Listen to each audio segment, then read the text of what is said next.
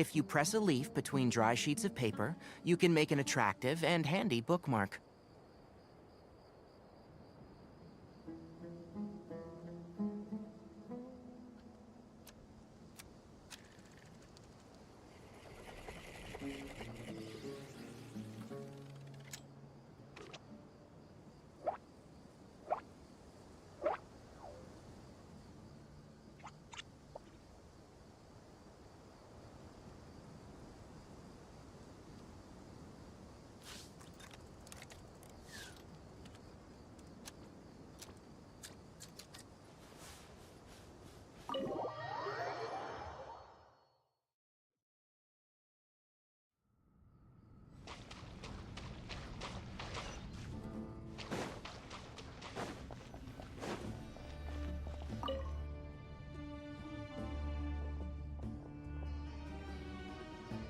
You must be the ones tasked by the Academia with renovating Aru?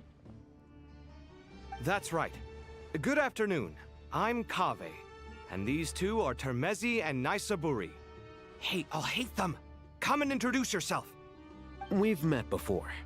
This is Thoth, the Ibis King, and everyone knows these two. Afternoon, gentlemen. I've only ever seen these two in murals! Ah, the paintings in the temple. They show us chatting, playing cards, playing chess. Precisely the activities we most enjoy, funnily enough. No, only you enjoy playing chess. We were just humoring you. I wouldn't go that far. Back to the matter at hand. A preliminary assessment by the Academia indicates that this project requires expertise in various disciplines, including the deciphering of ancient texts, mechanical engineering, the restoration of ancient ruins, and elemental theory. The most capable minds in their respective fields are here before you. If there are no objections, we'd like to begin our work. The artisans who built Aru for Al-Ahmar gave their very lives to create this splendid work. Follow their example by giving your utmost devotion to this project. I didn't know that. We'll do our best, of course, but we certainly won't be sacrificing our lives. Such brazen words. Humans these days are a far cry from their ancestors. What little respect you show for King Deshret. No, that's not what he meant. Please, don't mind him.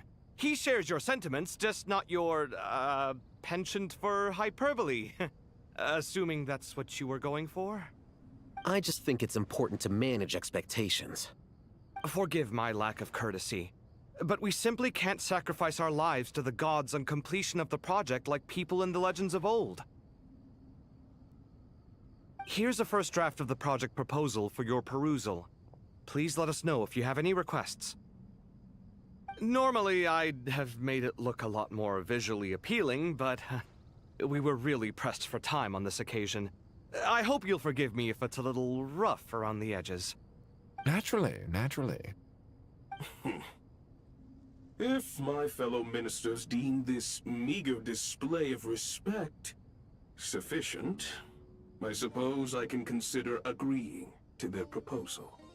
Why are you so preoccupied with the ostentatious displays of respect to Al-Ahmar? We should be trying to make things easy for them.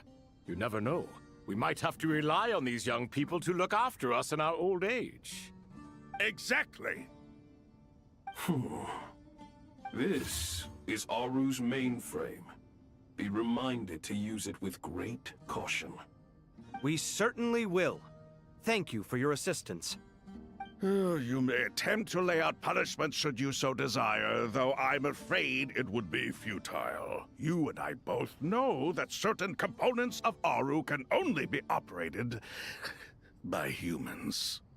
King Deshret always believed in humanity. Still, the reason that Aru's modules are designed that way is not so much because he trusted them, but more because he was wary of you. Is that true? No wonder human artisans helped to build Aru then. He actually required human assistance to create his greatest work. Naturally. Have you noticed that the Goat King keeps giving superficial responses? It's like he's just going through the motions and leaving the real debate to his colleagues. He understands the art of perfunctory speech. That's what earned him his position as the Minister of Ministers. It seems the rumors about King Deshret being a poor judge of character are baseless after all. Excuse me for being blunt, but it sounds suspiciously like you're putting yourself on a pedestal and mocking me. You're mistaken. And while there's nothing strictly wrong with making every conversation about yourself, it's not exactly a positive tendency either. You? Whatever. I knew it'd be like this working with you. All right, let me past. I need to look at this console. It's your job to activate it after all. Let's begin. Everyone, please proceed with the external checks and preparations as per the procedures outlined in the engineering plan.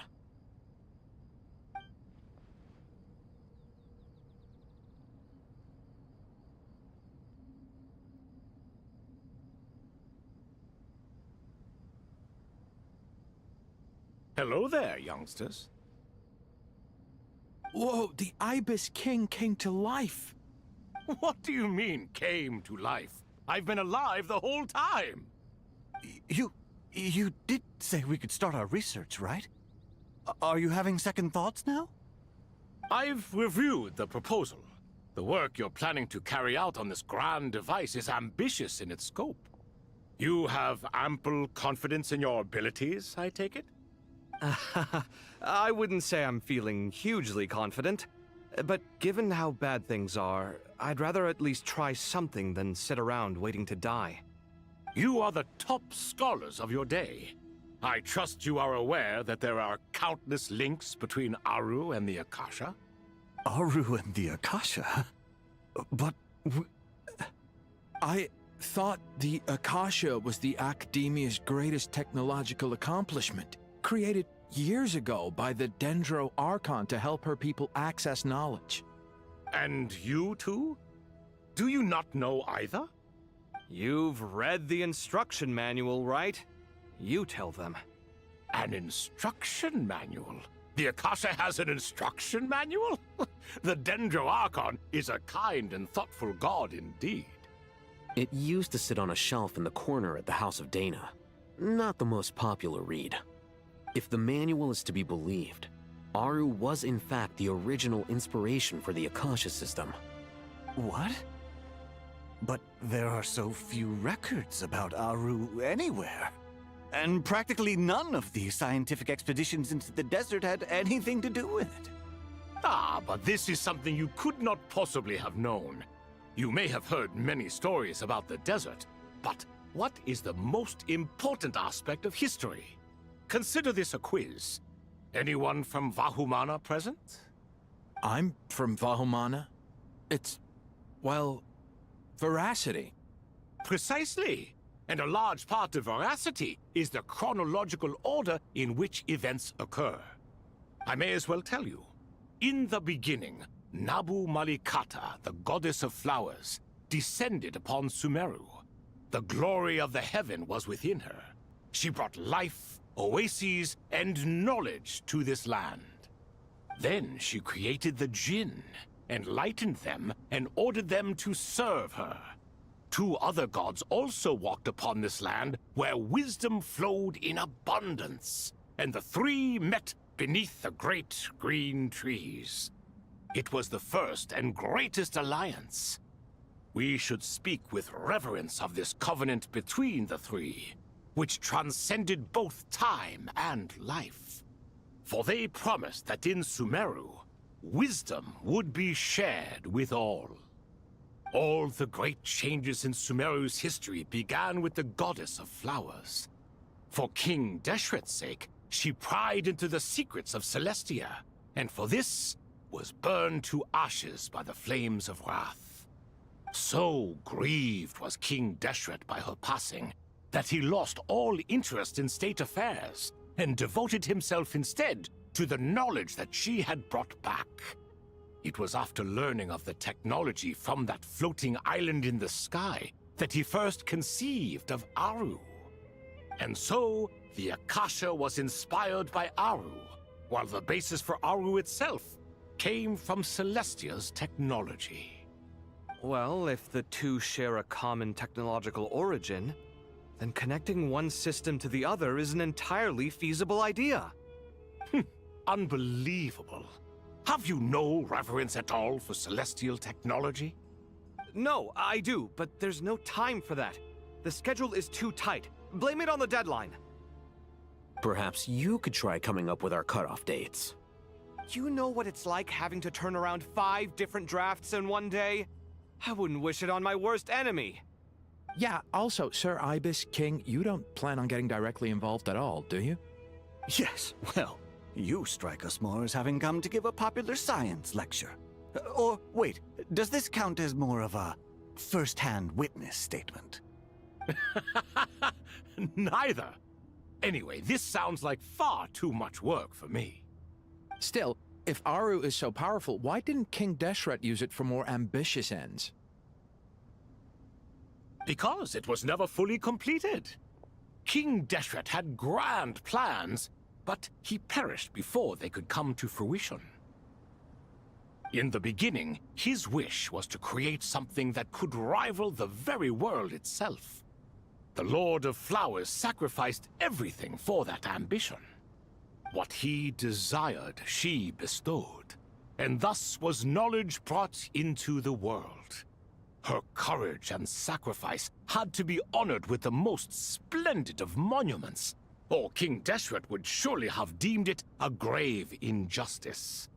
And that monument, built from knowledge and technology, etched with a sacrificial and courageous love, even in its unfinished form, it deserves to be treasured. At that time, King Deshret said the following to the Lord of Dendro. Since we share an eternal covenant, I shall never be your enemy. Hence, the fruit of wisdom from the heavens is not to be devoured. Remember, it is not that I lack the power to become the enemy of wisdom. Yet you and she have taught me much and shown me kindness. For this, I cherish you both. In the end, Aru was only used to store a portion of the souls. It was but a primitive form of the masterwork the king had envisaged. His final hope for Aru was to return to the past, when she yet lived. So the point you're making is, King Deshret was both powerful and ambitious, and he only ceased his imperious ways out of affection for the Goddess of Flowers and the Dendro Archon. You could see this as an act of mercy, but you could also see it as the sentiments that lay between these three gods placing constraints on him. This was, after all, the foundation of the alliance between them. This explains why Aru was both a prison and a monument, and why the answer to the 3 questions was time. You have to be careful who you get involved with, or you invite all manner of misfortune. This is as true for gods as it is for humans. Love is the same. It is both a prison and a monument. All right, let us pause the story here for now. Seeing as you've been so diligent, I'll offer a little help. Who's in charge again? Is it you two? Ah, yes, me and him. Now then, close your eyes. Wisdom hides in the space between the tangible and the intangible. It is to convey the incommunicable through the simplest of mediums. By the power of King Deshret, I shall grant you a glimpse into the unseen secrets that lie at the threshold of existence.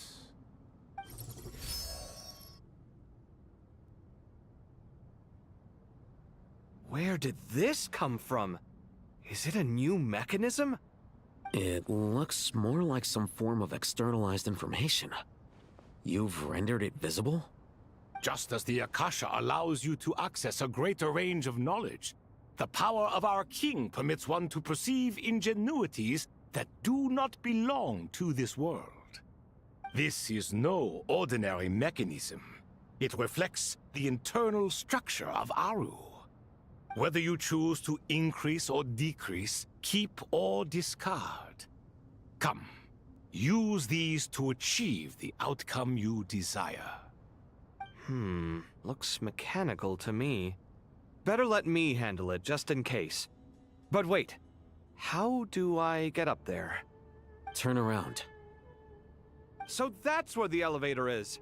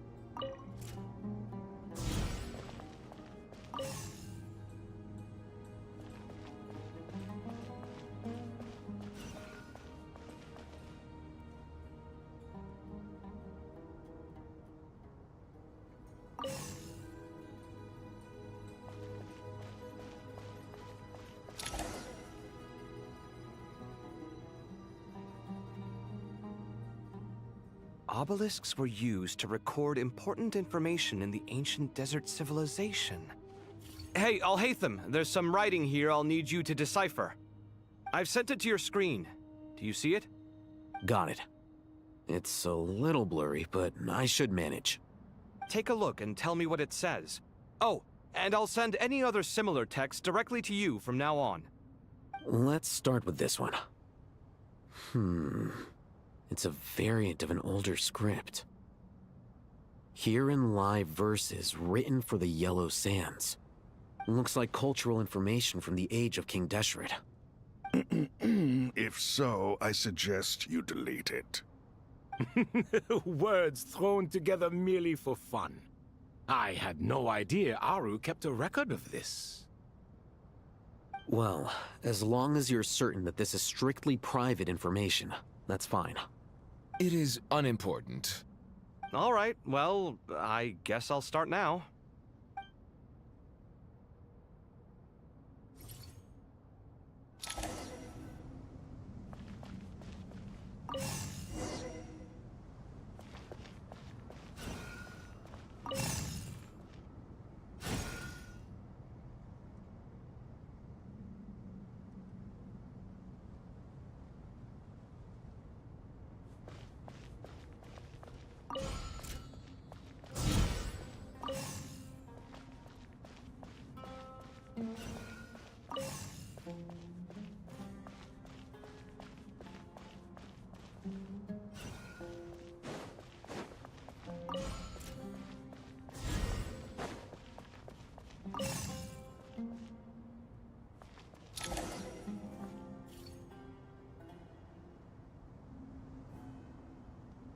Found some more. Sending them over to you now.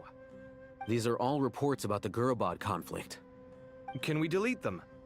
I'd say so. Most of this information has already been archived anyway. What if there are details in there that Vahumana missed? What are we supposed to do if they come after us in the future? They'll just have to live with it. If we don't resolve these issues now, there won't even be an academia in the future, let alone a Vahumana Darshan. Yeah, you're right. Okay, done. There's some other similar monuments nearby. I'll check them out.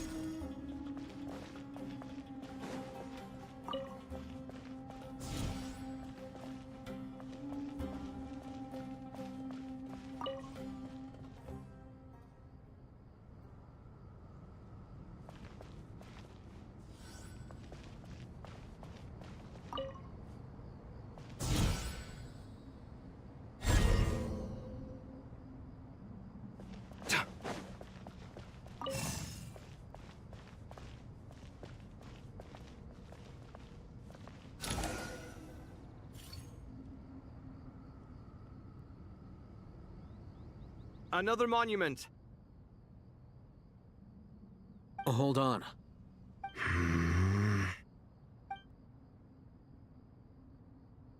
You're still reading it? How long is it? It records the development and governance of the Oasis civilization. Most of it concerns the Jinn, but it also contains records left by the artisans who built Aru. Is it important? Some of it. There was no way for me to read the whole thing in its entirety, so I had to rely on my intuition to pick the parts worth keeping. What about the artisans' records? What do they mention? They're speculations, mostly. For instance, they were wondering how to protect themselves if King Deshret decided to silence them after the construction of Aru was complete. Sounds like pure mythology to me. Surely that kind of thing didn't really happen. The records do emphasize that this was merely their conjecture based on various myths. Still, the artisans did leave details of their plans to survive, including blueprints for their escape route. Even that got recorded? Okay, well, I'll make a copy of this first before I delete it. Is that truly necessary? You won't be needing those. No, the blueprints are important. I want to keep them as a memento.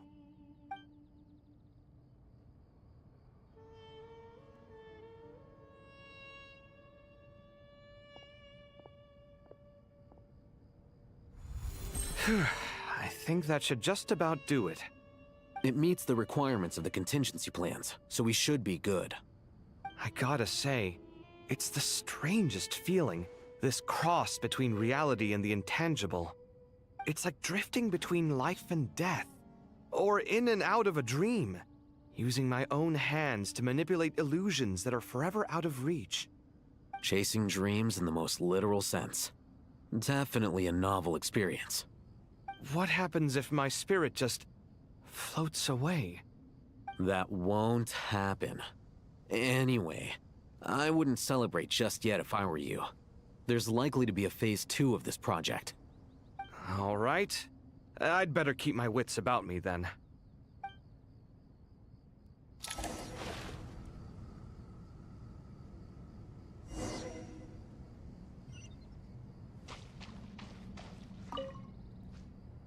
I expected that the outside world no longer respected the ancient gods, but even so, I do find the tone of these youngsters to be dreadfully impolite. It should hardly come as a surprise to you. I remember you saying the same thing last time. I assumed that was just a one-off. I did not realize it was the norm. Don't you think that young lad's matter-of-fact tone sounds familiar? It bears a rather uncanny resemblance to you, Goatee. Surely a sign that he is a man of rare intelligence. Ugh. The rest of them, though, much better. The blonde-haired one, for instance. So sincere. That's the kind of kid I can respect.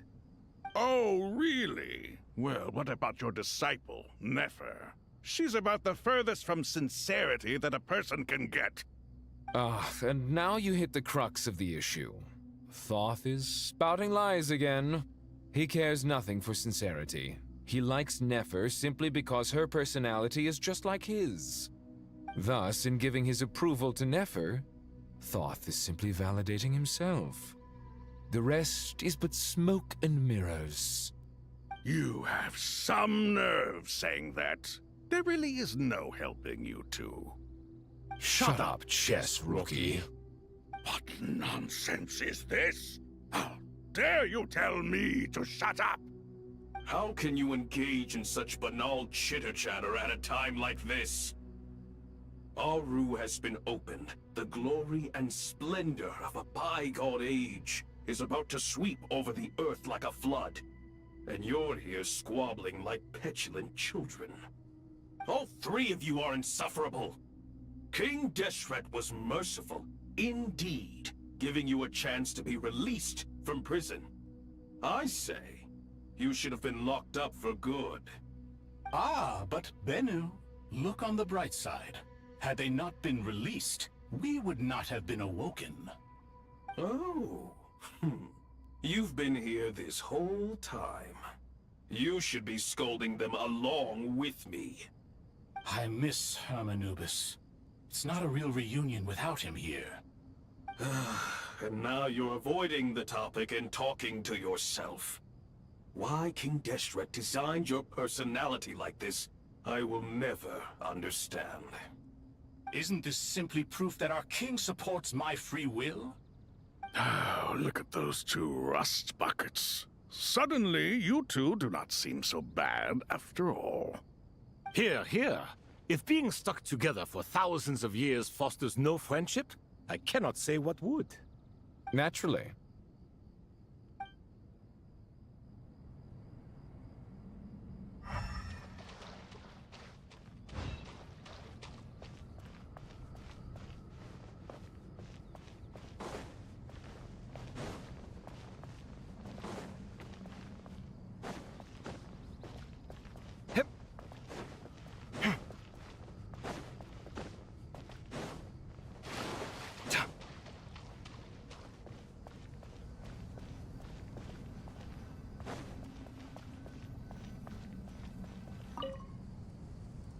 How's it going?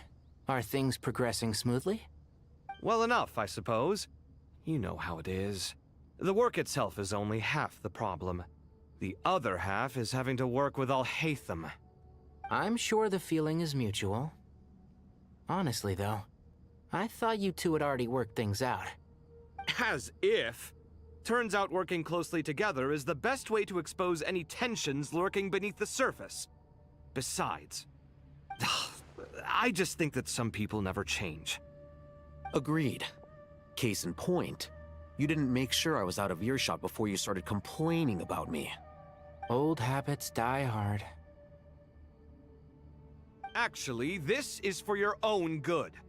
Maybe if you spend a little more time listening to what other people have to say, you might actually realize that you're the problem. Naivete is another old habit of yours. I had assumed that you both volunteered for this project like us forest rangers.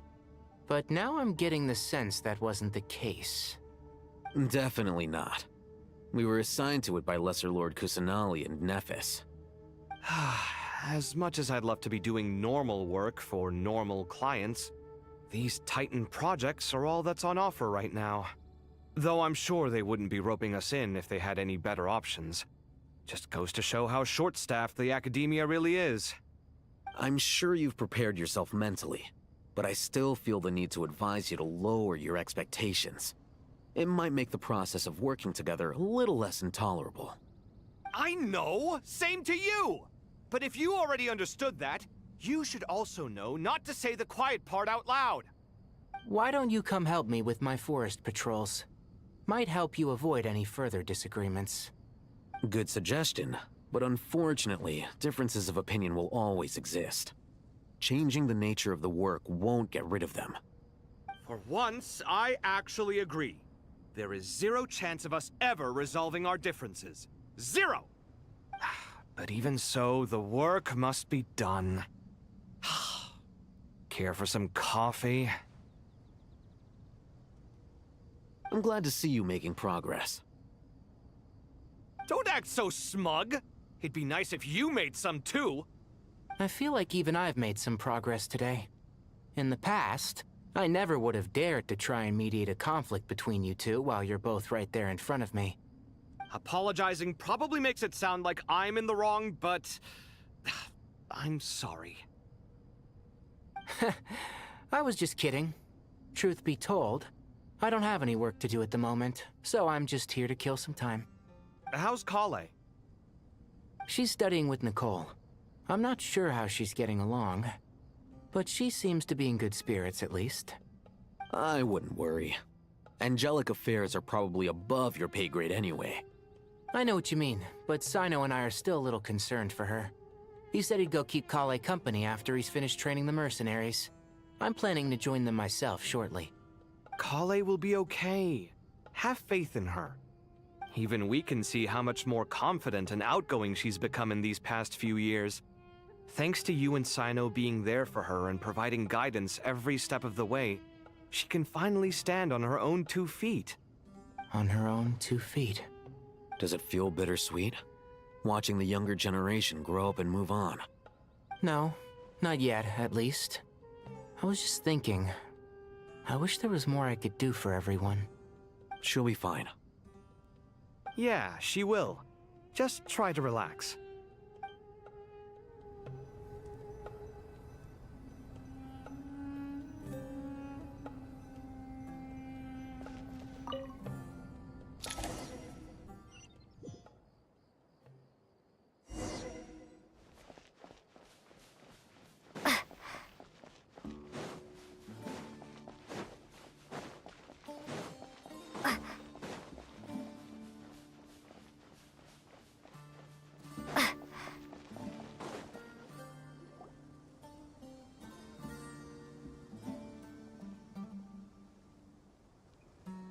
Traveler from afar, do you worry for the fate of Sumeru as well? Whoa! It's Sobek the Crocodile King! Greetings, Crocodile King. Please be at ease. I'm just here to chat with you about Lesser Lord Kusanali. Sounds like you really care about her. Yes, although to be exact, it is a mixture of both concern and curiosity that I feel. Speaking of Nahida, Paimon was wondering how she's doing. Wait a moment.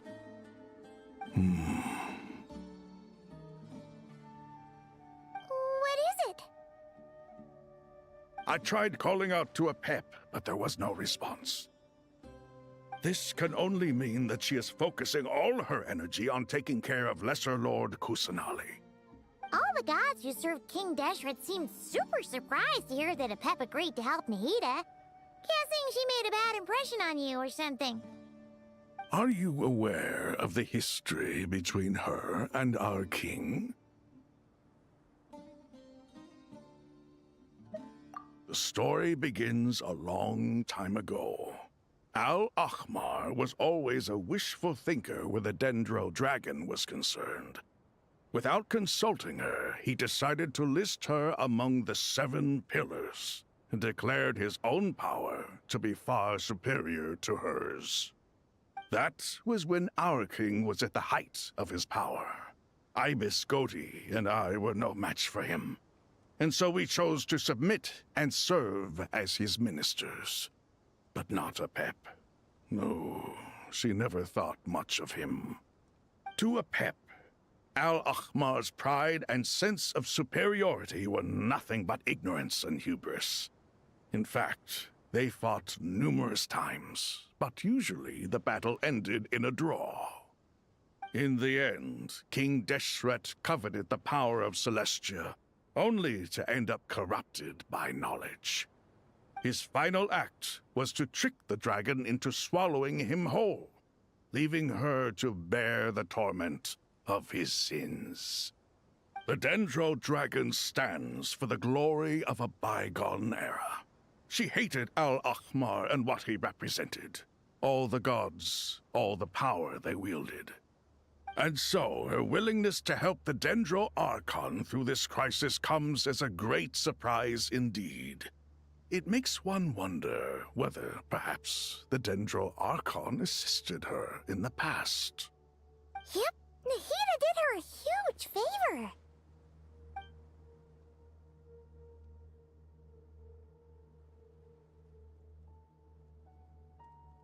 So Lesser Lord Kusanali put an end to the Dendro Dragon's many long years of torment. As much as she loathes the 7, Apep knows kindness when she sees it. No wonder she was willing to make an exception. Yeah, that's the sense we got from dealing with her too. She is not incapable of coexisting with other living things. Rather, she actively chooses to avoid coexistence. And this despite the fact that she symbolizes life itself. How ironic. All of this being said, I wouldn't expect too much from her if I were you. Nothing will change her hatred towards humanity and gods. We'll keep that in mind. Anyway, how much longer do you think Nahida needs to stay with Apep? For all we know, the Fatui might still be in the desert. Just to be on the safe side, why don't we grab anyone who isn't busy right now and go look for her? I'm alright, Paimon. Ah! Was that Nahida's voice? It seems the treatment was effective. Since when do my deeds require your evaluation?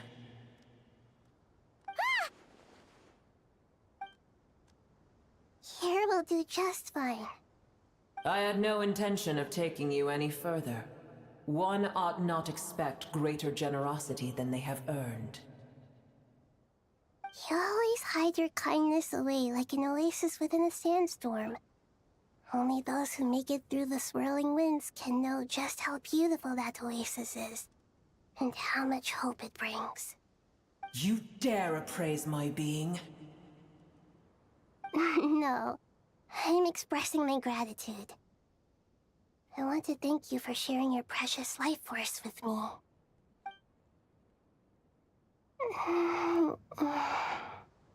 Awake already. You are more resilient than I thought. Pep. I feel much better. Thank you. Gods and their gratitude mean little to me. I would rather you give me your assurance that the situation with Irminsul and Sumeru's ley lines will be competently managed. If I suffer any ill effects from the ley lines, you, as the god of this land, will be held responsible. And you would not enjoy being held to account by me. I understand what you require, but I would assume this task even if you did not demand it. Sumeru is my responsibility. I must resume my duties as soon as possible. A farcical notion. God of Sumeru, I hope you realize how unextraordinary your strength is. And yet, maybe it is precisely what defines me. A god of wisdom is not meant to rule by force. Then hold steady. We go forth. Well, I'll be. Is that a pep? Do my eyes deceive me? Of all places, the Dendro Dragon has decided to visit the mausoleum of King Deshret? I see that after all this time, El Ahmar's menagerie of ministers remain as vile as ever. It's a pleasure, Dendro Dragon. Had you arrived but a little sooner, you might have attended a meeting of the Seven Pillars. What a nauseating thought. You are not the first insects I have had the displeasure of dealing with today.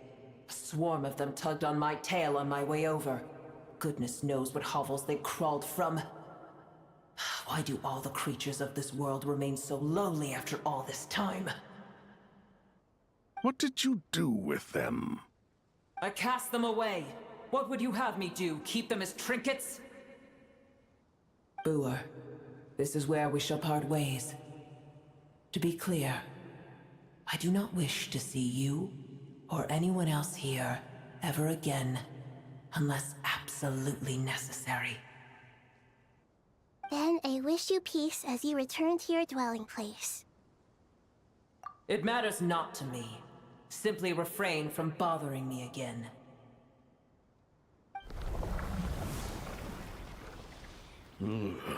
A force to be reckoned with. At times like this, I feel glad that she has no interest in any of this. Hold on, just hold on, okay? We're almost there. We made it. Huh? Wait, that voice! It's... Uh-oh, I'm gonna fall!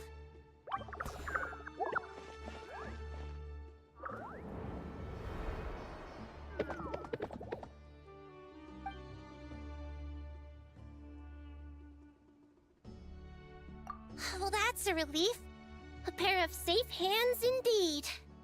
The Dendro Archon's familiars. They are the last thing I expected to see here. Huh? Wait, what are the Aranara doing here? Don't you guys hate the desert? Obviously I was worried about the Dendro Archon. I've been supporting them with my Pari powers the whole way here. Oh, they seem pretty nervous. Is it because there are too many people around? Not just people. It's all these non-human beings, too. It's hard on them. I can't believe you made such a long and dangerous journey just for my sake. I appreciate your support so much. Thank you all. I'll have to ask everyone to wait while I help our new arrival settle in. Once I'm done, I'll gather everyone to discuss our next steps. Traveler, Paimon, shall we find a place for our friends to stay? Awesome! Let's go! Well, first I have some questions.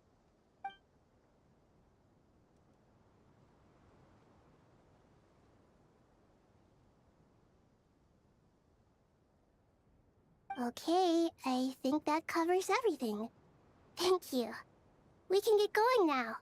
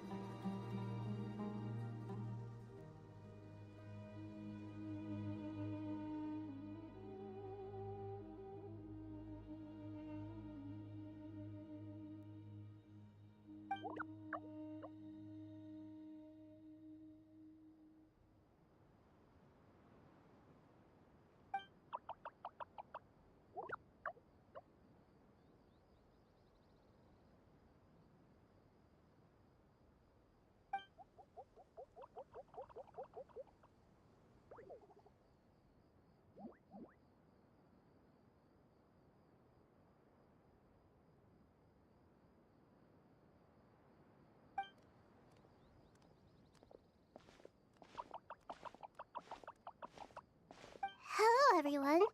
It's only us.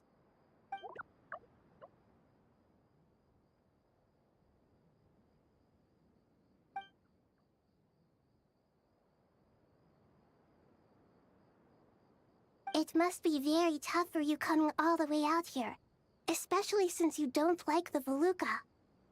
Is everyone back in Vanarana doing well?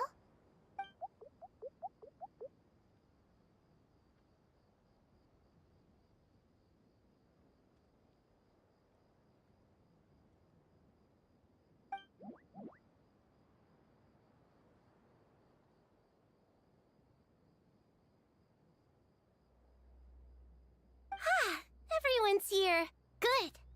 Are you okay? You look like you were about to pass out back there. Then you're forgetting who I am. Don't underestimate me.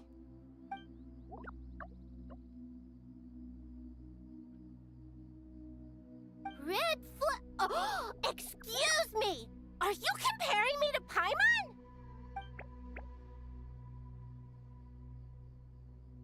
I suppose everyone is gathered here because of me. As we can see, the situation is critical, and everyone is very busy with their various tasks, so...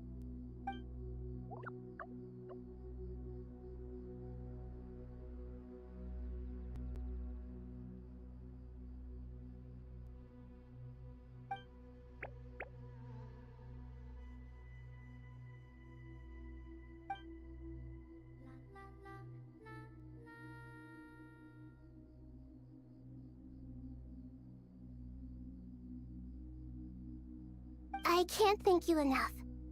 Right now, we're focused on restructuring Aru, processing excess information, and helping restore everyone's confidence. I'm sure you'll find it all very straightforward. I can help too! Just let me know where I'm needed.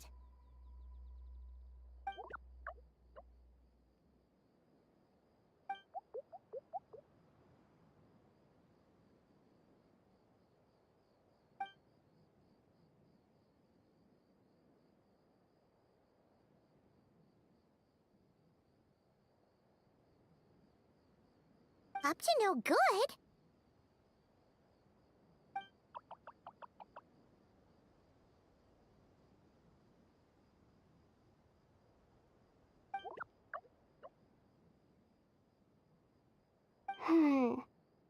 That definitely sounds suspicious. Traveler, Paimon, I have other work to attend to here that needs to take priority. Could I trouble you to investigate the situation Arabalika spoke of? No problem. Leave it to us! Thank you. I'm counting on you.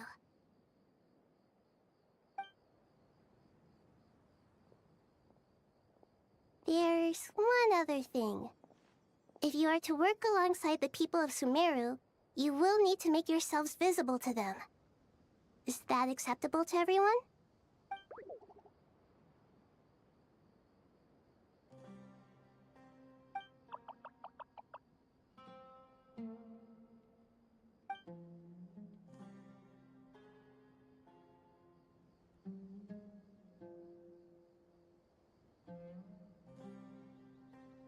There's nothing to fear. No one here will hurt you. But if you do feel afraid, don't worry. Just call my name and I'll be there.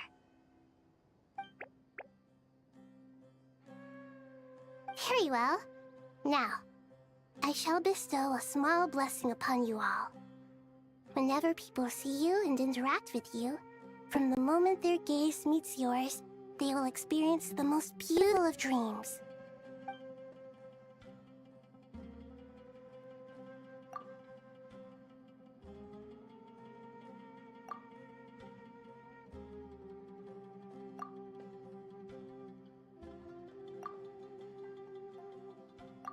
Do not fear. We will face it together. This too shall pass.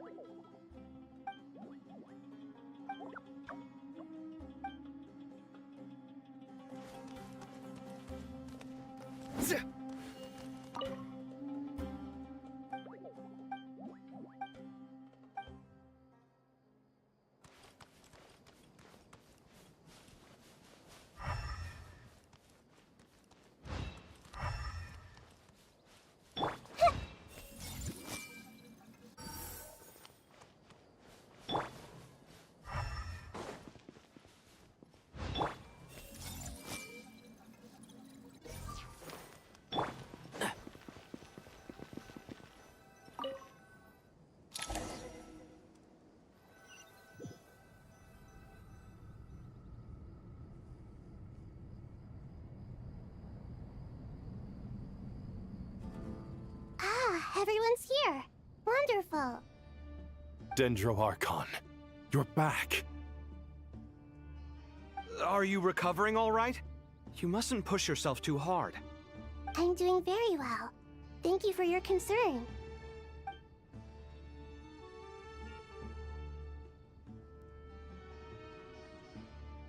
I see. using the power of Aru to reboot the Akasha and gain access to Irminsul. It's a sound plan, although... I regret to be the bearer of bad news, but with the state that Irminsul is currently in, it's impossible to access via traditional means. Even the Akasha won't change that.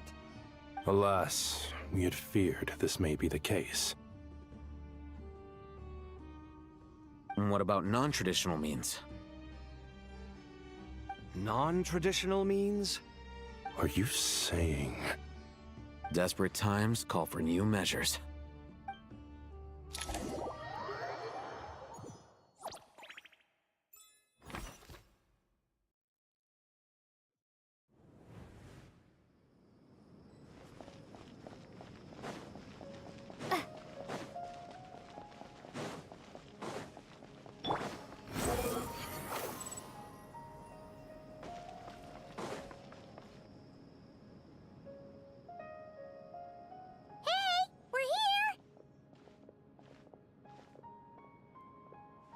Ah, it's you.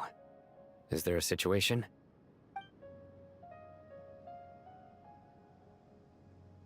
The Aranara have good intuition when it comes to people. In other words, there may well be a traitor among us. Given everything that's going on, I'd be more surprised if there wasn't. Miss Nefer, as a professional intelligence broker, I trust you have a solution? Not one that I'm willing to volunteer. What's in it for me? Let's say I'll treat this as a pilot project aimed at expanding your intelligence operations. Whatever business you're in, an avenue to demonstrate your abilities could never hurt. I like the sound of that. Glad we're on the same page. Given that you rarely set foot in Sumeru, practically no one at Caravan Rebot knows who you are. I take it you've read the files on everyone in the area? Yes. I also skimmed the list of evacuees, and am more or less up to date on where everyone stands. Any initial suspects? Limiting the scopes to males whose recent activity could be viewed as suspicious. I've identified 3 names. The Aranara saw 2 people talking, but currently we only have 1 suspect.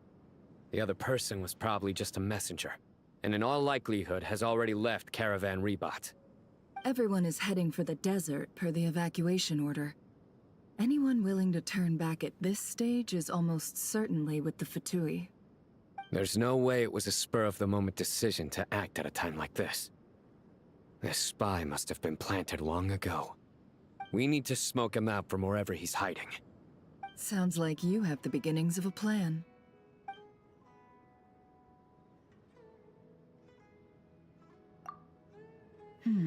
I see. Your suspicions are well-founded. I'd be watching him too if I were you. So far, we still lack solid evidence that he's been bribed. He hasn't made any recent purchases that would indicate he came into some cash. Then let's get closer to him to confirm before we make our move. I can handle it. I'm not based in Sumeru, so barely anyone at Caravan Rebot knows who I am. And you're certain you've never encountered this person in Nodcry? I'm certain. Besides, it's extremely rare for me to have had any direct contact with Sumeru mercenaries besides Jet. There's no way he could have seen my face before. Sino, stay out of sight and wait for my signal. If he raises any red flags, I'll bring him toward the main road. Understood. I'll take it from there. Excellent. Well, it's a pleasure working with you.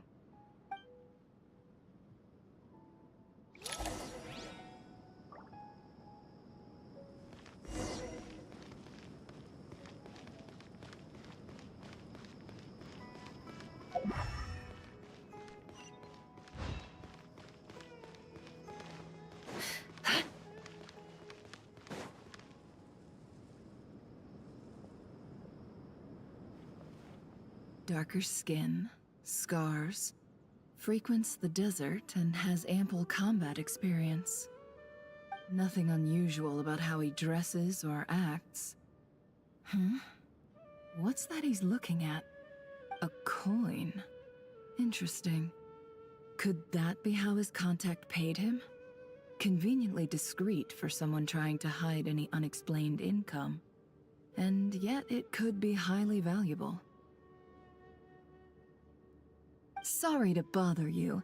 Has everyone here already left? I don't suppose you happen to see a lady wearing a hat? Ma'am, what are you doing in Caravan Rebat all by yourself? The main group evacuated some time ago. Didn't you pass them on the road? My friend and I lost some of our cargo along the way. I didn't want to miss out on potential business, so I told her to go on ahead and meet the client while I retraced our steps. I didn't think it would be so late by the time I found it. And then there was a terrible sandstorm. I guess I must have taken a wrong turn, because I didn't see any large groups on my way here. Forgive me for asking, but just to be on the safe side, could you describe this friend of yours? Sure. She has blonde hair, and she was wearing a hat and a white dress. You'd definitely know if you'd seen her. Yes, I think that does ring a bell. Ah, my apologies. During this exceptional time, the Corps of 30 are under orders to be extra cautious when dealing with unknown people, whoever they might be. I understand. Well, sir, is there anything else you need to know? If not, I'd better try and catch up with them. Hey, wait! They left a good while ago now. You'll never catch up with them on your own. Why don't I give you a ride? I'm here to collect the last few people anyway. We have plenty of carts, so one more won't be a problem. That would be amazing. Traveling with a group will be much safer. I'll have to pay you for your trouble. Hey, let's not worry about the money for now. Wait here a moment. Once I'm done packing up, I'll take you to join the rest of the group. All right, thanks. Let me know if you need a hand carrying anything. No need for that. I'm strong enough for both of us. Okay. Well, I wish there was some way I could repay you. Guess it's my lucky day, running into someone who knows what they're doing here. You might have just saved my life, you know? You're not wrong there. I mean, what kind of cargo is so important that it's worth risking your life to get back? I hope for your sake that it's priceless. Actually, I suppose I can tell you, since you've been such a big help. But be sure to keep it to yourself, or we could both be in big trouble. Oh, really? Sounds mysterious. We're in the antiques business. You understand? Some of our goods aren't acquired through the most legitimate means. We have to be very discreet when we're selling them. That's why I had to go looking for the missing cargo alone. Ah, no wonder. Well, ma'am, in that case, it turns out that maybe there is something you could do for me. I'm all ears. But to be clear, our commission isn't cheap. Think carefully before you ask. We don't want to ruin our relationship before we even hit the road. I'm sure that won't be a problem. My issue is, I have something that's a little difficult to sell on as well. Take a look at this.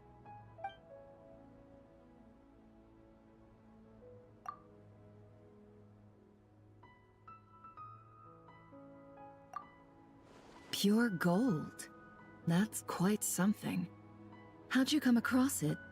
Dig it out of some ancient tomb?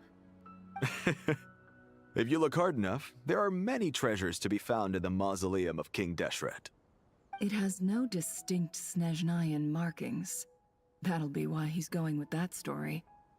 And he clearly doesn't want to arouse suspicion, so he's on the lookout for an opportunity to make a quiet trade. Surely you have an existing business partner. Won't they take it off your hands? I hope I won't be attracting the wrath of my competitors by helping you sell this. The shop I used to work with is having cash flow issues at the moment after losing some money. I'm under enough pressure as it is without having to deal with them. On the off chance anything went wrong, I'd never get my money back. I understand. Gold is the last thing that traders with cash flow problems want to see. Well, in that case, I think we can work something out. As it happens, I'm just about done packing. Shall we make a move? Sure. Let's walk and talk. This evacuation was a huge operation. They needed a few people to stay behind and tie up loose ends. And I ended up being one of them. You're lucky you ran into us in time. I certainly am. I don't know how this happened. One thing led to another, and look how it ended up. I just hope our client doesn't get spooked and cancel their order. Fingers crossed. But either way, life goes on, and we all have to make a living somehow.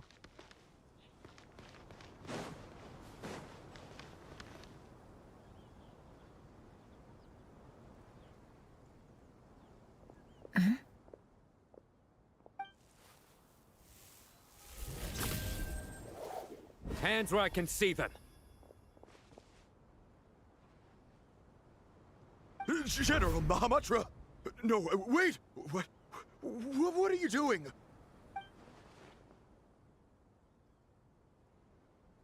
This is the coin? Good. Sadly, you won't have the chance to spend it. Nicely done. Looks like Sumeru's mantra are a well-oiled machine nowadays. Unmarked gold coins are quite difficult to trace. Thanks to you, we have secured the evidence. Here's what's gonna happen.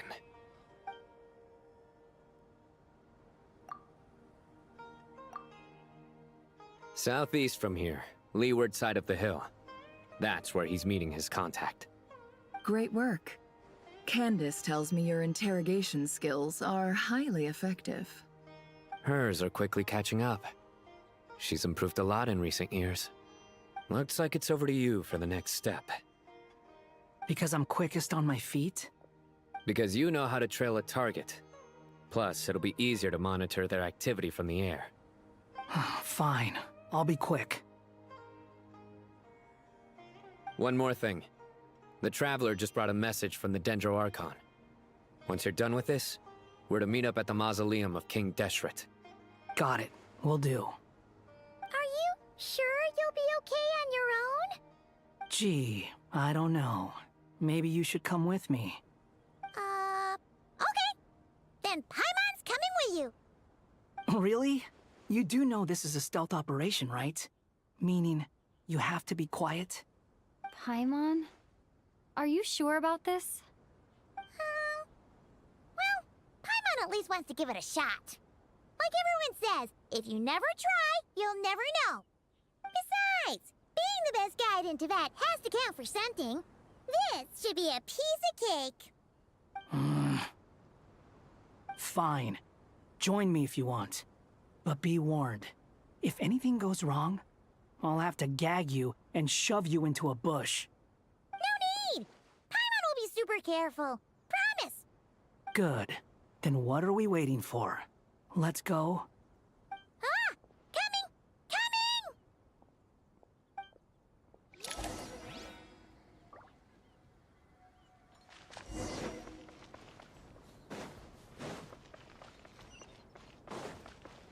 The wind rises.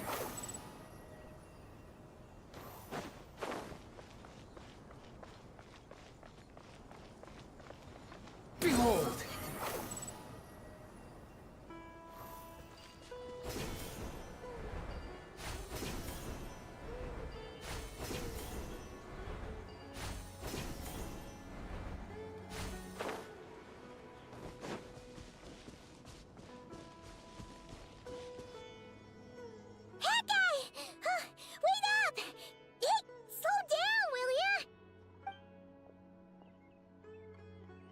We're here. Now we wait. Okay, yeah, cool. Cool. What's on your mind, Paimon? Huh? Oh, nothing? I thought all you cared about besides being a guide was food and sleep. Why the sudden urge to go on a dangerous mission? What's that supposed to mean? Paimon's been on plenty of dangerous missions before. But never on your own. You hardly ever leave the Traveler's side. Just saying, I'm kind of at loose ends right now. So if you did want to share, I suppose I'd have to listen. If not, suit yourself. Makes no difference to me. Hat guy? Do you think Paimon is useless? What? Where's that coming from? When we were in Notcry, Paimon suddenly realized something. Even though Paimon's with the Traveler every single day, whenever we face real danger, she can't do anything to help. Paimon doesn't get like this very often. She just got really scared when the Traveler got kidnapped that time. What if she never came back? What would Paimon do then? And the more Paimon thought about it, the more useless she felt. But Paimon doesn't want to be a burden. Paimon wants to be a friend who's actually useful. Does that make any sense? You know, that feeling of just being completely useless and... Oh. Paimon probably sounds so ridiculous right now. You asked the right person. Boy, do I know that feeling. Oh, Hat guy. I'm not gonna try and encourage you. What I will say is this. When you start doubting yourself, you have two choices. Give up or change. You have to make the decision to move forward. Otherwise, no amount of consultation from other people is gonna help you. So ask yourself, what do you want? To get stronger? To learn more? Whatever it is, go do it. You won't have any regrets if you can at least say that you tried. Oh. All right. Something's not right. Shouldn't they be here by now? Paimon, is it just me? Or is it a little too quiet around here? Should Paimon take a look? We'll give it another hour. If nothing happens, we head back. Okay.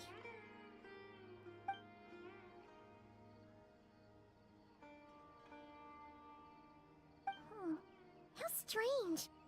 We've been here for ages. Where the heck are they? Have we been stood up? What is it? Did you think of something? Something feels off about this whole situation, but I can't quite explain why. We know for sure that the guy Sinocot had something set up, yet somehow his contact is a no-show. So, either the handler got caught, or, more likely, they decided to cut our guy loose. But how would they know to do that? Wouldn't they at least send someone here to check things out? That's the problem. They couldn't possibly know what's happening here. Unless... This feels all too familiar. Come on, let's head back.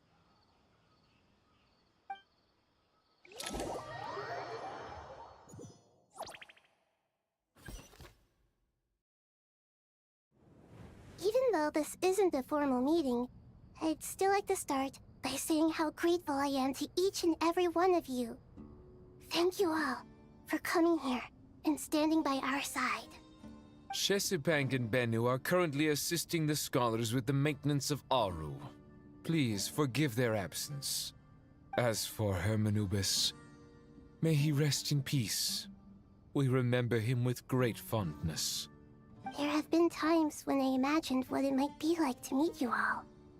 Now that it's really happening, I feel quite emotional. Time has taken many things away, but that which remains is all the more resilient. I must say, there is one thing that rather surprises me. You appear to be in good spirits, Lesser Lord Kusanali. But even so, I can sense that the life force given to you by the Dendral Dragon has far from fully resolved the problem of your vitality. Oh no! So even Apep's power didn't work? Don't worry, Paimon. It worked very well indeed. The issue is how closely I'm tied to Irminsul. Until the problem with it is resolved, there is no way I can fully recover. Sumeru has undergone tremendous changes during your absence. When gods pass away, inevitably, people's faith in them grows weaker. You must have sensed it already. Your power is not what it once was. Regrettably, this is true. I too have grown weaker due to the effects of Irminsul. Right now, we're all in quite a sorry state. Then what do you suggest? We take all the help we can get. Sumeru is our shared home. You and I, gods and humans alike. We must unite all our strength in this moment. Though Al-Ahmar is no longer with us, the alliance between the three gods remains in force. Regardless, as subjects of our king, we have a responsibility to support Sumeru through this catastrophe. Not to mention that it was the people of Sumeru who released us from this prison of Aru. Times have changed, and the people of today possess greater wisdom than those of the past. You really know how to give a rousing speech, Goti. Now then, let us learn more about your plan. The brightest minds of the Sumeru Academia are busy opening and renovating Aru. They claim it has something to do with Irminsul? Correct. Irminsul has existed in Teyvat since the very beginning. But during the Age of the Dragons, it did not possess the significance it holds today. After the heavenly principles arrived, the power of the Light Realm was divided into elemental energy, and Irminsul was refashioned as a device that records and preserves all information. Since then, everything in this world has been inextricably linked to it. As the Dendro Archon, I have a duty to protect Irminsul. To Sumeru, it is both a national treasure and undeniably a major threat. Teyvat has seen many upheavals in the last few years. The most recent of these was a major crisis in Notcry, which forced Sumeru to be even more vigilant than usual. I made sure to monitor all the pathways through which an outsider could potentially transmit themselves into Irminsul. But despite my efforts, a major problem still arose within. I still believe that someone has actively invaded Irminsul. But rather than taking any of the pathways I referred to, the intruder chose instead to utilize the most direct route, and the only one that cannot be protected against, by entering Irminsul through death. I see what you mean. You cannot simply stop all deceased souls from returning to the ley lines because of a potential invasion that could occur at any time. That's right. As important as it is to guard against external threats, I couldn't allow myself to stop the souls of the departed from finding peace. Please, understand how difficult this predicament was for the Dendro Archon. Defense has never been an easy task. After Irminsul was invaded, my authority was quickly restricted. Soon after that, the tree began denying access to any connections.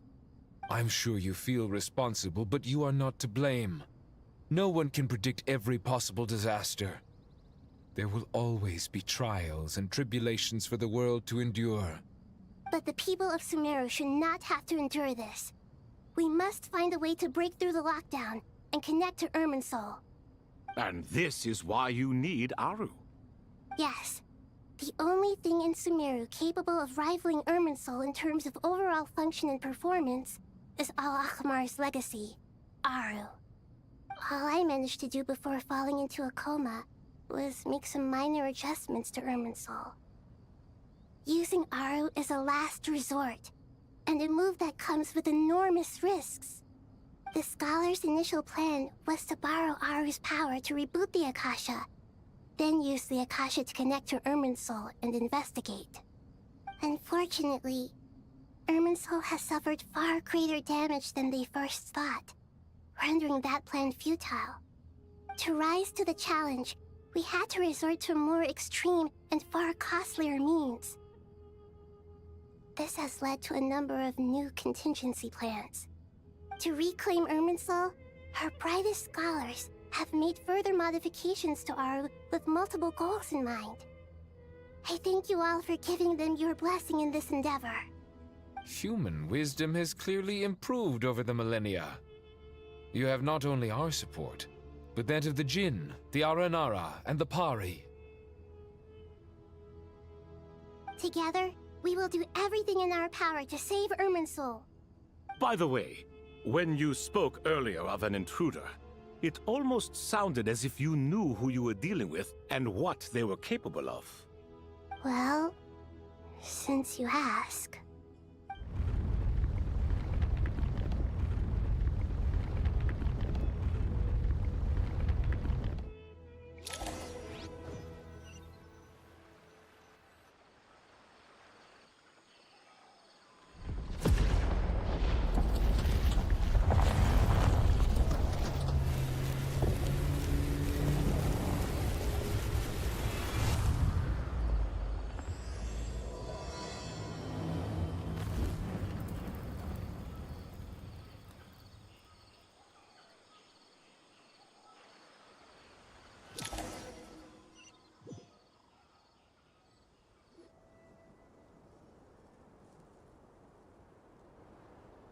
Master Tainari! What is that? Is this Irminsul? How did this happen? What's going on inside? Luckily, we managed to evacuate everyone. What in the world was that? That was terrifying!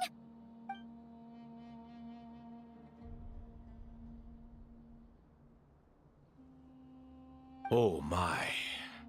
I understand now, Dendro Archon. You make yourself quite clear indeed. Not once over the millennia has Irminsul been so terribly afflicted as this. Please continue, Dendro Archon. Irminsul's root system is what comprises the ley lines. In the past, it has always been hidden away, going unseen by the general populace. But now, an evil intruder is making it reveal itself. It has become a tree of unbridled greed. A clear sign that a deranged experiment has advanced to a new stage. Blasphemy. From where I stand, an experiment in the name of blasphemy sounds rather improper. But if we are to honor Dottore will, this is what we must do. The birth of this tree proves to me beyond doubt that this incident is connected to him. But to explain the situation in full, there is someone I need to tell you about.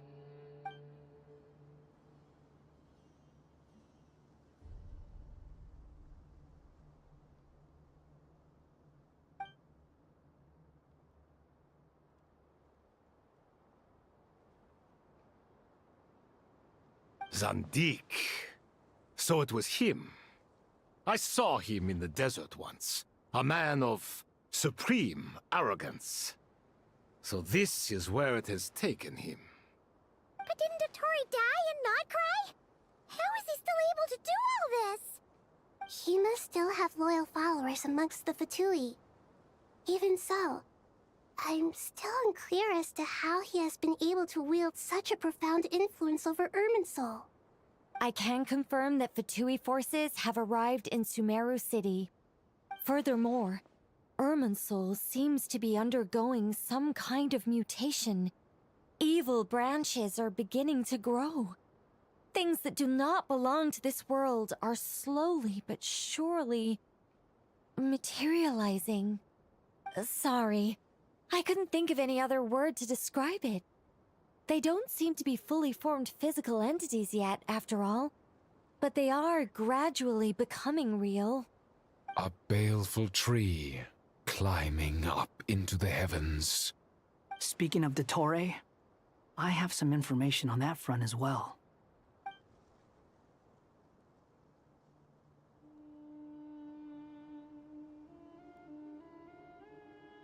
I didn't think it was wise to state this out in the open. But my theory is, the mole wasn't cut off after he was caught. They wrote him off from the beginning. You mean, the Fatui never intended to follow through with him? Then why plant a mole at all? It's hardly a conventional strategy, and the rationale behind it is pretty twisted. But as it happens, I know someone who works exactly this way. And when it comes down to it, his goals are very simple.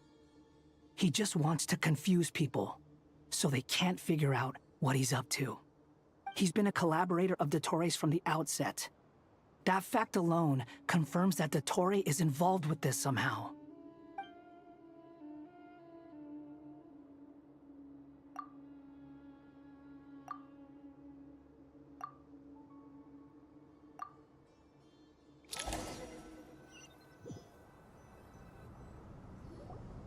There is still much to be done.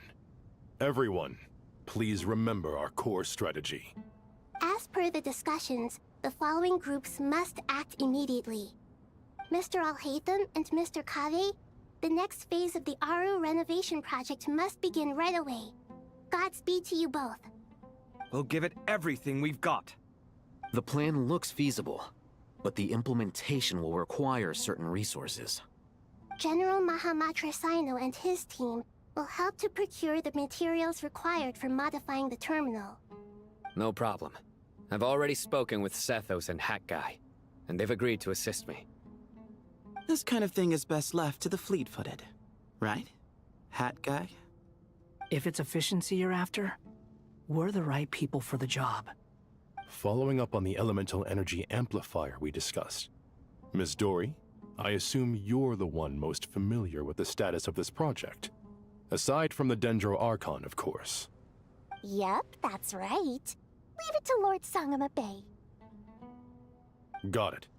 Well, I'd like Madame Farazan, Kale, and Nicole to support Dory on the technical side. You can count on us. Will do. Rest assured, I'll take good care of Kale.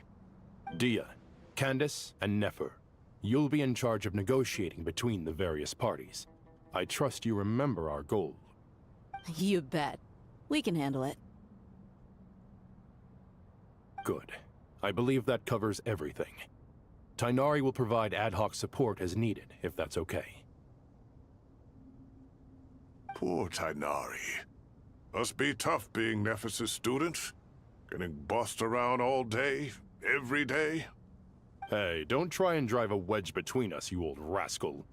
All it says to me is that Master Nephis has faith in everyone's abilities. While I'm nominally here as backup, I doubt there will be many situations where my help is needed. Exactly. Finally, Traveler, you and I will head to the border between Sumeru and Natlan. Once that task is complete, I'll be asking some of you to accompany me to the Eternal Oasis. The Eternal Oasis? I thought that was just a legend. So it does exist after all. Regarding your trip to Natlan, under normal circumstances, a meeting between our two nations would be a far more formal affair. Unfortunately, Sumeru is all but completely cut off from the outside world at present. So regretfully, we won't be able to give the Pyro Archon Mawika the grand reception that she deserves. My apologies for the inconvenience. No point putting too much pressure on yourselves. That goes for everyone. Right. Especially you, Dendro Archon. I'm sure you're still feeling quite weak. Don't worry about me. The Dendro Dragon's life force will sustain me. Plus, we'll be there every step of the way. Nahida will be just fine. Yes. I believe in myself. And I believe in every one of you. Well, time to get going.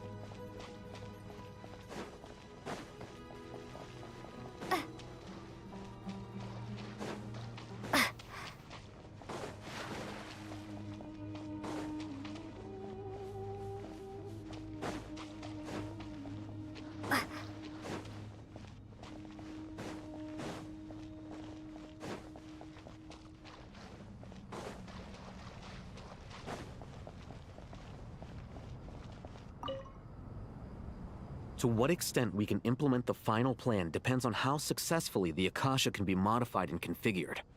And to make sure the configuration works, Aru will also need some further optimization. Yeah, no surprises there.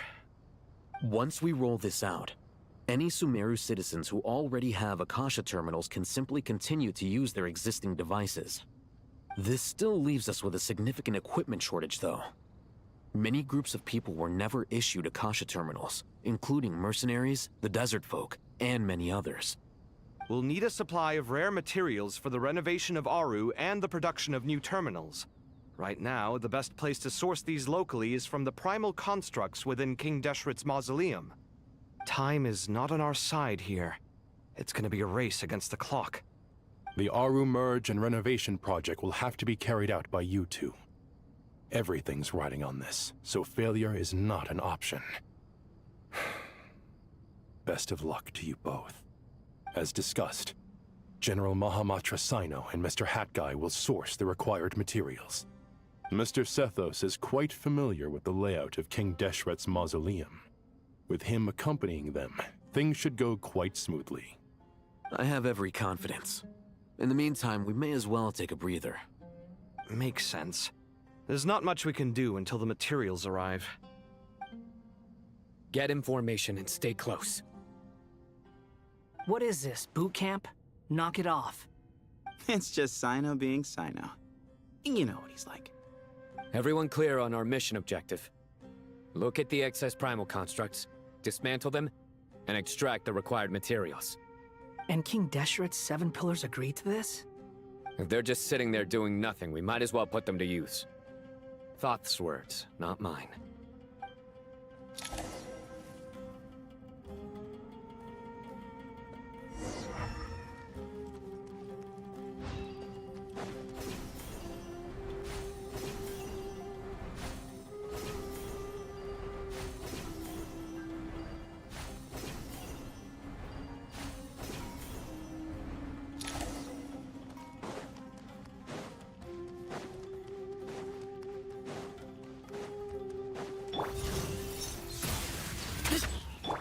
Unsightly insects!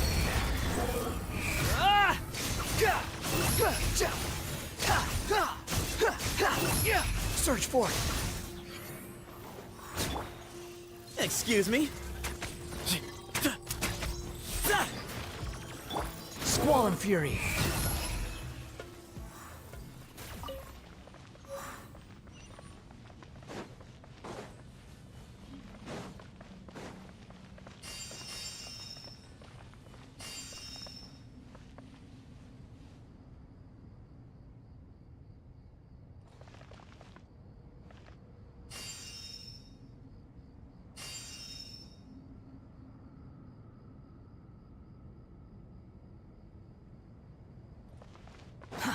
Too slow. Your sins weigh upon your soul. Guilty.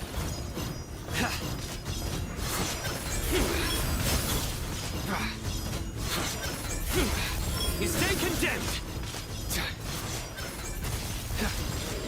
Guilty. Your penance is due. Sage's wisdom!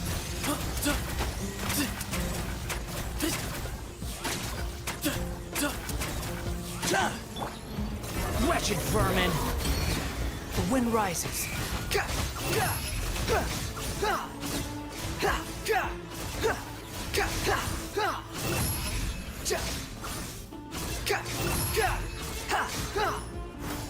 Through me, justice is served.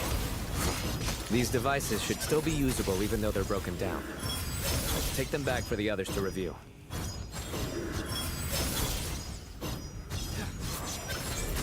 You stay condemned! Your penance is due!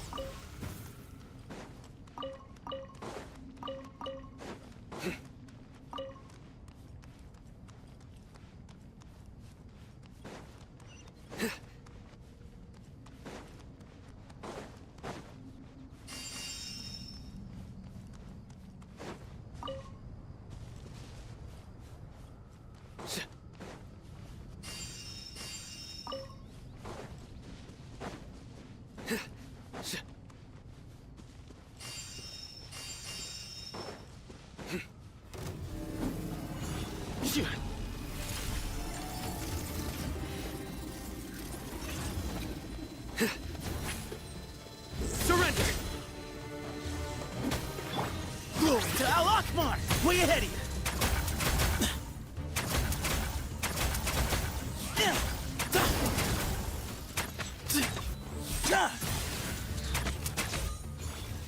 Cry louder!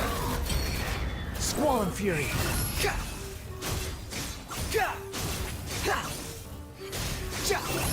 Search for it! Our sage's wisdom! Excuse me? The sun sets forever. Judgment is upon you. Guilty! Your penance is due! How many do we need again? Enough to make an Akasha terminal for everyone who doesn't own one.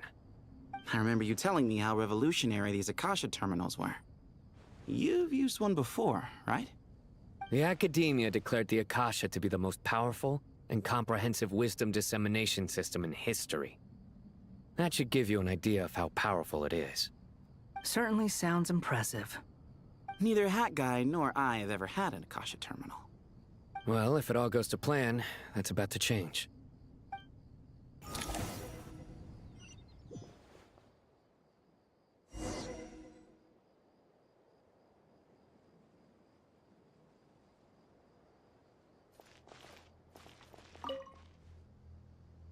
Oh, goody! Thank you so much for handling the delivery. What a long way it was. You've really outdone yourselves. I'm well aware what a bumpy, dangerous journey it must have been.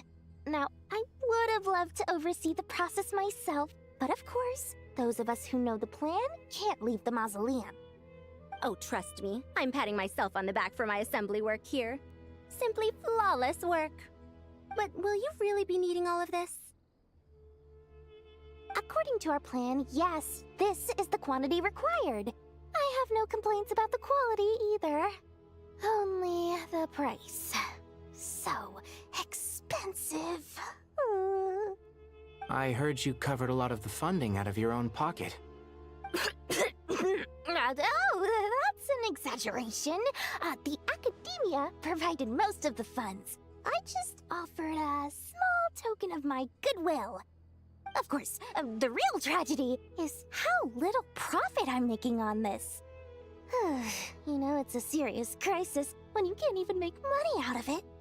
It's really quite a beautiful design. And I'm intrigued by how such a diminutive device is able to output the power of the Light Realm. Did you attend the lecture on Light Realm energy, Madame Farzan? I don't believe I saw you there. Of course I attended. I was just a little late, so I had to listen to the whole thing from outside the back door. Anyway, I have a perfectly good understanding of Light Realm, elemental and abyssal energy, as well as the relationship between the three. Good to know. Master told me in private that the conversion process between Light Realm energy and elemental energy involves highly classified knowledge that shouldn't be disseminated too widely. But even so, the scholars still shared said information. Well, you can't enforce a rule that everyone breaks. Is that the idea?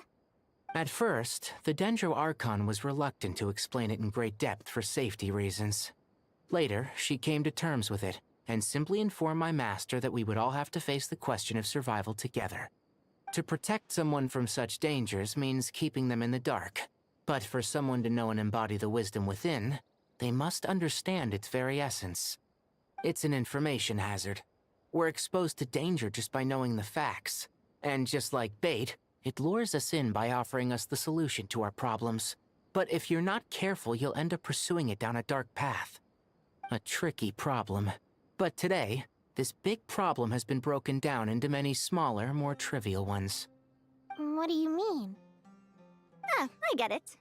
For instance, you and I share secret knowledge, while she and I take on the risks of life, death, and fate. Something like that? Hey, what? That is not what I call a trivial problem. Well, as they often say in Vahumana, an event that is monumental to the individual is negligible in the grand scheme of history. Generally, the fate of the individual is an insignificant affair. Being from Amorta, where the subject of our research tends to be a lot more personal, I have to disagree. It's hard to dismiss the individual as insignificant.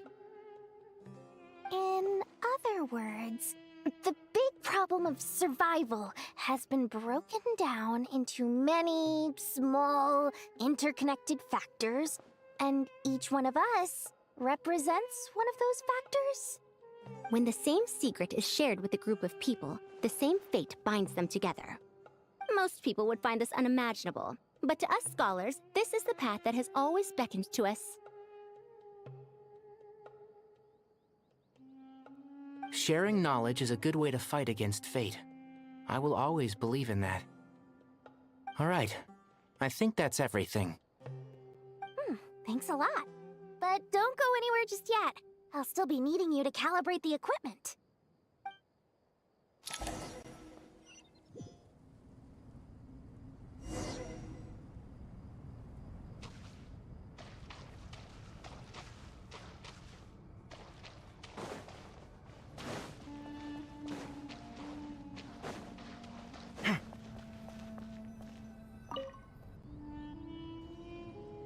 Okay, the materials are ready.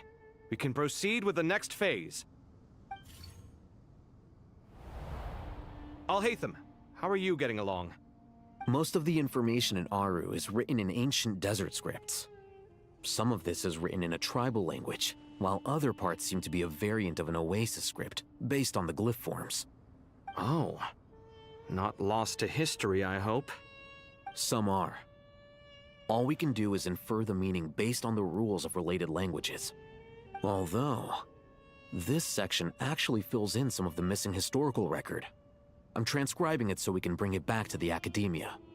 After Aru started up, 2 more lines of text appeared here. Can you read them? Humans may not read what is written by the gods, except by not reading. Victory should not be easy to attain, for it symbolizes divine wisdom. Knowledge must not waver, for it has external borders. Is this a clue to solving a puzzle? Or is it being symbolic? You can't read it unless you don't read it. Victory is wisdom. Knowledge is confined by borders. Wait, I think I've got it. It's a metaphor, isn't it? It's talking about... a chessboard.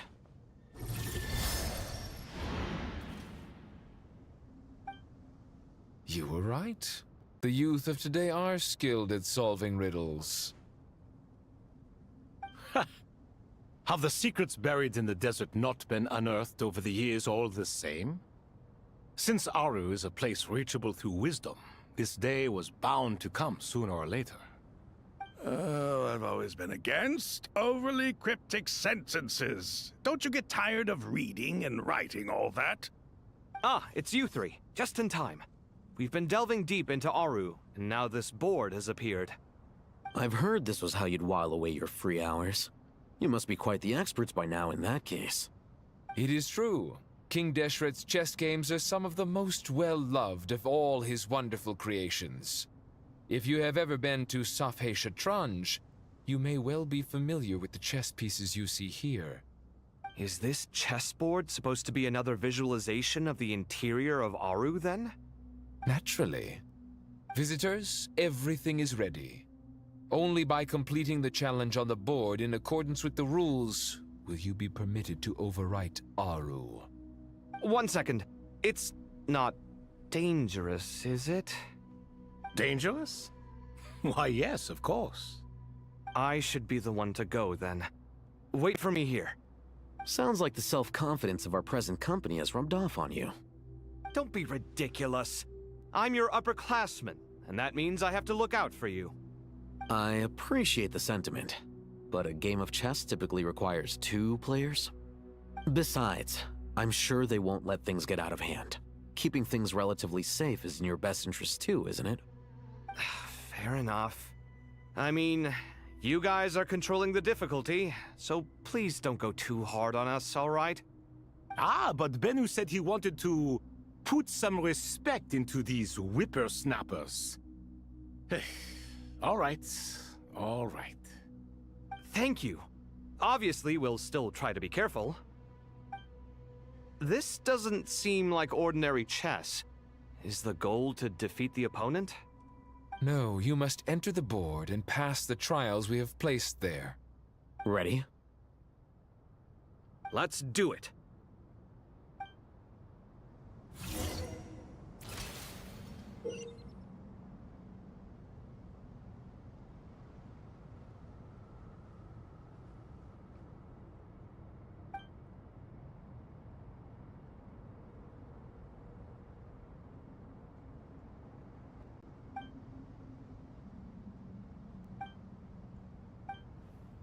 The first trial is posed by me.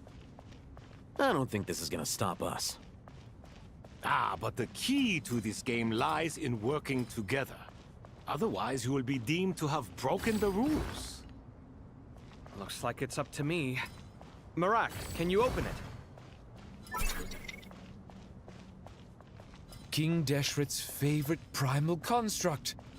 Living on in suitcase form, of all things. Amusing. Ho ho! Excellent work.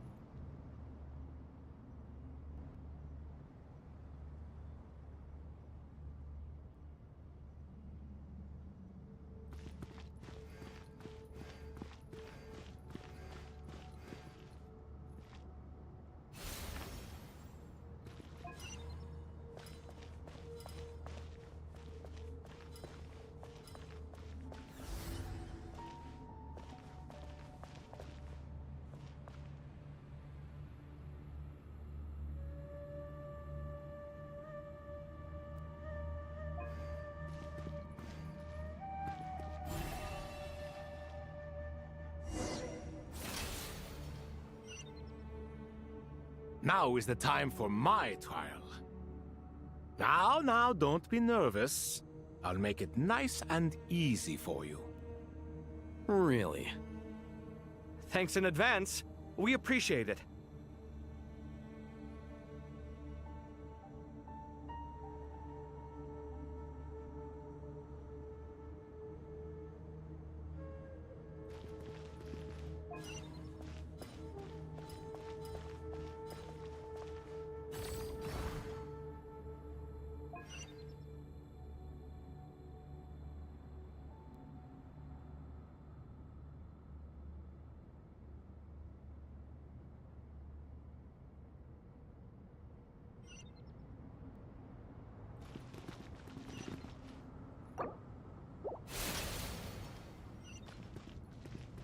Now is the time for my trial.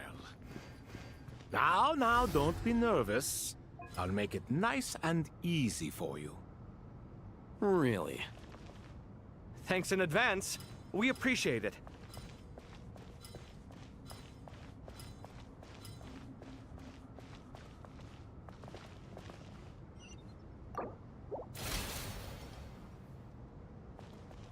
Now is the time for my trial. Now, don't be nervous. I'll make it nice and easy for you. Really? Thanks in advance. We appreciate it.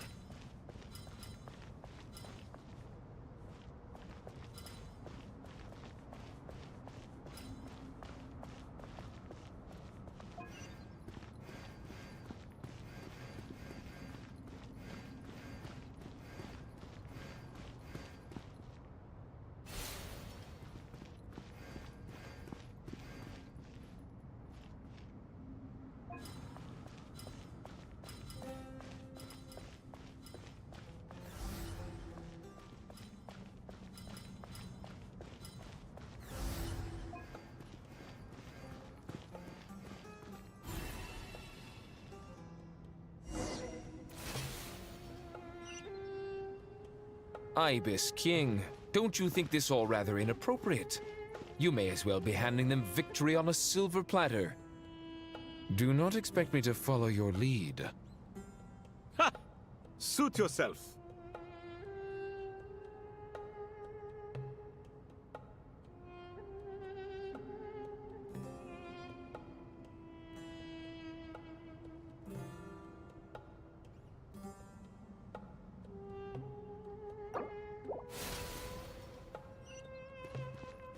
Ibis King, don't you think this all rather inappropriate? You may as well be handing them victory on a silver platter. Do not expect me to follow your lead. Ha! Suit yourself.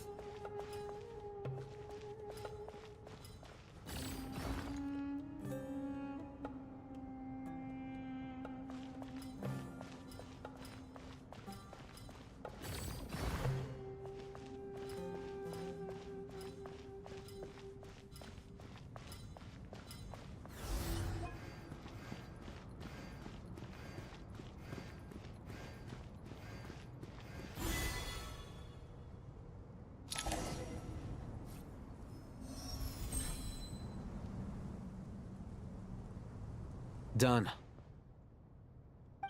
Finally. It's over. But seriously, that was incredible.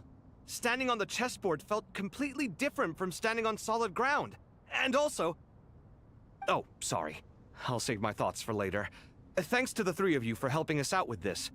Is it just me, or were you giving us quite a lot of guidance along the way? We made but a humble contribution. You lived up to our expectations. Bravo! Our aid was not given for naught. In addition to the existing functions, I'd like to ask you for another favor. Since Aru's interference shield can cover the entirety of the mausoleum, it should be possible to extend its range even further. Perhaps you can find a way. So, building upon the existing functions to... Ah! I'm with you! Imagine for a moment. What would the ideal outcome look like if this function were compatible with the devices? I agree. This is the best solution possible. Please, everyone, we beg you to help us. Me, oh my! Well, since you ask so very nicely, I suppose... Goti? Croco? What do you say? Naturally.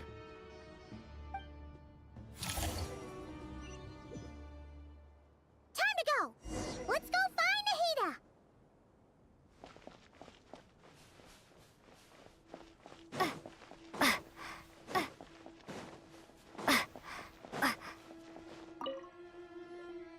There you are. Miss Nicole truly is an angel. She shows great wisdom in guiding others, and she has already sent word to Natlan on our behalf. She said that while the other members of the Hexen Circle are busy with important work, she is quite free, and she is more than willing to accompany the people of Sumeru for the entire journey. Oh, yes, Nicole, all right. Always super patient and loves to help everyone out. She's the best.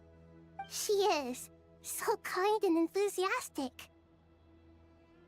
Well, time for us to get going. Let's head out.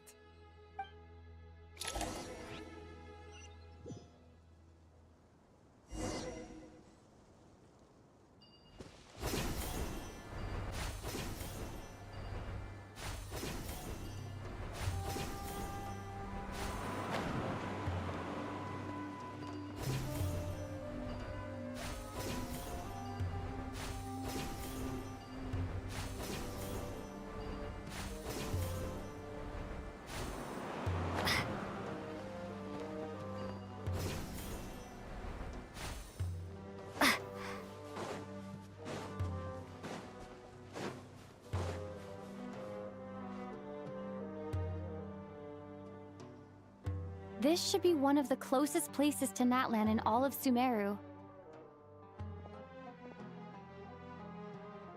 There's the barrier Nicole and Nefer mentioned. It completely cuts this nation off from the others. But why? Why separate you from the rest of the world now, specifically? And if I'm not mistaken, Irminsul was polluted once before, wasn't it?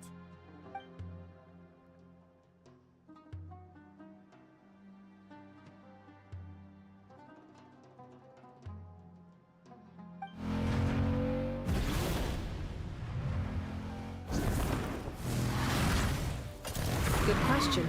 I'm wondering the same thing myself. That voice. Moika, you got here pretty quickly. Hello, traveler. It's been a while. Hello there. Hello, Dendro Archon. Moika, I apologize for asking you to meet at the border on such short notice. I also apologize for not being able to greet you in person.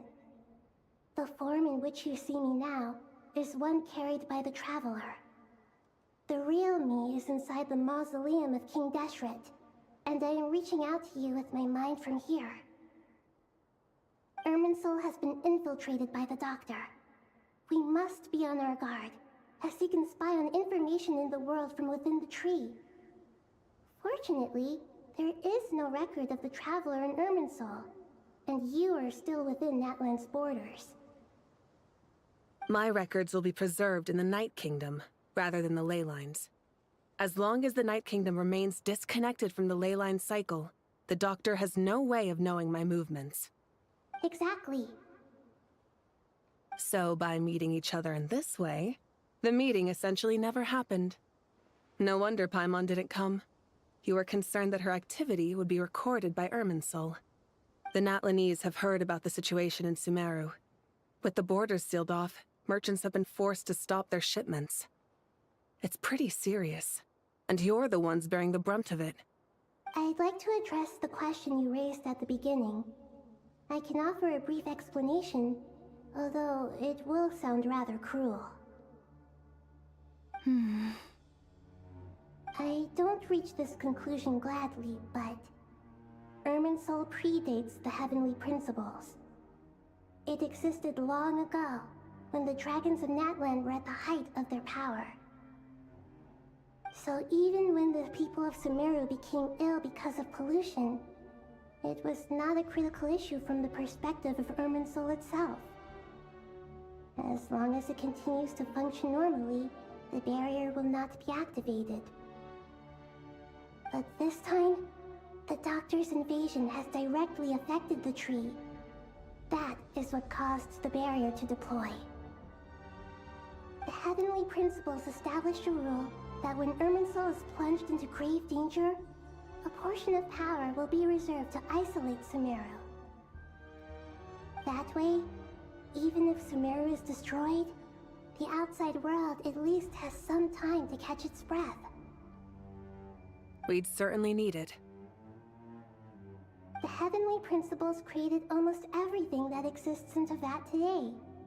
To them, preserving the existence of the world and its inhabitants takes priority over protecting Sumeru. Meaning, protecting Sumeru now falls to you. Yes. My own power may be limited, especially compared to yours. But that doesn't mean that we're just gonna sit around and wait for the end. If necessary, I will utilize any and every means at my disposal. Nicole of the Hexen Circle didn't say exactly what this meeting was about. But after hearing everything you've said so far, I think I can guess where this is going. That's right. Nahida and I discussed it at length. We both know how presumptuous this is, but... You need the pyronosis, don't you? Yes, you guessed correctly. Originally, I only intended to borrow it, but the situation is far graver than I foresaw. So instead, what I ask of you is to please give the pyronosis to Sumeru. Why do you sound so nervous? There's no need to be shy. Surely a gnosis is pretty important to a god. I guess, but it's not as if losing it would suddenly render us powerless. But I'm sure you don't need me to tell you that. With all the nations you've traveled to, and all the gods you've met, you must have realized that by now. As far as I'm concerned, a gnosis is basically an elemental energy enhancer. But I don't usually use it. You know me. I like to think I'm pretty strong without it. Yeah. not about to dispute that.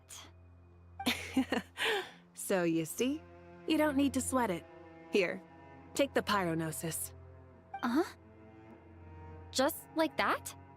Uh-huh, just like that. To tell the truth, I've always toyed with the idea of giving it to someone who needs it more than I do. I know you accompanied Nahida here to try and increase the chance of success. It's a good thing you did, because your involvement is one of the main reasons you've managed to persuade me. Are you sure about this? Handing over your Gnosis just because of me? I won't try to quantify it, but trust me. Handing over the Gnosis to Tumaini is far from the craziest idea I could think of. Besides, even if you hadn't come here personally, I think I still would have agreed to Nahida's request. Irminsul doesn't just affect Sumeru. It impacts all of Teyvat. I know all too well how difficult it can be to protect the things you care about. So logically, morally, or however you want to cut it, helping you is the right thing to do. You don't need to tell me the specifics of your plan. Where the Gnosis is involved, the tighter the secrecy, the higher your chances of success. Moika, my heartfelt thanks go to you and the people of Naplan. Don't mention it. But now for the hard part. How do I actually give it to you? The Irminsul barrier is right in the way. I have an idea.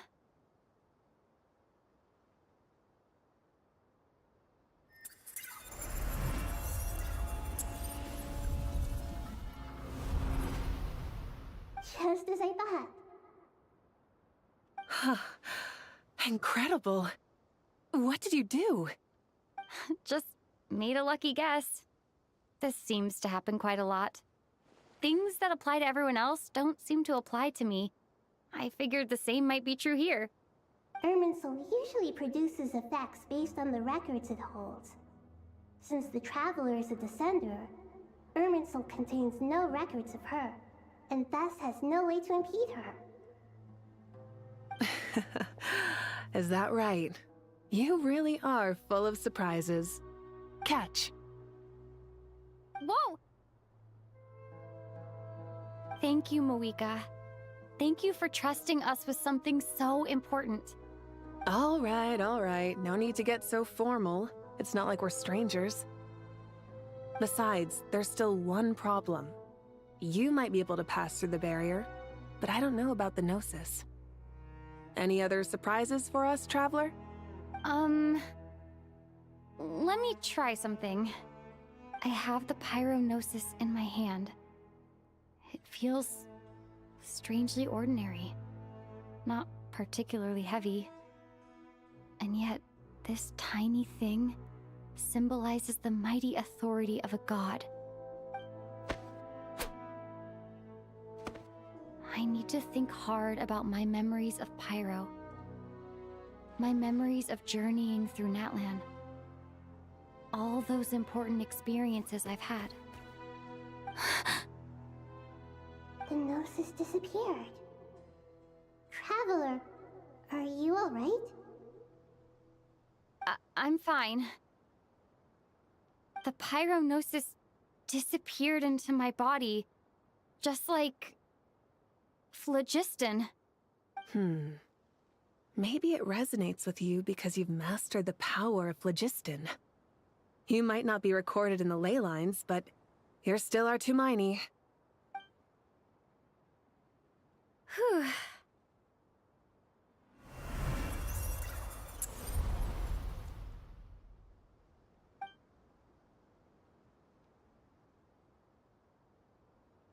Please allow me to express my gratitude once again, Moika. Pleasure. Well, I've given you all the help I can. The rest is up to you. Good luck. We won't let you down. Yeah, we aren't about to lose.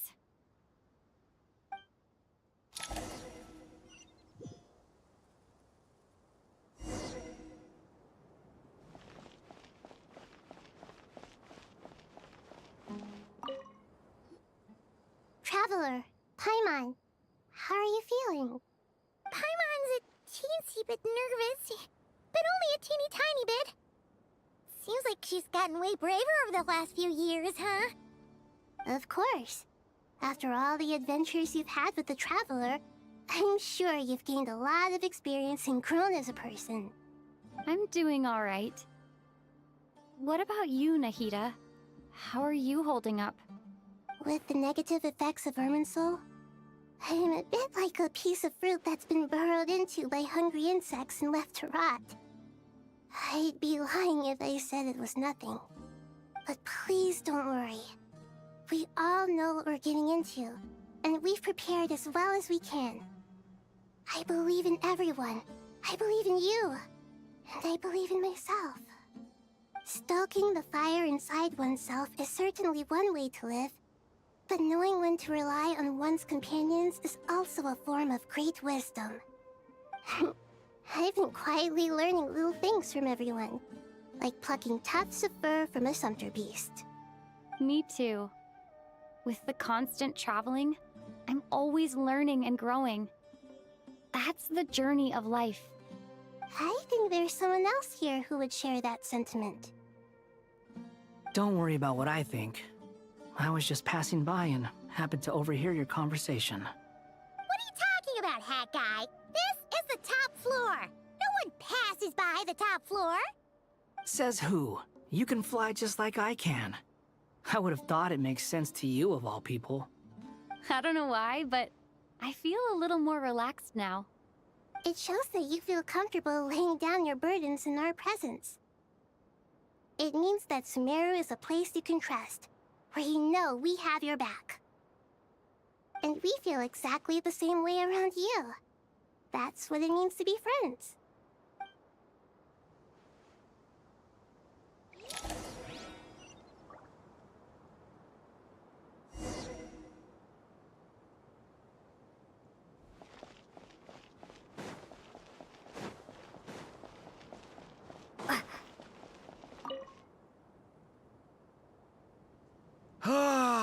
It's finally done. Ugh, but I have a nagging feeling that there's something I've forgotten. Oh, there you are. Everything wrapped up on your end?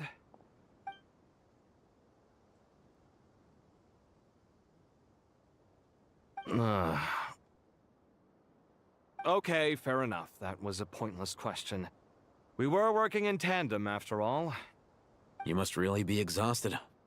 Well, it's been a busy day for both of us. When work ends, you clock out. No looking back. Yeah, we're definitely due a break. Probably a little late to start drinking now, though. I'll stick with water. Here, this one's for you. Thanks. You want a bite to eat? I can grab us something. Or wait, I think there's a stove nearby. Let me take a look. Are you nervous? A little, yeah. Unlike you, it seems.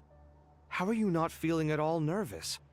Because everything that happens next is beyond my individual control. I don't worry about things I cannot influence. What do you mean, cannot influence? You're the one who came up with half of the strategies we ended up using. There's only so much I can do. I was only doing my duty. Was it like this last time, too? You mean with Azar and his accomplices? Yes and no. The situation back then was easier to control, but we weren't as prepared as we are this time. So the enemy is stronger, but so are we. I still vividly remember the way you interrogated me in the library after the fact. Where were you when Sumeru needed you most? If your memory is so vivid, you might also recall that it was you who came looking for an argument. You're often the one who initiates these things, you know. I came for a conversation! I didn't know it was gonna turn into an argument! Anyway, at least I showed up this time. So, what do you think? What do I think? I think we're certainly better off for it. It's good having me around to help out, huh? Absolutely. As a citizen of Sumeru, you displayed a remarkable sense of responsibility in the face of disaster. Certainly feels that way. I just shudder to think how the world would have ended up if we hadn't gotten control of the situation. So, do you think this is what impending disaster looks like? The sky is so clear, and there isn't a whiff of decay or destruction in the air. It's hard to imagine that the fall of humanity could happen on an ordinary day like this. Awful things happen all the time. Sometimes people can stop them, and sometimes they can't. What you and I have done is increase our chances of stopping this one. Lofty ideals may provide no defense at all against nihilism, but perhaps little decisions can. Oh, nothing. It's nothing. I hope everything works out tomorrow. It will. As long as we stick to the plan, our chances of success are good. It's really strange. You're my junior, yet you always seem to act more like an upperclassman than I do. I think it's mostly a matter of temperament. Ugh. Walked right into that one, didn't I?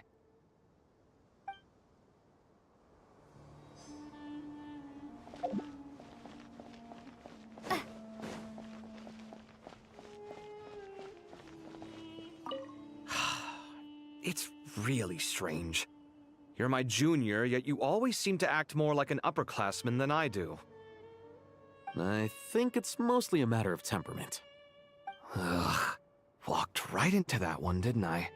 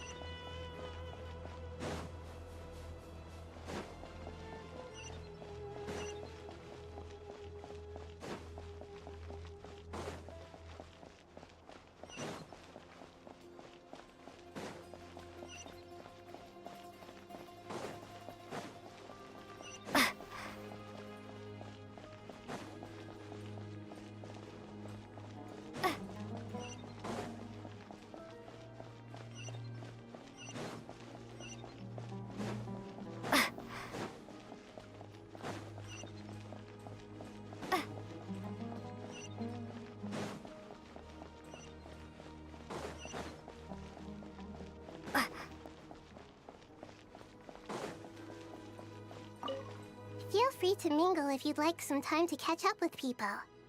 Just remember to get a good night's sleep when you're done.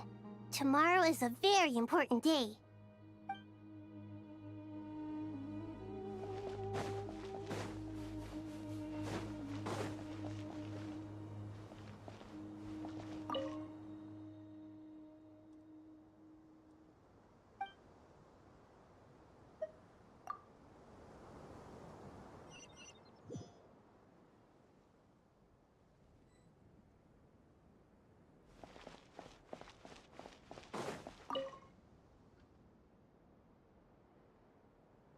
We'll make our move after sunrise tomorrow. Good. Is everything ready? As much as possible. That'll be enough. Don't let the pressure get to you. We'll take things one step at a time. That's how we've always done it. Master Tainari! Mr. Sino! So this is where you were. I brought some juice and some water. Would you like some? I know how easily you get dehydrated in the desert, so you should definitely have some water. In which case, I'll have the juice. I gotta ask, though. Who's on juice-making duty at a time like this? Madame Farazan said she was feeling a little nervous, so I told her about the automatic juicer my friend invented. She took it right off me and started making carton after carton of juice. A juicer? Did Sucrose send that to you? Yeah. I hadn't had the chance to try it out before this incident occurred, but I couldn't bear to leave it behind in Gandharvaville. The juice is very sweet. I think so too. Kale, how are you feeling? Physically, I'm okay, but it just still feels strange to me. Why would a great power like this come to someone like me? I know the feeling well. That same question ran through my mind every day as a kid. At least now, you have someone who can relate to you. All the more reason that you should apply for Spontamod. Tainari fiercely opposes the idea, though. Those two things are completely unrelated. What are we all chatting about, Would anyone like any juice? Oh, you have some already. I had some earlier, ma'am. Maybe give the extra to someone else? Very well, very well. I shall be off then. There's this enormous power, and then there's little old you. You feel like there's no connection between the two. And that sense of dissonance is difficult to get used to. Yeah. But after all this time, I can't believe this stuff still gets to me sometimes. Makes me feel a little childish. Kale, just because we normally keep the conversation light doesn't mean we can't discuss deeper issues. I don't think it's childish at all. You were the victim of a terrible crime. It's normal to struggle with the fallout from it. You have absolutely nothing to be ashamed of. My professor once told me that no incident can be considered truly resolved until the victim says it's over. Your rage and your pain are completely justified. Thanks. Miss Nicole said that the same god remains which were once used to inflict so much pain upon me have now become a weapon with which I can protect everyone. It's like my own personal kind of evolution. Every innocent person who's been hurt needs time to realize that it wasn't their fault. I was the same. But it's all about to be over. Tomorrow, it ends for good. I don't know if you've noticed, but you rarely stumble over your words anymore, and your outlook has become much more positive. It's a big change from how you used to be. And since this isn't over, you can settle the matter on your own terms. It's time you seized back control. I believe in you. Yeah. Sumeru is my home. And it's so important to me. I have to protect it. No. I will protect it. And once you're done, how about you come back and apply for Spontamod? Stop it with the sales pitch, would you? Hey, excuse me. There are still 3 unclaimed cups of juice here. Why don't you take one each? Ugh, my arms are getting sore from carrying them around everywhere. Madame Farazan, why are you... Here, let me take them off your hands. Thank you, Madame Farazan. Drink up and enjoy my handiwork. I think I'm going to make something else now instead. Please, try to relax, Madame Farazan. Your nerves are starting to get the better of you. I know, I know.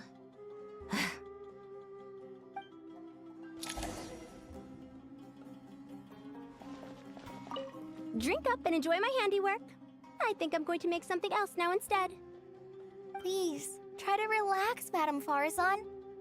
Your nerves are starting to get the better of you. I know, I know.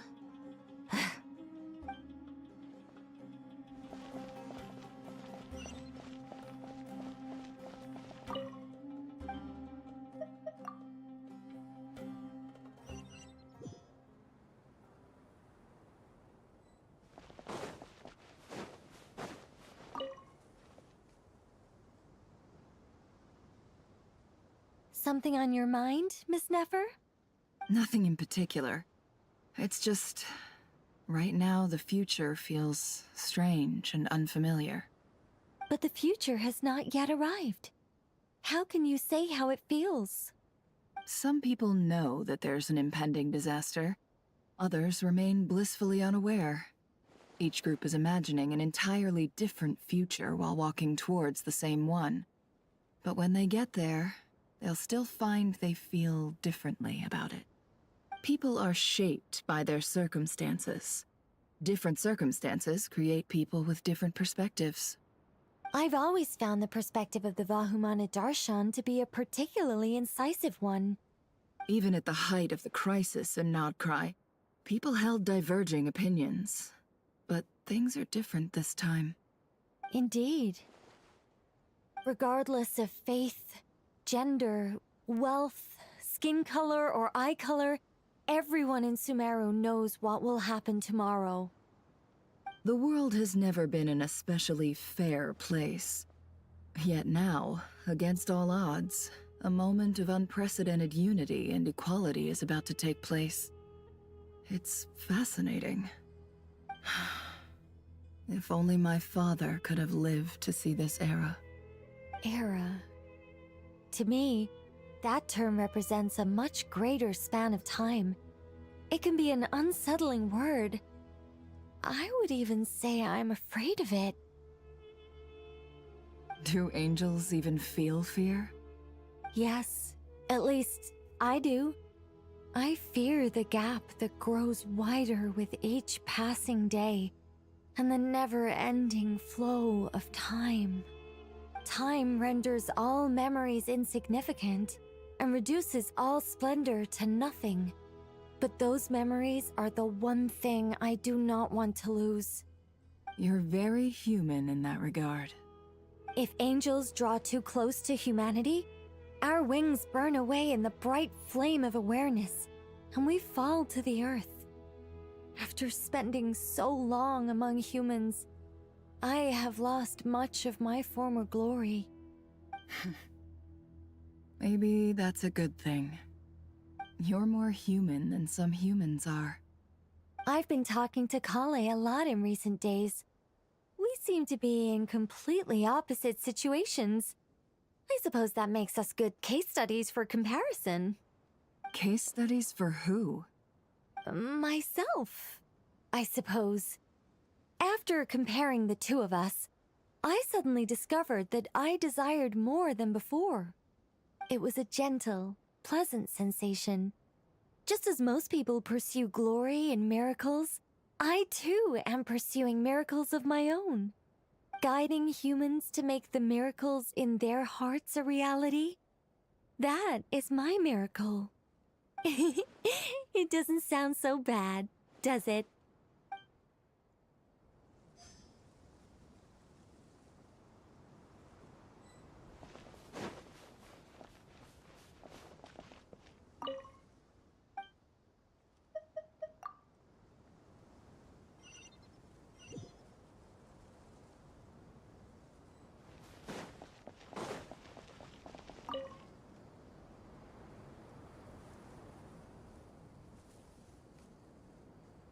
Look at the time. I should head back.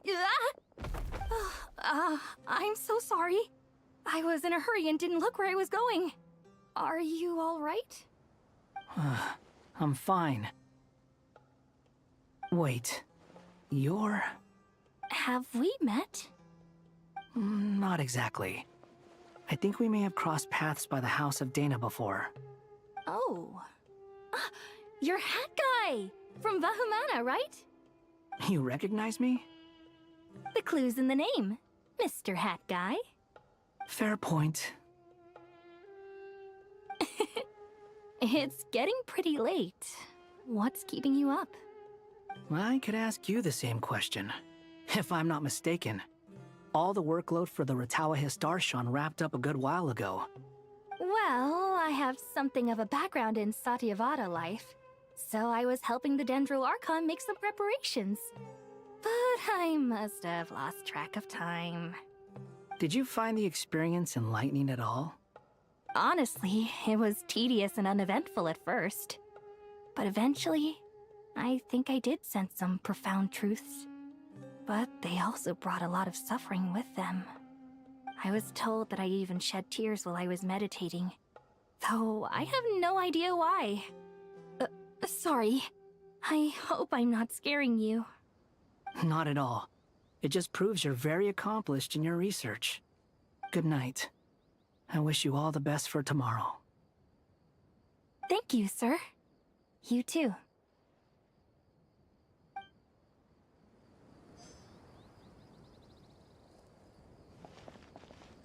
Good night. I wish you all the best for tomorrow. Thank you, sir. You too.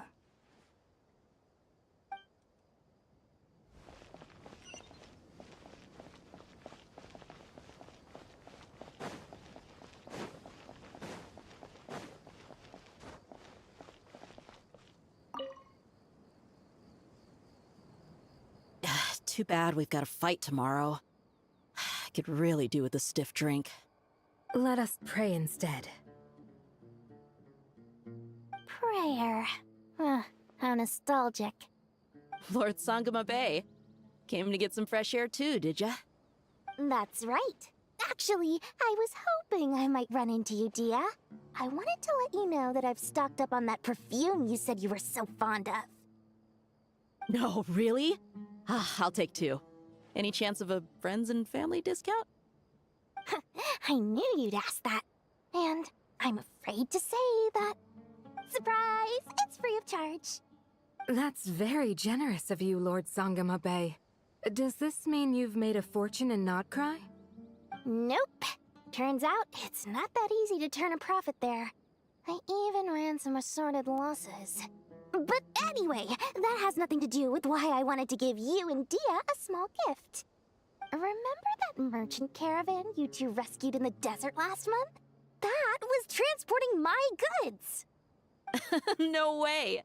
I had no idea that was your shipment. Explains the, eclectic mix of goods, though. Lord Sangama Bay's investment in the desert and generous stockpiling of goods has helped many people over the years. The shelters you funded especially have made life a little easier for the children and the elderly. Wait, how did you know about that? Oh, I see. Nefer told you, didn't she? That pesky lady. Aren't intel brokers at least supposed to charge for divulging people's secrets? She and Candace go way back. It's normal for close friends to share things you wouldn't tell to everyone else. Sure, but why did they have to be things about me? That's how Nefer shows that she cares. She wishes for all of us to know what a generous person you truly are. It must be hard trying to make a living far away from home. Just because we can tell what kind of person you are doesn't mean everyone else can. Well, maybe her intentions were partly good, but I don't think that's the full story. I'm sure she enjoyed knowing how much it would annoy me. I'm telling you, Nefer's got a mean streak. Definitely with you on that. Does praying help you stay calm? Defending one's home is a just cause. My heart is filled with a mix of anger and hope. Anger. You know, being able to get angry is a good thing. It shows that you're in touch with the real world, and that you have the passion to pursue something you believe in. Oh, my lady? What are you doing out here? Just taking a walk to clear my head. And look where I ended up. Were you praying just now? Yes, Miss Dunyarzad. Would you like to join us?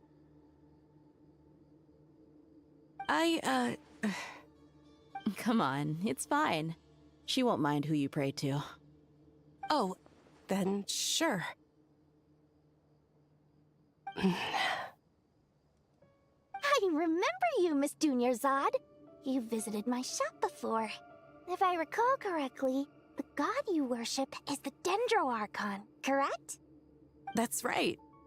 She is such a gentle and kind god. But to me, she's more than just a god I worship. I see her more as a friend. And so do many others. She's not some almighty god who reigns on high, but a genuine friend. Agreed.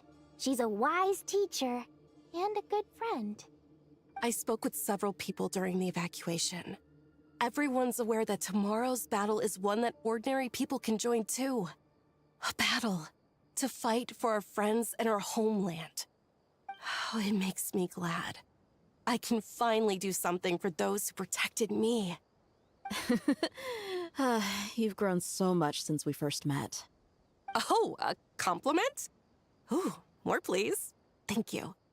My lady, you've always been a remarkably strong and ambitious person. It's indisputable. And that's not just a compliment. It's a statement of fact. What are you praying for? Our beliefs may not be entirely the same, but we both wish for the same thing. I pray that everyone will rise to the challenges ahead and return safe and sound. I pray for the safe return of all my companions.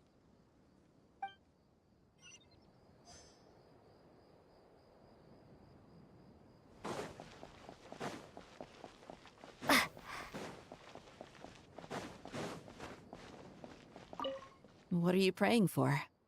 Our beliefs may not be entirely the same, but we both wish for the same thing. I pray that everyone will rise to the challenges ahead and return safe and sound. I pray for the safe return of all my companions.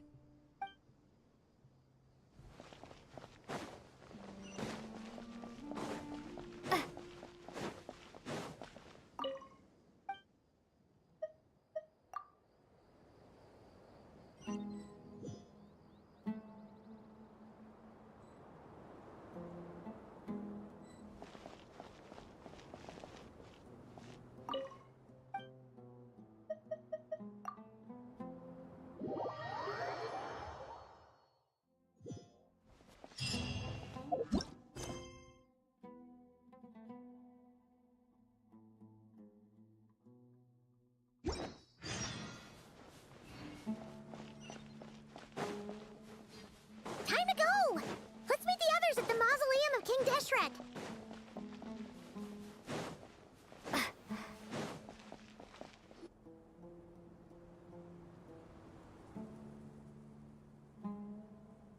I have not felt this way in a long time.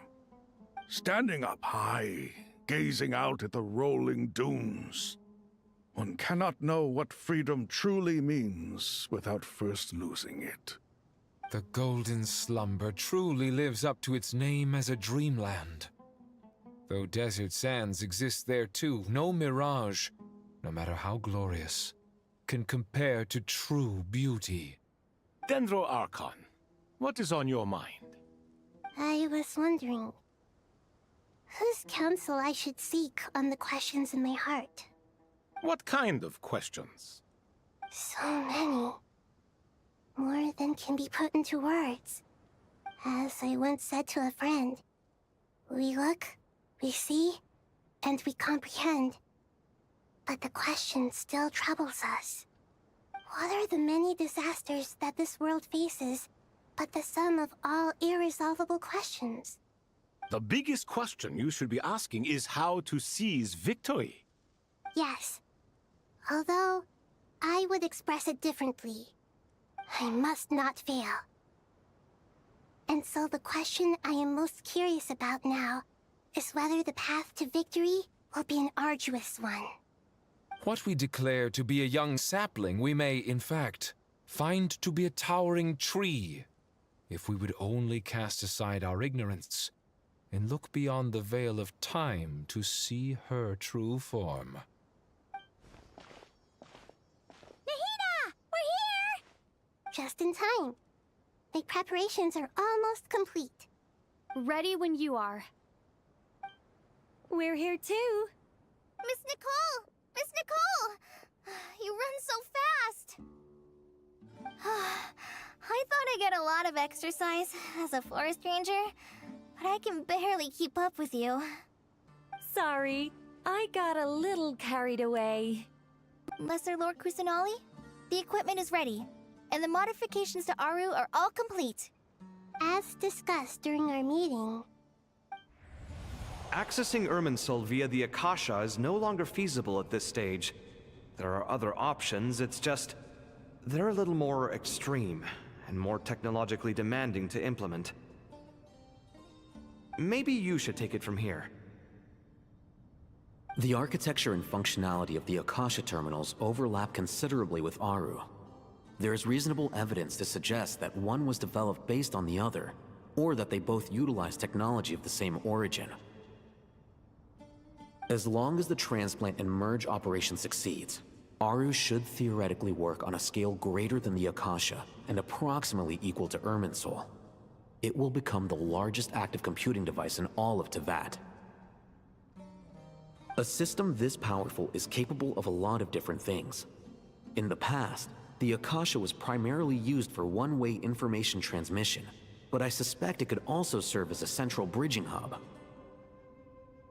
In the pursuit of greater knowledge, some scholars have attempted to connect their consciousness to Irminsul through the use of terminals, incense, and meditation. Correct. In academic language, scholars who reach that stage are said to have entered Satyavada life. Hypatia has performed this practice many times in the past, and she was once under my care for a period of time. Right. And this at least proves that there is a zone within Irminsul that can be connected to. That's right. Providing wisdom to the people is one of the very reasons for Irminsul's existence. I think I understand where you're going. Please, continue. In that case, I'll skip to the conclusion then. We need to further modify Aru, merge it with the Akasha, manufacture terminals, and distribute them to every single person we can reach. Every person? Even the desert folk? Yes, everyone. I've already calculated the amount of raw materials we need. So you mean we're going to get new Akasha terminals? Yes, but this time the people of Sumeru won't be using them to acquire knowledge, just to connect to Irminsul. That's the key. When we evacuated the city, we brought all the important assets from the House of Dana, in case we ended up needing them. Fortunately, this included the Akasha system's main terminal. We've checked all the relevant records, and one thing is certain. Nothing like this has ever been done on this scale before, so... Everyone in Sumeru is part of the plan. Whoever controls the people controls the situation. Since this function of Irminsul was introduced, it has only ever been made available to scholars, who don't constitute a particularly large group of people. But by expanding the scale to include all the people of Sumeru, all the individual connections will stack up to create a significant load on the system. Under normal circumstances, Irminsul would be able to cope with the additional load. But with it already being under strain from other activities, its remaining capacity is limited. Thus, it might be possible to shut it down completely by overloading it.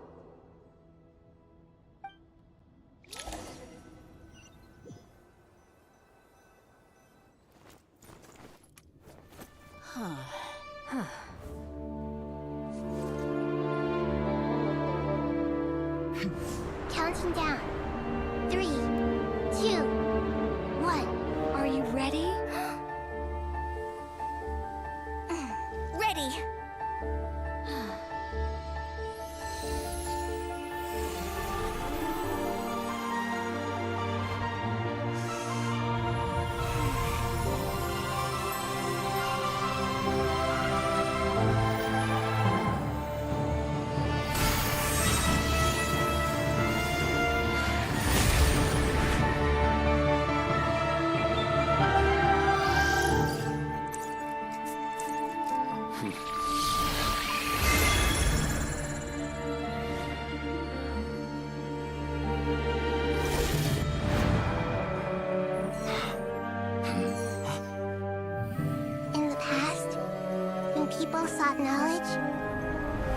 return to the Tree of Wisdom.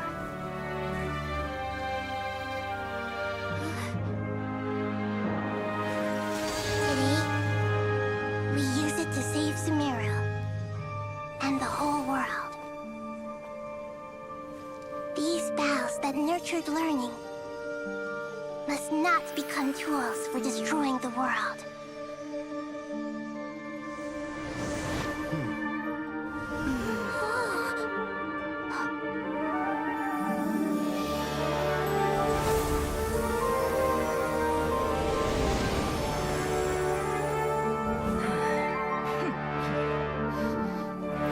Stop.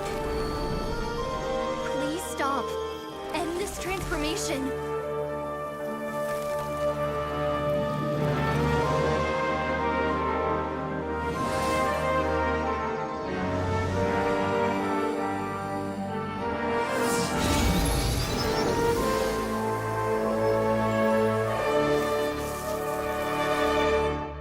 You would shut down Irminsul just to stop me? You fools. I have all the time in the world.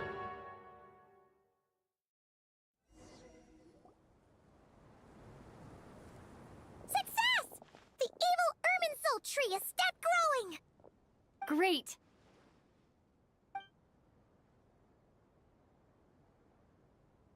What a display of true courage! The courage to think and the courage to act! I never thought I would witness the shutdown of Irminsul with my own eyes. Perhaps this is human wisdom in action? Indeed, only humans could do such a thing. Gods are few and far between. What was once created for spreading knowledge is now used for another purpose. A rather ingenious plan. I am grateful to you three for your help. Only thanks to you were we able to extend Aru's interference capabilities to cover all terminals. Now, nobody who wears a terminal will have their activity accurately tracked by Irminsul. No matter how many eyes Dottore possesses, he will not be able to see us clearly. Now for the next step. I will need the help of your supreme powers once again. How might we be of service, Lord of Dendro? I need to reach the Eternal Oasis immediately. Right now? In that case, Ibis King, would you agree that this is a fine opportunity to dust off our old tricks? Never. I assume you have that chess set with you? You mean the one you gave to me as a gift? Asking for it back, are you? How could I? You misjudge me. I just wanted to show you another way you can use it. Connect to Safei Shatranj.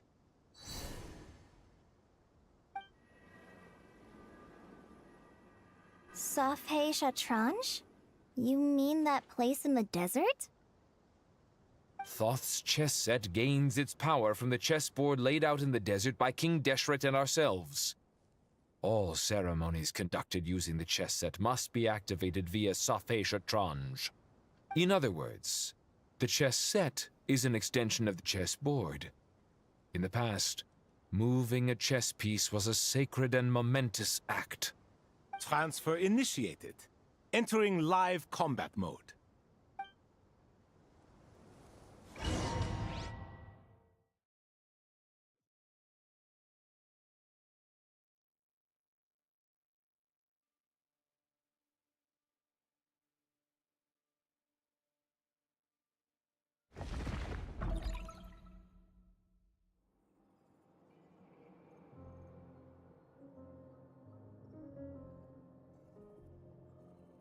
We haven't heard a single word from our spy in the desert. I'm afraid he might have been captured. Never mind. But we spent years turning him. And a lot of Mora. Nothing comes for free in this world, but the loss is not without its purpose.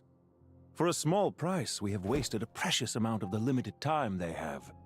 Quite a bargain, if you ask me.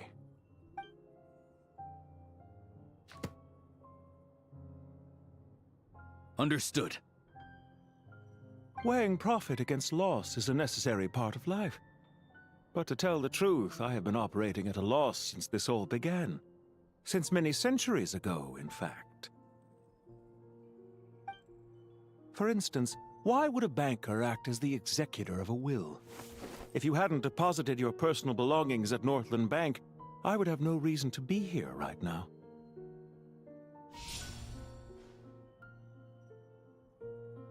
Dottore, I've placed your final data backup into the ley lines as per our contract.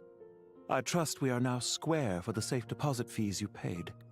Is it not a little petty to split hairs like this, given our amicable relationship? I consider sound bookkeeping a matter of principle. Do not forget that you only live to see this day thanks to me. In fact, every day of your life since you met me, you've been living on borrowed time. Why, that's hardly a fair assessment. I will concede that my survival was perhaps at your whim, but I became a harbinger on my own merits. Managing money is not like other professions. Mine is not a role I could have acquired based on your recommendation alone, and certainly not one I could have lasted so long in without genuine ability. The information stored in the ley lines is quite comprehensive. Rest assured, I have not forgotten how strong your pride is. Well, I presume you have no sense of fragmentation while talking with me. How could anything possibly go wrong with such strict measures in place? The remainder of your soul was split in two, with one half sent to Nodcry and the other stored in the most secure vault of the Northland Bank. Though I must say, your disdain for the other segments is quite amusing. Zandik is you, and you are Zandik. Zandik created the segments, yet you, a segment yourself, reject him. That is, Zandik, created segments of various ages in his later years. To achieve this, he had to freeze time and part with a portion of his soul. But as constructive as it sounds, it erases my uniqueness. If each segment is equally me, then by the same token, none of them are truly me. A soul living forever in the past inevitably holds different views than he did in his later years. The same thing that completes me also restricts me. You too might ask yourself which stage of your life you want to be preserved at. The day your business failed? Or the day you were framed by a gang and sold off to a medical lab as a test subject? We needn't dredge up the past. This undesirable plan was eventually scrapped. Lesser Lord Kusanali was quite right. I needed an opportunity to eliminate myself. And after that, I concluded that there was no more effective plan than directly splitting the soul. Once the soul is transferred out, you will find that creating a physical body is far simpler than creating a puppet. The other half of your soul suffered a crushing defeat in Nodcry, you know. And yet in the process, I obtained the information I always wanted, did I not? Because now we finally know where the best testing ground truly lies. I once thought your ultimate goal was to ascend to godhood. But as it turns out, that was merely one of your experiments. Experiments take many forms. Most people are too eager for success, too fixated on the end goal. They forget that the experimental process itself is just as important. A suspiciously vacant seat, a new face. I trust you can put two and two together. The reason it doesn't exist is because someone tampered with the record. What can I say? After all your efforts, you really did uncover the world's secrets. So, is the new world you promised a lie? No, it never was. I am glad to be able to control Irmin's soul from within. Now I shall attempt to create a new world inside the existing one. Almost everyone faces the prospect of death. but not a single person has ever been able to experiment unrestrained in the afterlife through sheer force of will. I am the only one to have overcome this enormous challenge. Would I not be letting the world down if I didn't make the most of the opportunity to experiment? Clearly, the dividing of your soul did not affect the magnitude of your ego. Out of all the versions of you that have ever existed, this you is the most insane and the most radical. Is that why you chose to work with me? Which was it then? My insanity? Or my radicalism? Could I call myself a venture capitalist without a suitably ambitious plan to invest in? Yours happened to fit the bill quite perfectly. Well then, I must say, while I am surprised enough that you showed up at all, what surprises me more is that you chose to present yourself as my former subordinate, and not as the banker Pantalone. Why make things harder than they need to be? Exposing my true identity in a situation like this would only serve to destroy diplomatic relations between Snezhnaya and Sumeru. I daren't imagine the consequences. Showing up in the name of the original antagonist gives you the recognition you rightly deserve, while also being sensitive to Snezhnaya's predicament. It was an easy win. As for why I'm here, if you're suggesting that your credit is in the negative, I won't argue with that. Many people say that about you. I'd argue that a significant factor in your willingness to cooperate is the fact that you have but a few years of life left after my death. Living and dying together has a way of binding two parties together rather closely. Is it not true that a relationship should be judged by both the positive and negative returns it yields? So some of what I said actually made it into your head after all.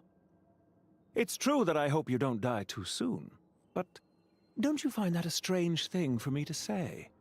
After all, you've already had quite a long life, especially for a human being. Let's not pretend that you're any more innocent than I am. Are we not the same in this regard? We both despise the existing laws of this world, and neither of us enjoy being under anyone else's control. Is it really so greedy to want the world to operate by a new set of rules? Of course not, my dear friend. And as I've said before, mutual interest is the foundation for the most reliable of relationships. You can attest to that. I just hope there never comes a day when I have to work too hard to prove that. Regrader, sir. People have been spotted approaching Sumeru City. How strange.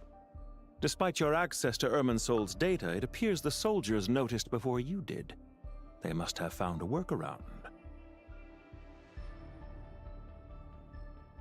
Well, Dottore, I trust you know what this means. The fact is... They're coming. They'll breach the city gates any moment now. But even so, I would say Irminsol is a wonderfully convenient thing on the whole. If you do manage to create a new world, perhaps you could plant one outside my office, too. I'll consider it. What do you need me to do? Stall them? The experiment will take time. Stall them for as long as possible. Very well. But you're really asking for the moon here. Have you heard this story? There was once a guilty man, kneeling in the center of a church while an angry mob outside waited to bring him to justice. He pleaded with the gods, begging them to grant him one final request, the chance to finish confessing his sins before he was sentenced. Many suns and moons passed, seasons changed, and still his confession continued, as if he intended to speak until the end of time. Are you suggesting I worship you as a god? Or were you hoping that I might confess my sins to you? Certainly not the latter. That would make my life miserable indeed. For someone who despises them so, you never seem to have any objections to me creating or becoming one. At first, I thought you'd be furious. Concerned I would terminate our partnership, were you? Not at all. You had reasons why our partnership must continue. Don't you find people's attitudes toward gods amusing? A god descends from the heavens and people worship it unreservedly, blindly following whatever rules are given to them. And yet, when they see an ordinary person gain godlike levels of power by virtue of their own hard work, they treat him with nothing but suspicion, even if he is a compatriot. Is that supposed to be a compliment? No. I was just thinking. I pity the man who would call you a compatriot. There's no need to be so self-critical.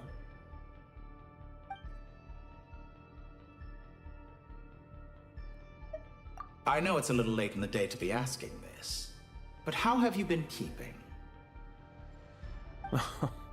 I'm flattered that you would take the time out of your busy schedule to consider my well-being, Doctor. The part of your soul that went to Nodcry caused quite a stir, sending our organization back to the drawing board on numerous fronts. It was quite a headache for everyone involved. Dear me, I must have caused you no end of trouble. You certainly did. I had the rare honor of being summoned before the Tsaritsa with Pulcinella to answer for myself. A terrifying ordeal. Don't worry, I pulled through. At most, it's a public relations nightmare. I made sure of that. Now I'm curious. How did you explain yourself?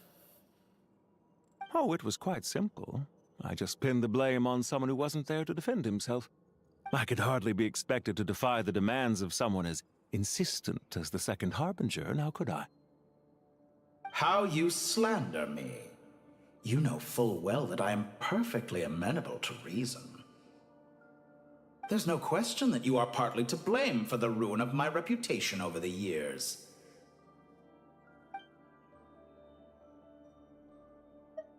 Do you have anything lined up for when this is all over? Hard to say. Field work always takes quite a toll on me, as you know. Once I'm back at Snezhnaya, I'll start with a well-earned cigarette. Why are you so eager to ruin your lungs after I went to the trouble of replacing them for you? If you have an issue with it, feel free to try to stop me.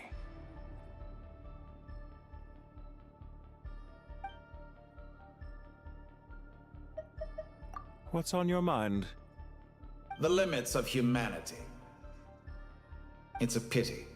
Despite running countless calculations, I find there is simply no way to reduce any further the amount of one's soul required to sustain an individual. It's rare to hear you admit to being unable to achieve something. I beg to differ. For instance, as I've told you before, the original me was prone to motion sickness and couldn't make long train rides. Ah, yes, of course. One of the reasons you often sent yourself out on errands. What are you thinking about now? A new experiment. In the event that my soul was depleted, say we extracted my data from someone else's memories, yours for instance, and then combined it with your intact soul as the base material, what would we create? Such a scenario would be impossible. Oh? As long as your current soul survives, there will be no need to create a new individual. Don't forget, you were the one who approved of the present situation wherein only one Dottore remains. And if you ceased to exist, who would be capable of performing this experiment?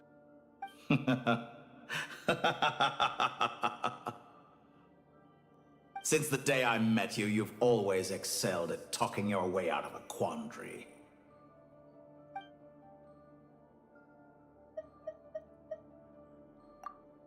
Isn't it a little too early to be saying goodbye? Not that I wish to keep you from your business, of course. Very well.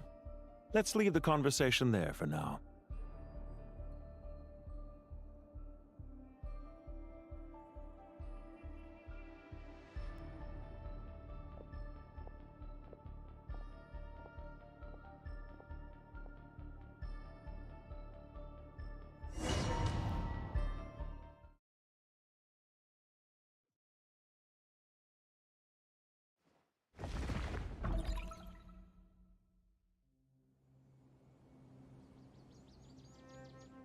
The power of King Deshret's 7 pillars is truly remarkable. With just a chessboard, you can move an entire unit across the material plane. Yeah, sets us up for a much easier fight. Really makes my day. The last time we stormed the city, it involved a lot more running around. I wonder how many people can say they stormed a city twice in their lifetime. I was just thinking that. I've definitely had more than my fair share of unusual experiences in my life. This is my first time here, actually. We never usually leave Gandharvaville. I hope this will be my last time. Does everyone have to chime in? Can't we just fight? What an amusing comment, my dear lady.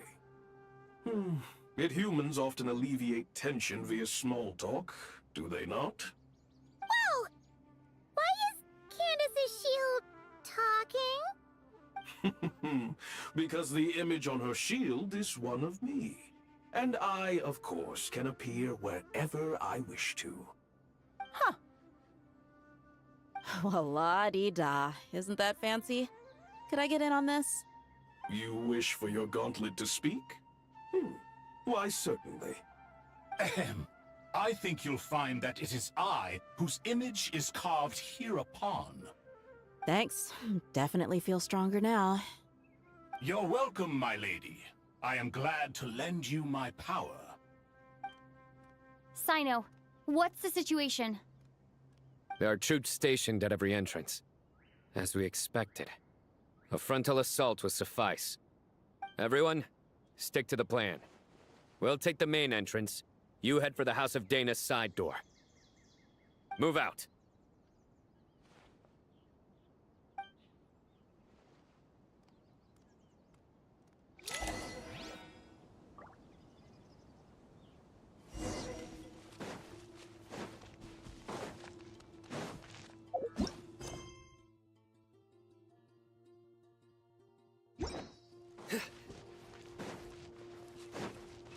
Out of my way! Take this! Watch out! Get lost! Whew. Thank you, Jet. You gotta be more careful. If you're not ready to put your life on the line, you can't be certain of defeating your opponent. She's right. Keep your wits about you, Rana.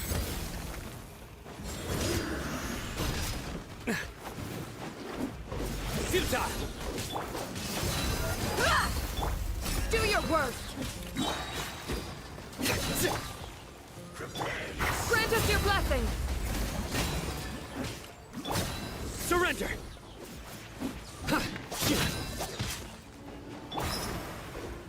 You asked for it!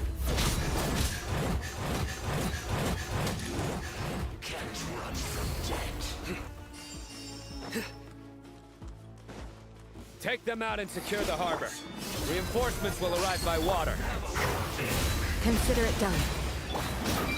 Show no mercy! Stay condemned!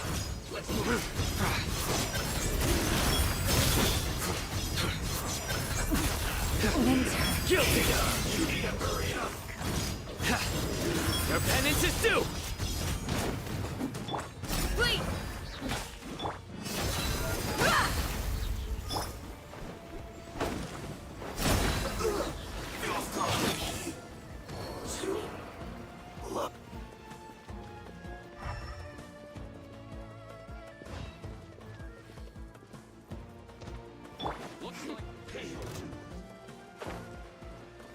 No escape. Buckle up! Ha! We shall prevail! Yield! Through me, justice is served! Stay condemned!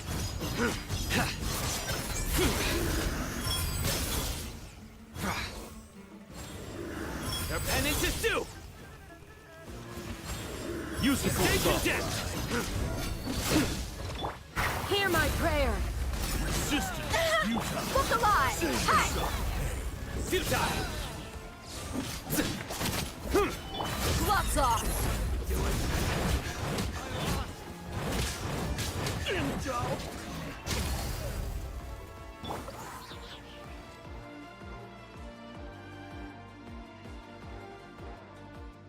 Waterway secured.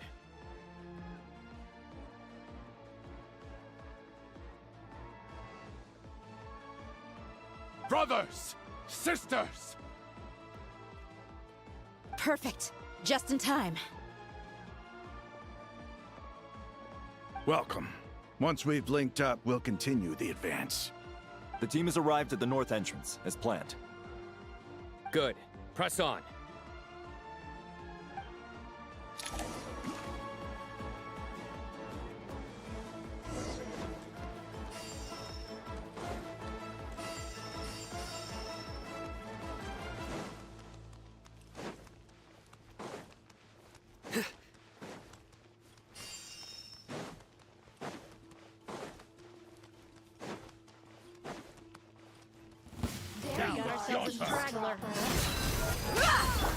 Do your work! Your sins weigh upon your soul!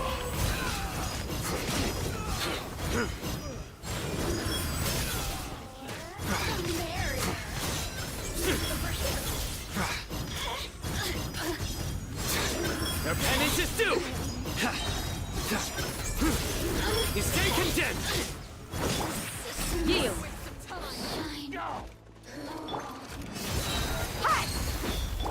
We shall prevail! You're exposed! Judgment is upon you! Your penance is due!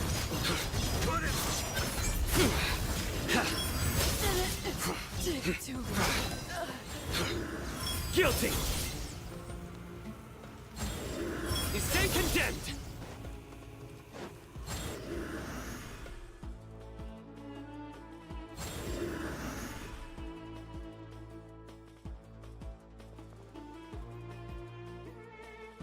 Look out! It's an ambush! Finally.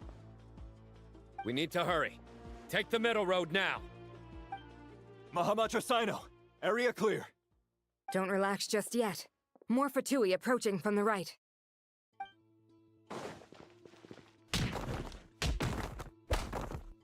Irminsul cannot track our movements. If necessary, we could split up. Don't worry. We'll wipe them all out. As you can see, our people came raring to go. Good, good. How are things with the Traveler? Can Tainari keep her safe? Don't underestimate Tainari just because he's a forest watcher. He can handle it. All right. You know that's not what I meant.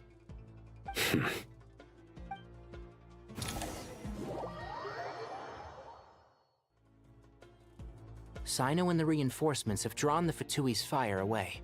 It's our turn. By using a cluster leaf of cultivation, we can pass through certain terrain silently. Good luck with that. We'll just fly up there. Huh? Oh, yeah. Paimon forgot she could fly. Ready? Ready.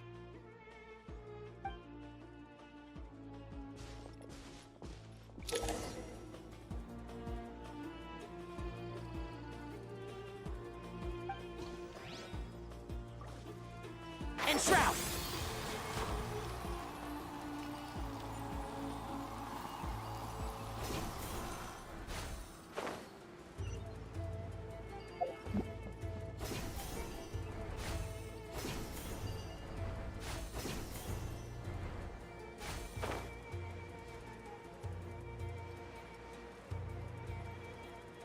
One with the Force.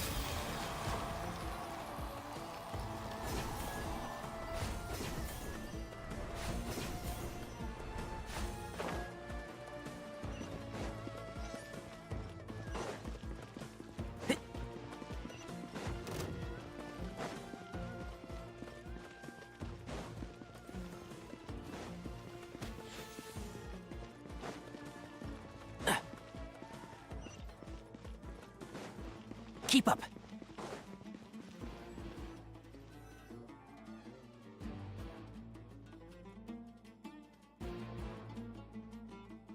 Fatui soldiers up ahead.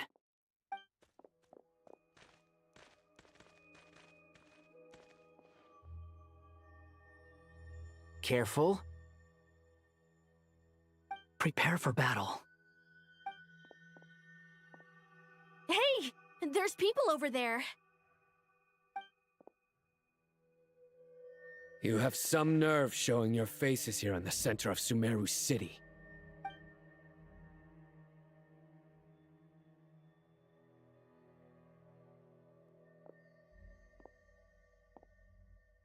You're right on schedule. Well, this guy sure as heck isn't your average Fatui sergeant. They've stationed quite a few people nearby. It definitely looks like they were waiting for us. But something feels off. Everything about this guy feels too deliberate. I highly doubt he's just a subordinate of Dottores. And he's no mere sergeant. Whatever his rank is, it's high. Much higher than we thought. So you've been waiting for us. But it looks like you're geared up for a conversation, rather than a battle. Very clever, General Mahamatra Sino. I know you're the one in charge of this siege, and I look forward to making a deal with you. A siege? Sumeru City belongs to us! Historically, yes. But things can always change. We have quite a sizable force with us, you know. For instance... There's a Fatui ambush at the north gate. Can you handle him? We can for now. Yes, I'm quite sure both sides can hold their ground for the time being. The battle has not yet reached its climax. But what happens next? Do you enjoy watching bloodshed? Surely some of those here are people you count as friends. Once a war begins, some people must die. I doubt you wish that fate upon anyone you know. Wait a second. It's a trick. He's not even there.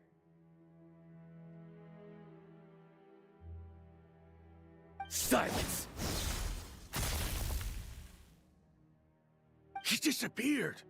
What was that? A ghost? Curses! He was never there to begin with. That was just a shadow projected there to lure us in. Enough talk. Attack! I apologize for being unable to accompany you at this crucial moment, but I am compelled to leave for reasons beyond my control. Please excuse me. Sumeru's General Mahamatra is quite ruthless. It's a good thing I wasn't there in person. Your illusion held them up for a time just fine. But now that they have seen through it, they will realize you were just a decoy. Decoy or not, what matters now is that they will be heading your way imminently. Not imminently. They are already here.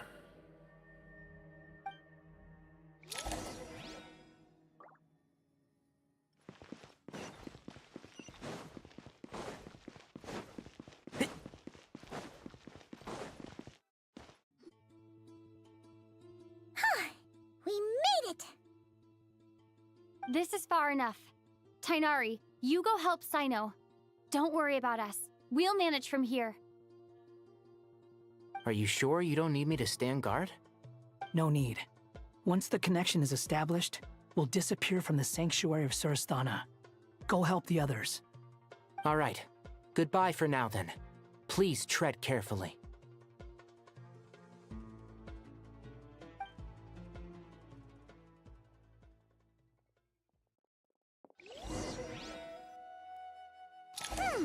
Now where's the interface Nahida mentioned? Come on, where's it hiding? Found it. It's over here.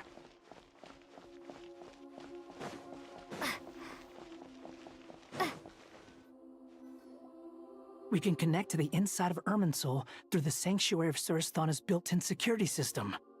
You should be pretty familiar with the process. Is it the same route as last time?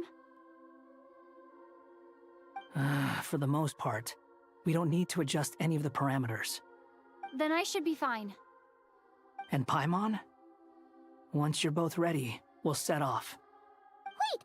The stakes are way higher this time, right? Maybe Paimon should stay outside and help the others.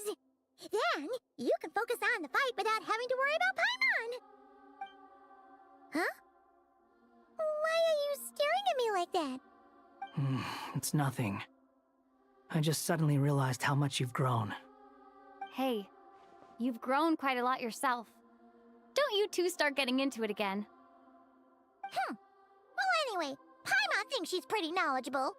Who's the best guide into Vatican? And don't forget, Paimon's a college student now. If we say Alhatham's not a weirdo, it's hard to explain how he came up with the idea of you applying to the academia. But for all that he counts, you're doing surprisingly well in your studies. Just goes to show how important it is to have someone supporting you. And Paimon's not the only one. Let's not forget that you only became a student because of Nahida's personal recommendation. That's fair. I have learned a lot in Sumeru. Oh yeah. Did you ever come up with that ugly nickname you promised me? What? No way! We're friends now! Paimon gave up on giving you one ages ago. Anyway, isn't Hat Guy enough of a nickname for you? Fine. Suit yourself. We need to go. Paimon, if you're staying, look after yourself. Will do. Paimon's gonna link up with Tainari and Sino. You guys are the ones who need to be careful. We will be. Bye for now.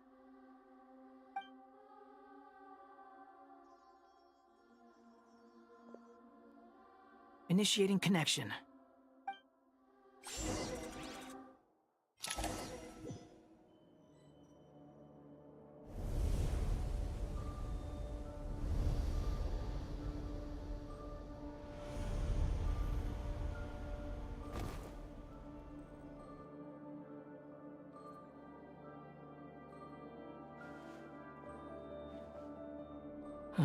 Well, here we are again. Come to think of it, I still don't even know where we're going. Thanks to our terminals, it should be impossible for Irminsul to read. I can... Don't tell me. Only you need to know. That way, whatever happens to me next, it won't affect your progress. Listen to me. Your safety is just as important as mine. Don't even think about sacrificing yourself for the greater good. We came here together, and we're leaving together. All right, if you insist. I won't argue with you.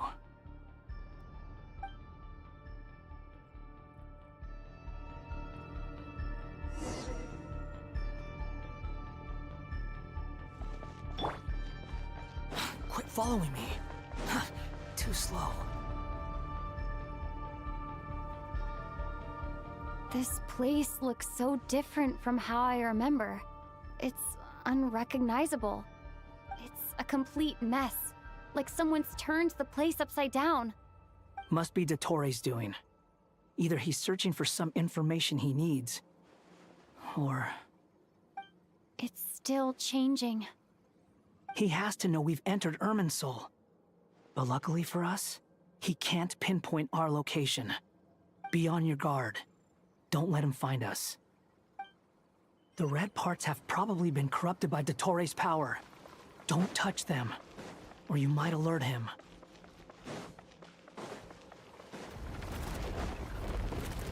He's looking for us. Tread carefully. That wall could be a problem. Fortunately, it looks breakable. Give it a shot. Wind rises.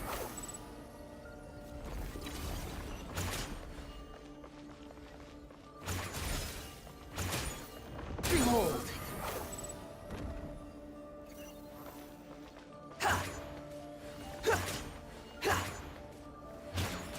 The wind rises.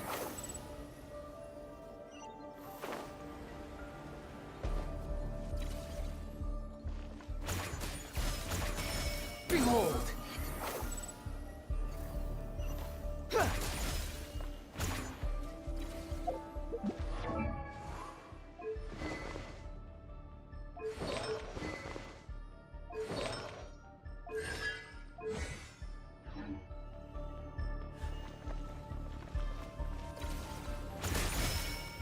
Squall Fury.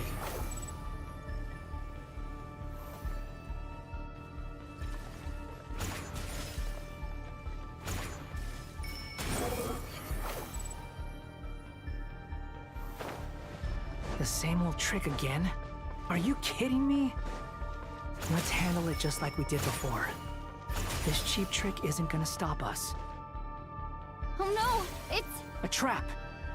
Is that why he was using the same trick over and over again? To get us to lower our guard?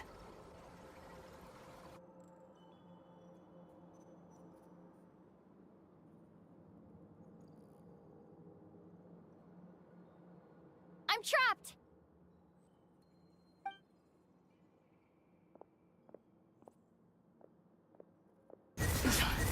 Why won't this thing budge? Hello? Hello? Can you hear me? Nicole? Is that you? Yes, it's me. I'm monitoring your progress from inside the Eternal Oasis. And I have to say, this terminal is simply marvelous. It makes tracking you so much easier. I couldn't see anything at first, but now that you two are inside, I can use your location with support from the terminals to get a partial view of the situation inside Irminsul. It's not the clearest image, but it's better than not being able to help at all. So, here I am. I can't intervene directly, but I can help to guide you out of the jam you're currently in. So please, just follow my lead. Dottore in his current form is a blight upon both Irminsul and the ley lines. Pay attention to your surroundings. There must be sources of his contamination. Is that one of them? Good work. But we're not done yet. Stay close, and let's see if we can find any others like it nearby.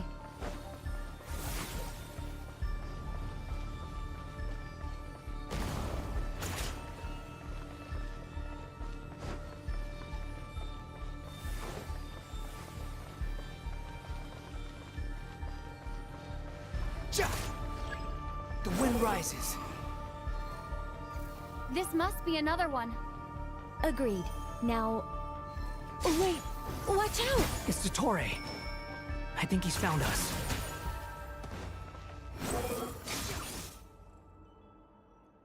The seal is broken. Quick! Get out of there!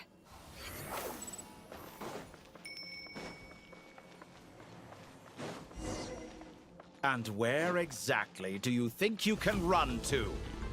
Wait! What is that? Pursuers! That's gotta be it! Run! Don't let that thing touch you.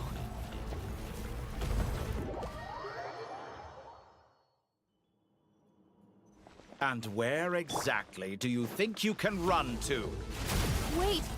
What is that? Pursuers! That's gotta be it! Run! Don't let that thing touch you. Dodge that attack!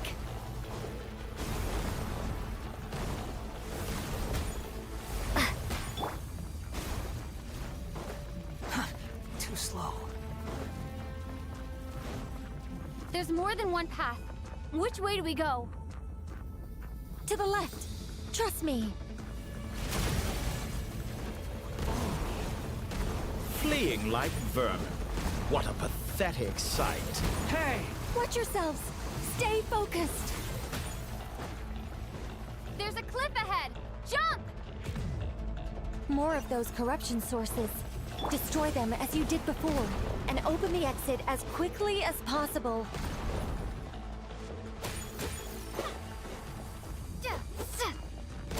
They're relentless. Is he trying to wear us down? You'll just have to destroy these too.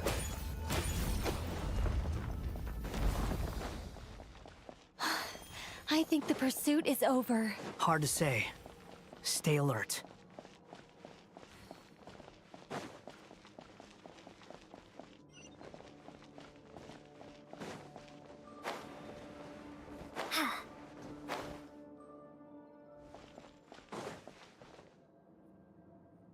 Whew.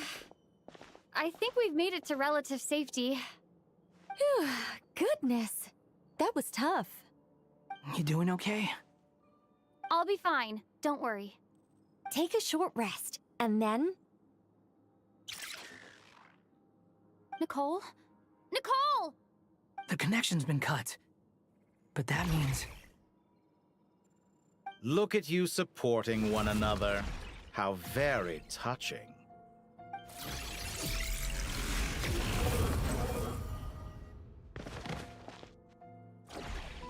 Dottore! Took you long enough to find us? You're more useless than I thought.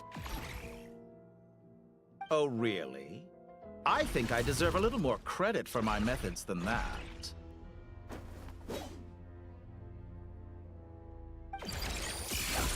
Rather than hunting you down, I chose to let you roam free. I indulged your presumption that I was unable to track your movements, played along with your clever little plan. Fleeing is for animals, but I rather enjoy watching you flee. Some things lose the will to run altogether as soon as you put them in a cage. If that's true, then why did you come looking for us? Because I wanted to observe you up close, of course. Don't misunderstand me, I'm not here for a fight. Is it so unusual that I wish to greet my old acquaintances in person? After all, it's been a while. Scaramouche.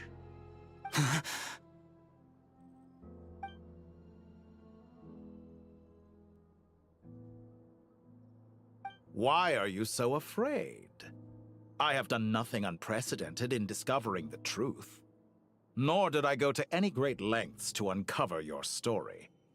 You made a bold series of moves in deciding to erase yourself. And with the power of this great chronicling device called Irmin's Soul, you were able to achieve something quite remarkable. Once most people form an opinion about someone, it tends to imprison their mind. Yet you managed to erase every trace of your existence. A novel take on death indeed. However, this meant that you stood out to me all the more when I saw you in Nodcry. I didn't even have to go looking for you. Just the sight of you was enough for me to intuit the truth. For someone in my position, connecting the dots was a trivial affair. It would have been more surprising if I hadn't managed to piece it together. You seem very pleased with yourself for figuring it out. I'm sure you'd even be more delighted to learn the full extent of your crimes. That would hardly be necessary. Besides, isn't there something that concerns you more right now? Something that fills you with dread? Let me put your mind at ease. I have no intention whatsoever of restoring any of the records you deleted. For one thing, it would be exceptionally difficult. But more to the point, I doubt that the prospect of losing your current life is all that frightening to you. Because in your case, the cruelest twist of fate is that you'll never again have the chance to make up for any of your mistakes. Isn't it? Dottore?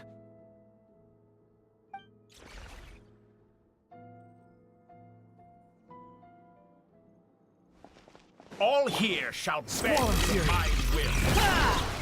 How amusing.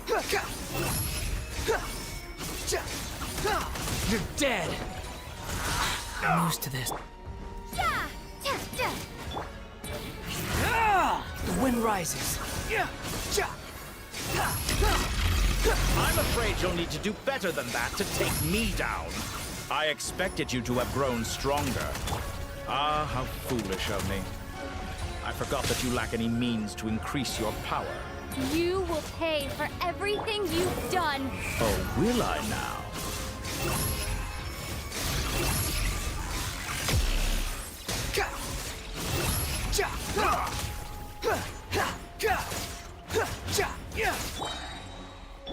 Unsightly insects! Quit following me. Finally.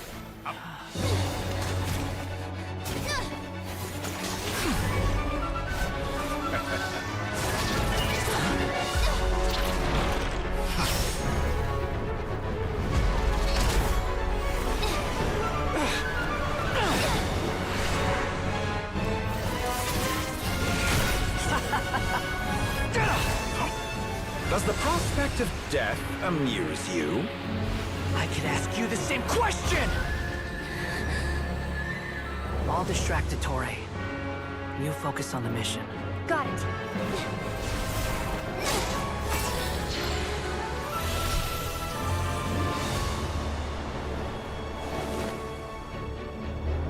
For the hopes and dreams of the masses. Open the secret door on this enchanting night.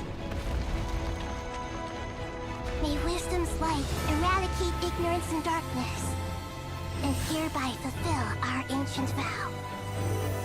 Commence data extraction.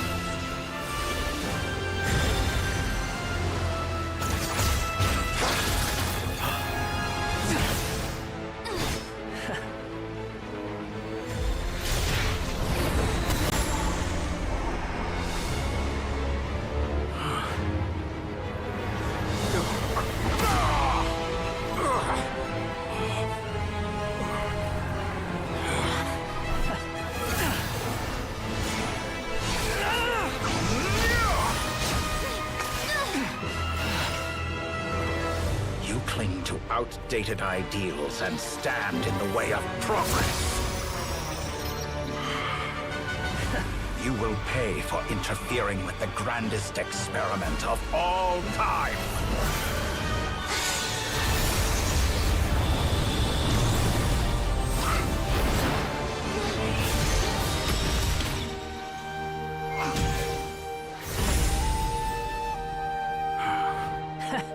Good timing.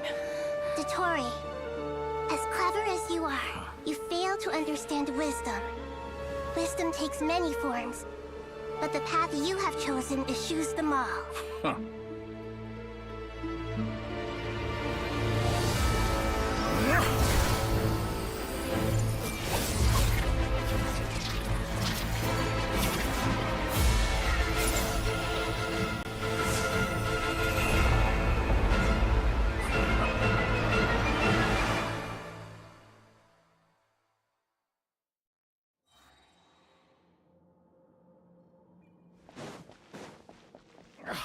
My strength is fading! Since you are within Irminsul, it stands to reason that any power you wield comes from it. You're extracting the information from Irminsul just to strip me of my power. I will find his weakness.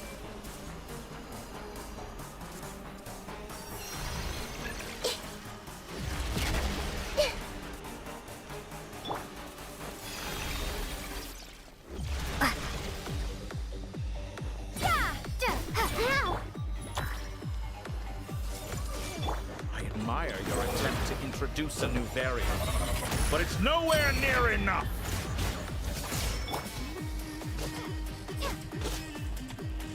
This might hurt a little. The wind rises. How amusing. You're dead. That's far enough.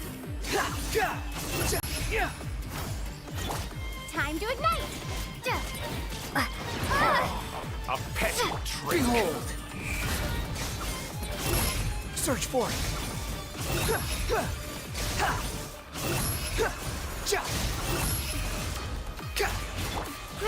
Grow.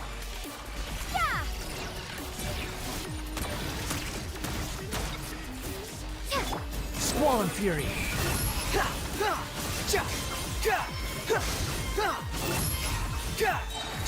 You dare to gaze upon me? Muso no Hitokachi! Make yourselves a move. Time to ignite. The wind rises.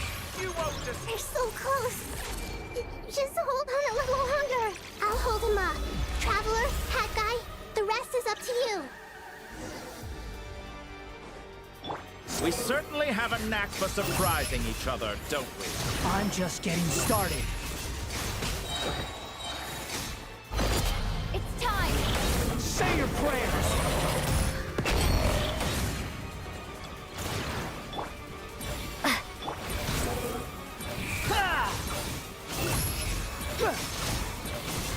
Search for it. Like a little buzzing fly. It's time. Say your prayers.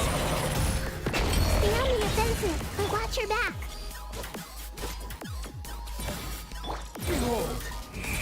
It's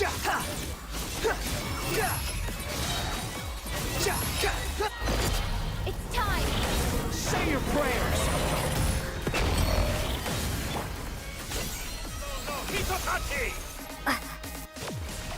Scorch and burn!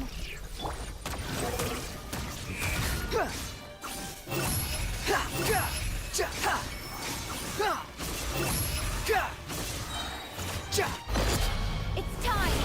Say your prayers! Finally, time for you to die. Excited? Time for me to die? How could I have reached this place if death were something I feared? The last gasp struggle of a dying man is a pretty pathetic sight. And I know it when I see it. We shall see about that. It's time! Say your prayers!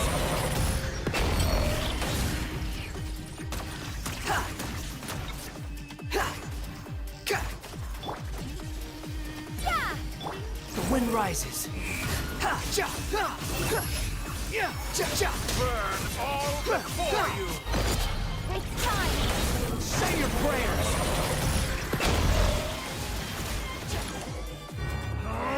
That's enough!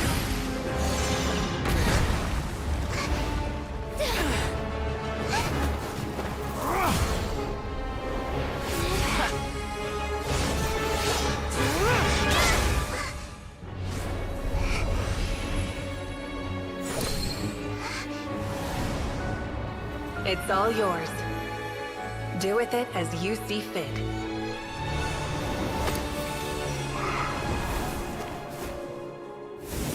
Just as you say, this world is home to some archaic things. And as you suppose, you are a formidable opponent. You have long coveted the secrets of wisdom. So now, I will demonstrate true wisdom in action. I invoke my supreme authority as the keeper of Irminsul. Commend me or condemn me. But give your verdict now!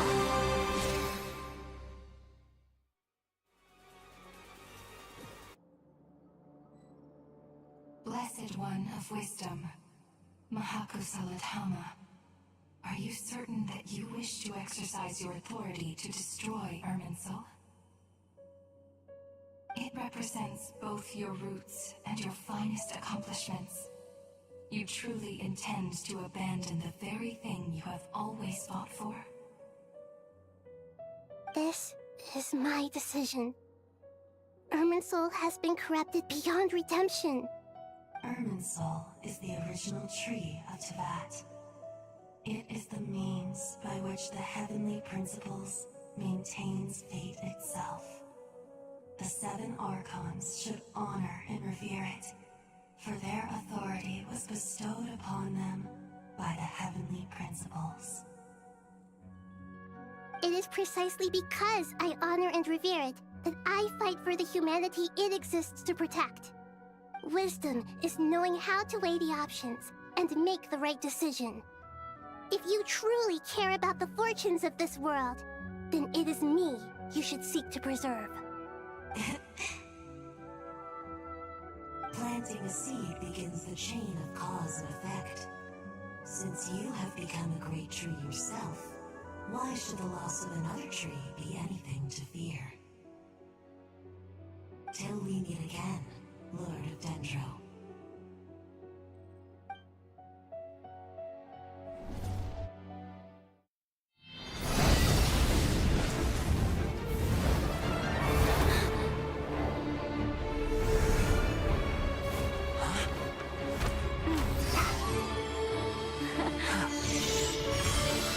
The first flame. The pure, cleansing fire.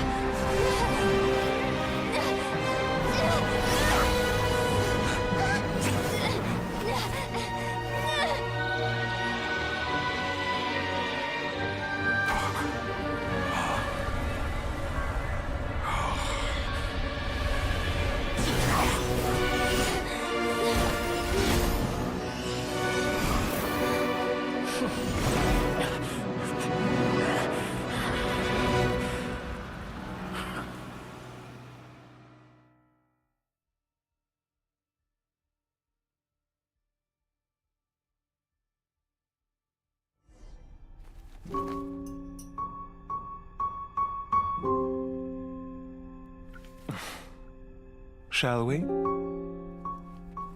Where were we? I was suggesting that you needn't perform when signing a contract. You're only sitting here because your bank demanded an evaluation of the trustee. So you told a story about a young scholar from a merchant family in Sumeru? I told a compelling tale, didn't I? The post-expulsion story is far more captivating. The human experiments or the elixir of immortality? The part where you die. Ah, yes.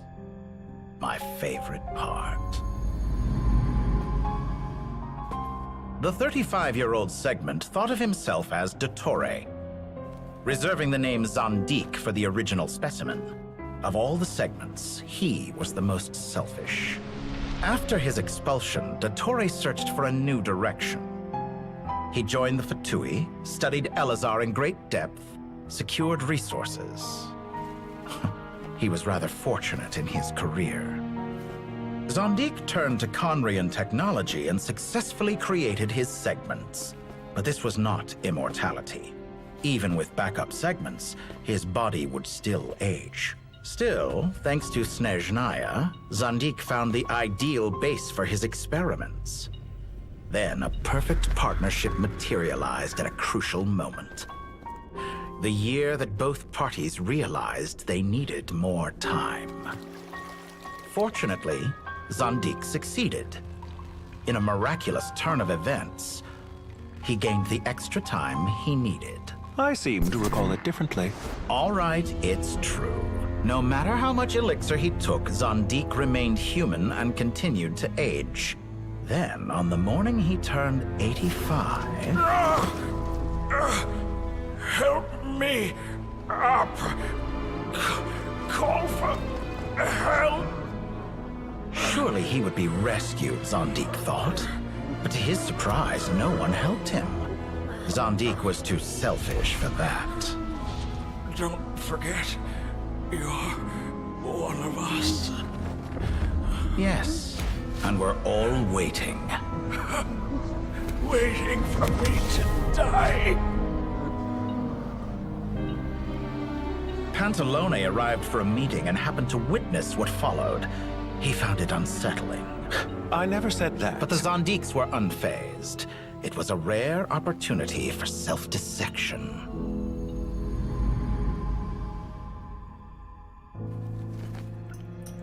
What does all that have to do with you depositing your data at Northland Bank?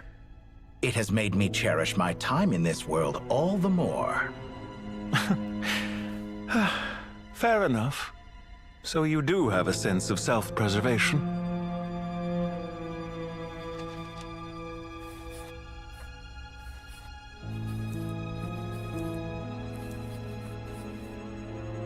What do you mean? You're hardly normal, and you don't cherish life. You just don't want to admit defeat in the limited time you have. Even so, don't I deserve an interesting ending? I'm counting on it.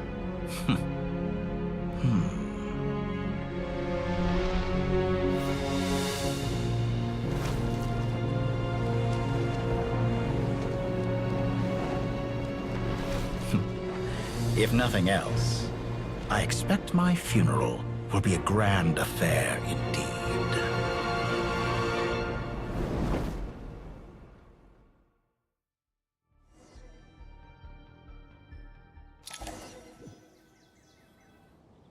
What a magnificent fire. In Snezhnaya, we light fires to ward off the cold. Fire, it seems, is antithetical to ideas such as cold, frozen, and unchanging.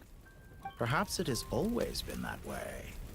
From the beginning, fire has been used to drive away wild beasts and warm the body and mind. You could say it's a form of treatment. One that cures the human heart of mortal fear. Mortal fear? Something you haven't been acquainted with in a long time, by the sounds of it. Whereas you, I'm sure, must know the feeling quite well indeed. I remember when we first discussed the elixir of immortality. You claimed that extending your lifespan was about buying more time. But was that really the truth? You fear the prospect of dying a wretched end in this world, don't you? Of course I do. I'm only human after all. And while you may have forgotten it, you cannot deny that you too were once human, Dottore. I do not believe that there is no such fear in your heart. Perhaps you are right. But I abandoned it long ago and devoted myself to my experiments. I have felt no fear since. From the very beginning, I never thought you could win this game. But still you came, contract in hand, to honor our agreement. Because I am a reputable partner. And as we have discussed, experiments are about more than results alone. The process is equally important. I have come here and completed my creation, and I do not regret my decision.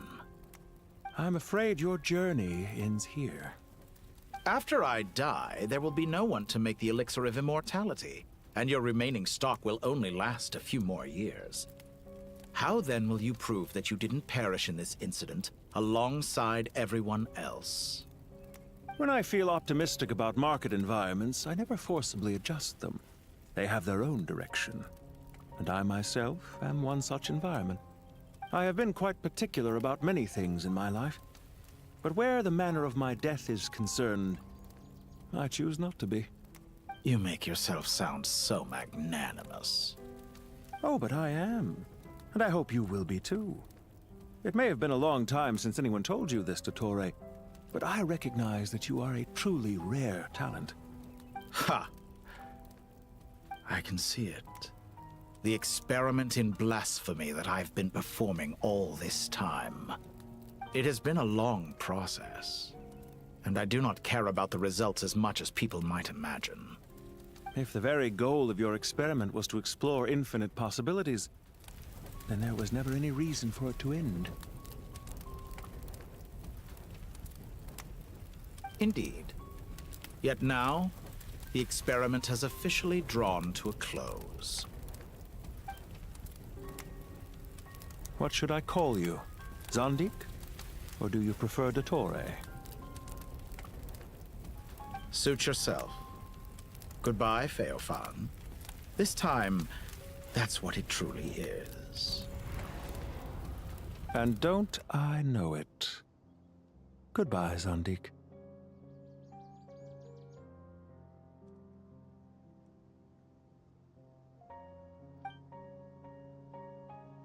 I could have carried out many more experiments, but to me, Lord of Dendro, this outcome is certainly not the worst. I believe you. But unfortunately, this is where it all ends for you. This experiment does not belong to you, nor do any of the results. Experiment? It sounds like you're trying to outdo me in my own field. Wisdom is conveying information in terms that people can clearly understand. You know exactly what I mean. Indeed. I can see no further outcomes. Ha. You have a formidable mind, and you are braver than I thought. Setting fire to the very thing your survival depends on.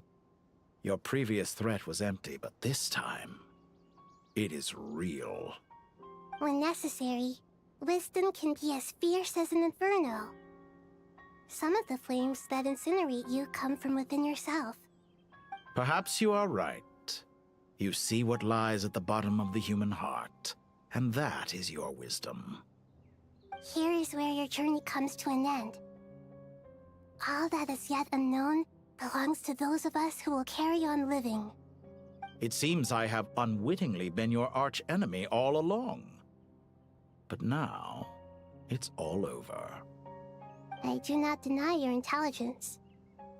But what you refer to as experiments, I would never describe in those terms. They are events that take place in the real world, and they are so much more than mere data. Goodbye. We will never meet again.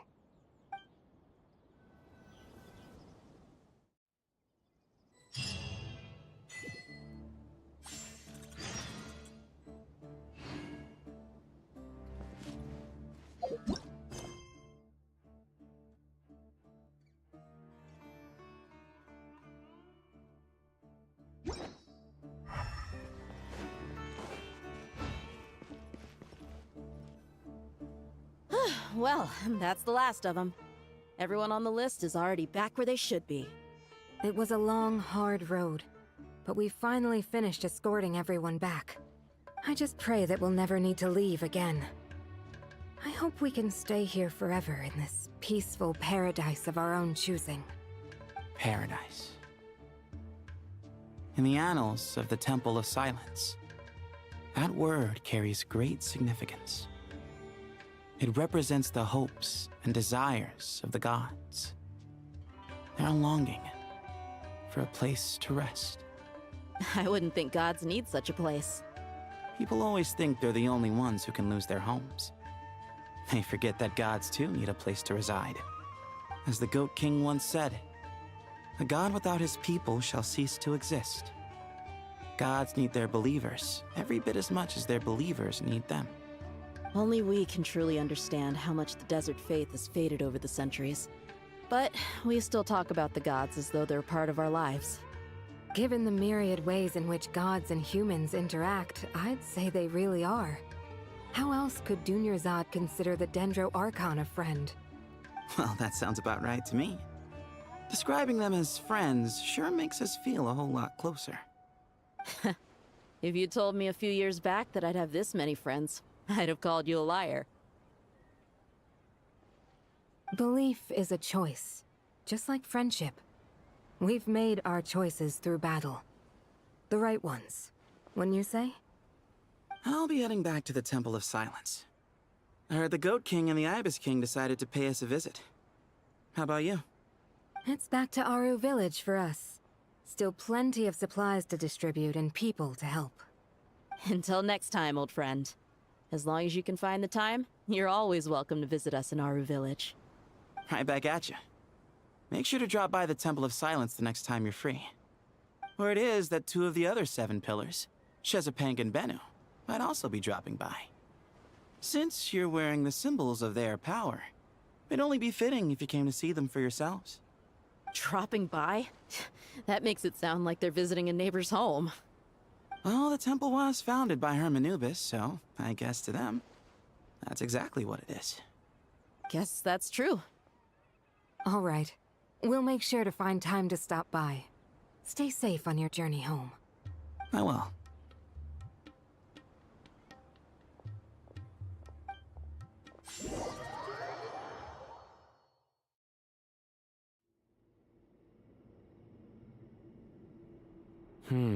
You do have a point.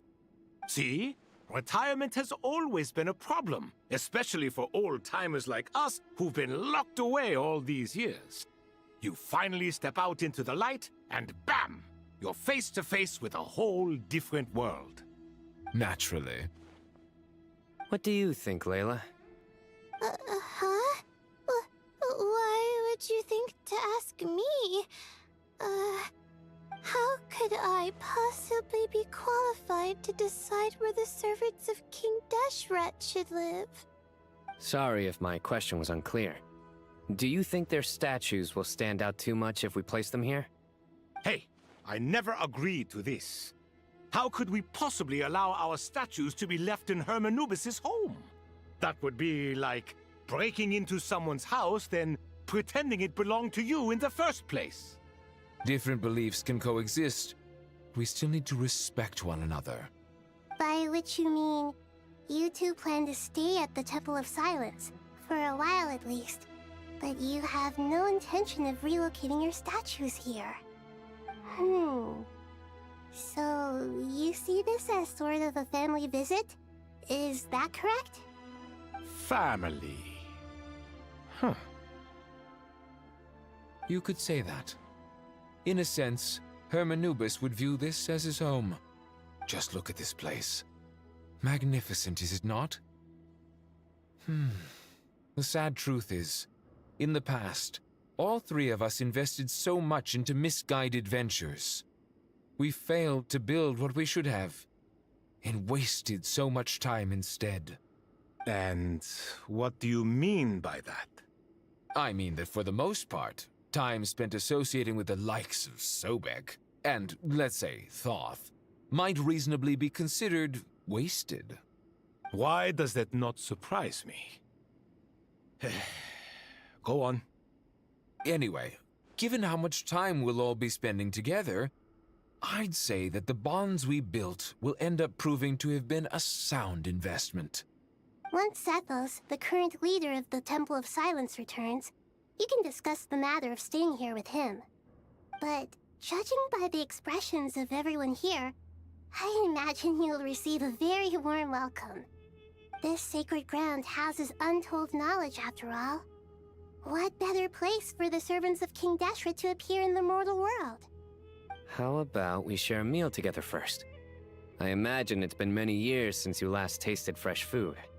Oh, that sounds wonderful! After so many hundreds of years, I can only surmise that desert cuisine has become a lot more varied. Are we having a get-together? If you'd like, I can help prepare some food. After all, Lord Thoth, you helped me so much in the desert, and I still haven't properly thanked you. Oh, my, that would be wonderful. I'm touched that you still remember. How the times have changed. To the people of today, it seems the Ibis King has become a kind and passionate god. And you, Mr. Herreshoff? What kind of god do you wish to be? To be honest, I haven't given it much thought. How about you, Dendro Archon? Do you have any hopes for your future? Me? I'm very happy with my current life. Forgive my bluntness, but you do not seem to derive your authority from majesty and might, like Lord Al-Ahmar. Clearly your approach has its advantages, but also its dangers, don't you think? I do, but projecting a majestic front doesn't really suit me. Besides, my relationship with others isn't simply one of a god and her people. Not putting on airs might earn you more adoration. Exactly. Besides, I really like parties where everyone brings their own food, and we all come together to share. You should join us. I'm sure you'll find it fun. Last time when we got together for a picnic near the Avidia Forest, it was quite the occasion. Seeing as you're already here, how about we hold the next one in the desert? Can we do that? Wouldn't Tainari have to transport a ton of drinking water? Don't worry, I can help out. Layla, would you like to join us next time? Me? Sure. The more the merrier. That way we... Don't take this the wrong way. I just think you should know. When it comes to passing the time, chess is more our thing. In that case, Dendro Archon, what do you say? If I were to compete against you, I can't say with certainty I'd win, but I certainly wouldn't mind giving it a shot. Where's Sobek? I'm sure he'd be good for a few rounds. Cards, cards, cards! I'll always prefer chess. I wonder what variant of chess we're talking here. Mr. Thoth, is there some sort of astrological significance to this game? Oh, I'm glad you brought that up. As long as the leader of the Temple of Silence agrees, we can search Hermanubis' place for books to teach you how to play.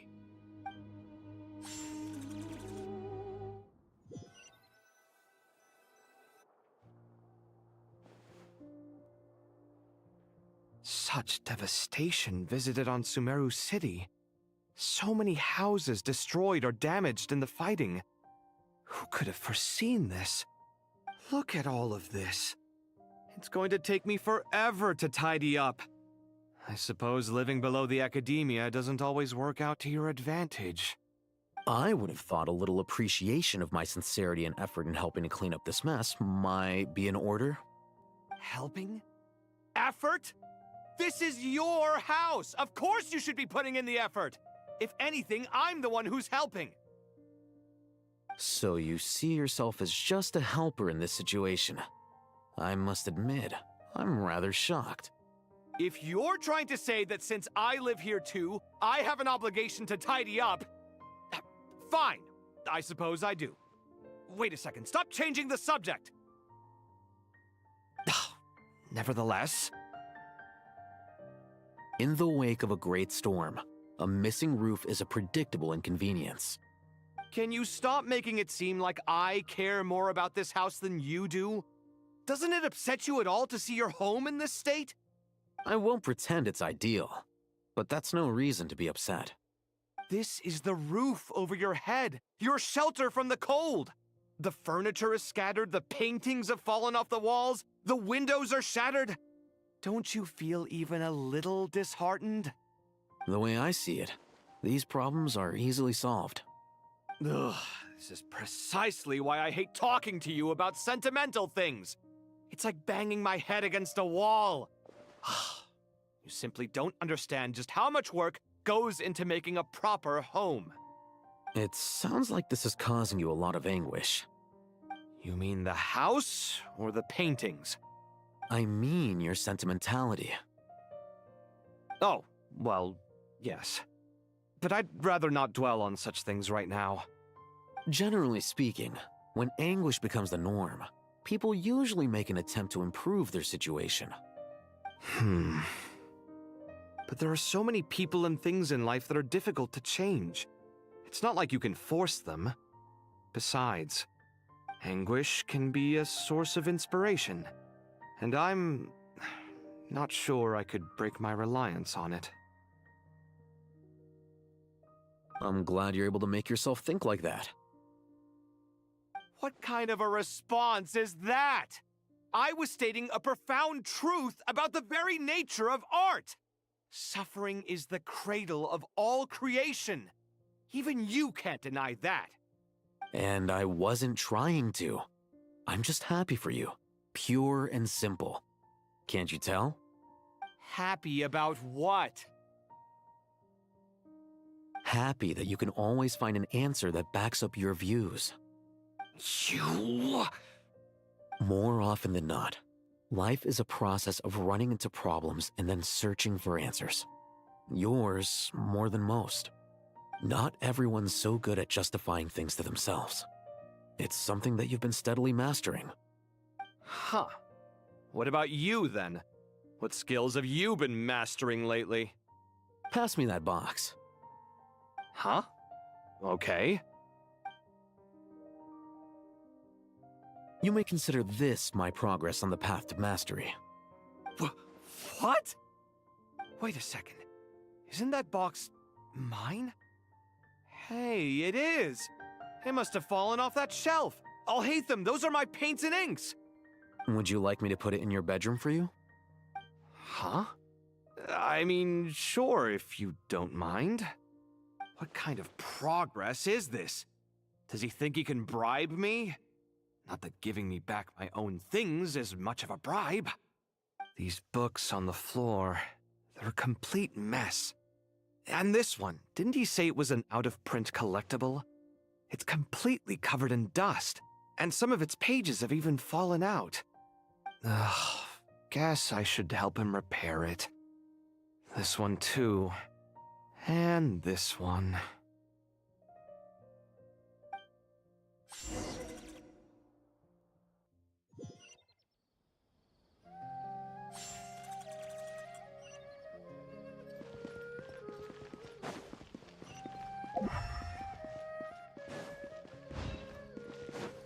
Keep up. Local subter beasts, imported goods, such a bright future ahead.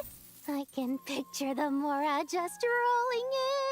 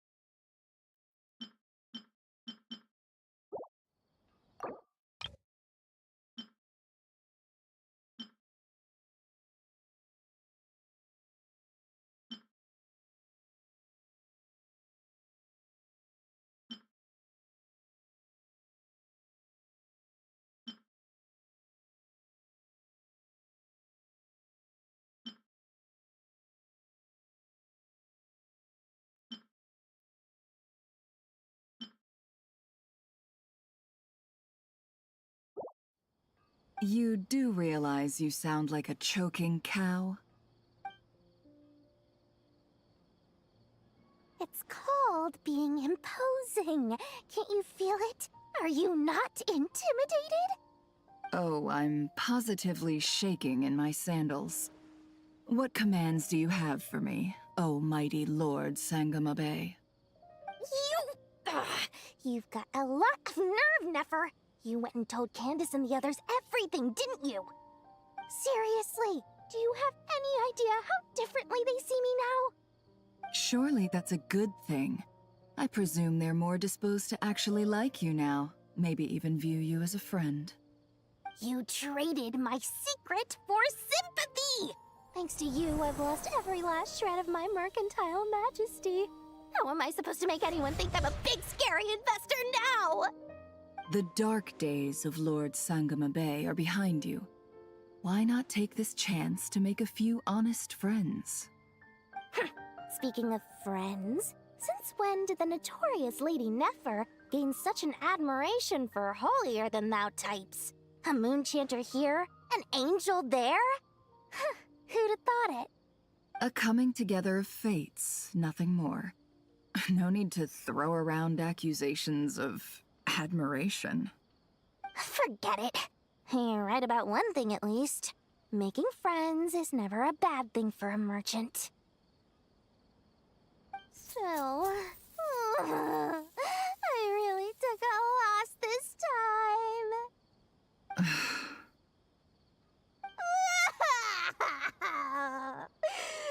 What are you looking at? I'm trying to see if you're really crying or if those are just crocodile tears. A little birdie told me that when Lord Sangamabe makes money, the tears flow from the center of her eyes. But when she loses it, they flow from the corners. Which is it this time? Ugh, you are so annoying. I'm not talking to you anymore. Nefer, thank goodness you're here. I've been looking everywhere for you. Huh? Well. If it isn't the House of Dana's very own librarian. What can I offer you today, Miss Katayun? Oh, no. I'm not here to buy. I'm here to bring Lady Nefer a book, and a fascinating one at that. We agreed to meet at the entrance to the mausoleum of King Deshret. One more thing. I bought this copy with my own money. It's not borrowed.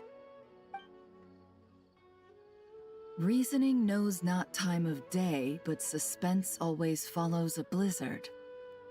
That's quite the mouthful. Huh? Isn't that the one that... It was all the rage for a while. People throughout the city were clamoring to get their hands on a copy. The names inside were all circled. Everyone thought it was a riddle. Don't bring up that book in my presence. I don't even want to hear its name. That thing was nothing but a scam!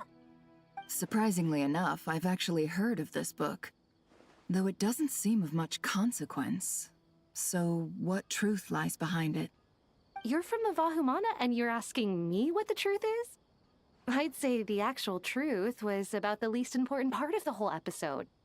I brought you this book because it probably has the most interesting backstory of any in the House of Dana's collection, at least in recent years. As for its quality, well, you can judge that for yourself. Don't tell me it's actually any good. You may not know this, Lord Sangamabe, but Lady Nefer has a fondness for books with... how should I put this? Mixed reviews? No eye for good literature, huh?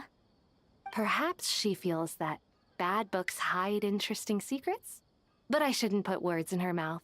It's probably fair to say she prefers the conversations that books can spark over the substance of the books themselves. Suits my style as an intel broker, wouldn't you say? Very interesting, thank you. I'll return it to you once I'm done reading. And as it happens, I have something for you, too. Incense? I imagine you've already used up the incense I gave you last time. Here's some more. This batch is from Nodcry, so the scent won't be quite the same. Well, actually, I've been saving the incense you gave me. I couldn't bring myself to waste it without a special occasion. But I'll gladly accept this, too. And I promise I'll use it this time. Katayun, you haven't changed a bit.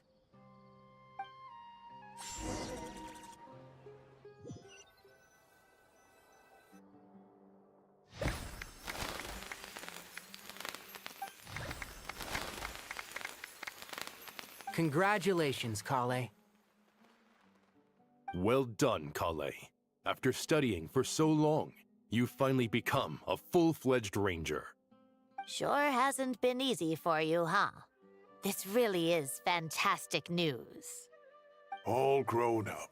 No longer a trainee, but an official forest ranger. Oh, the next step is to secure tenure in the academia. Thanks, everyone. It's true. I'm an official forest ranger now. Master Tainari, thank you for your guidance and support. I wish Mr. Sino were here so I could thank him too. Sino had a matter to attend to at the Temple of Silence. I don't imagine he'll be back for some time. But don't worry, we can celebrate together once he's finished. I'm afraid the party will have to wait. Kale still has some matters to attend to first. Kale? Is everything all right? No, it's not what you think. There's nothing wrong with my health. I just have a few things I need to deal with. I've made plans with the Traveler and Paimon to visit Mondstadt. Master Tainari and Mr. Sino will be accompanying us too. Well, that's a relief. Let's get together when everyone's back. I'm sure you'll be doing even better by then. Of course. I have a feeling you're right.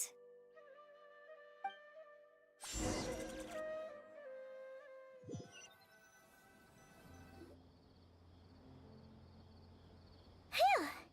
After all that catching up on sleep and food, Paimon's feeling full of vim and vigor again. For someone who spends so much time resting, your recovery routine is surprisingly simple. Hey! Paimon's been working her butt off too, you know. She flew all over the city helping everyone out. Don't worry. I saw how hard you worked. Alright, we all know you're the most hardworking person in Tavad. As long as you're rested and full, that's what really matters. Paimon's been looking around the place, and it seems like the city's already on the mend. But Paimon's been wondering how Nahida's doing. We should check in on her.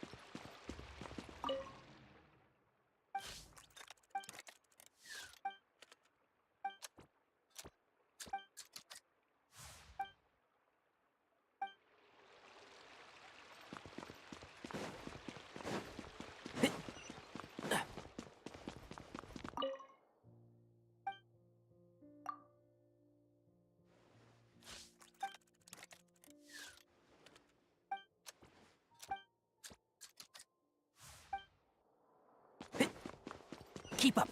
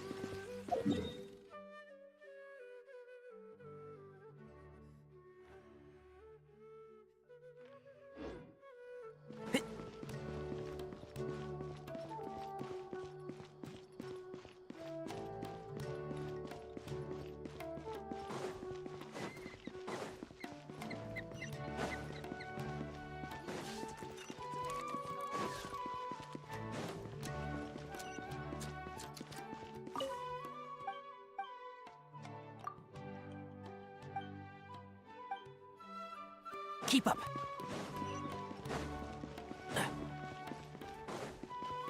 Keep up.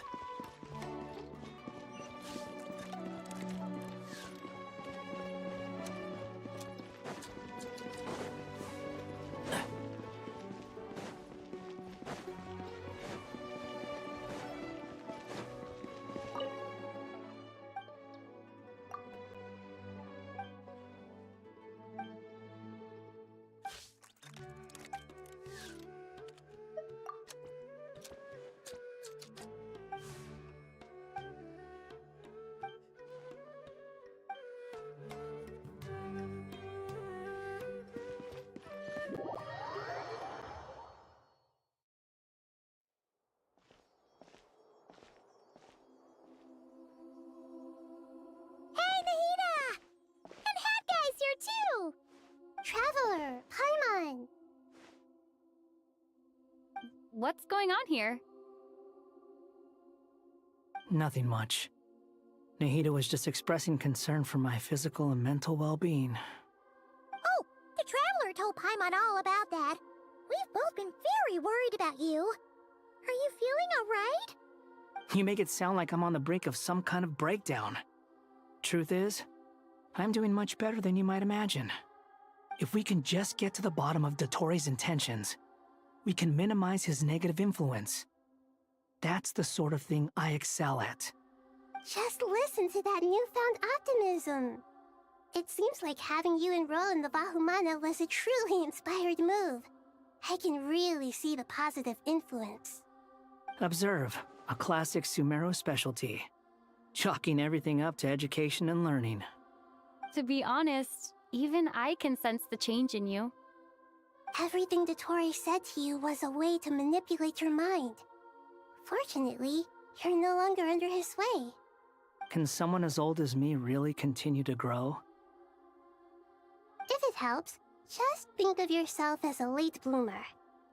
It's all a matter of phrasing, and it comes down to what standards you measure yourself by. For a puppet, developing at such an age is perfectly normal. But if you choose to call yourself a late bloomer, it sounds more like you consider yourself human.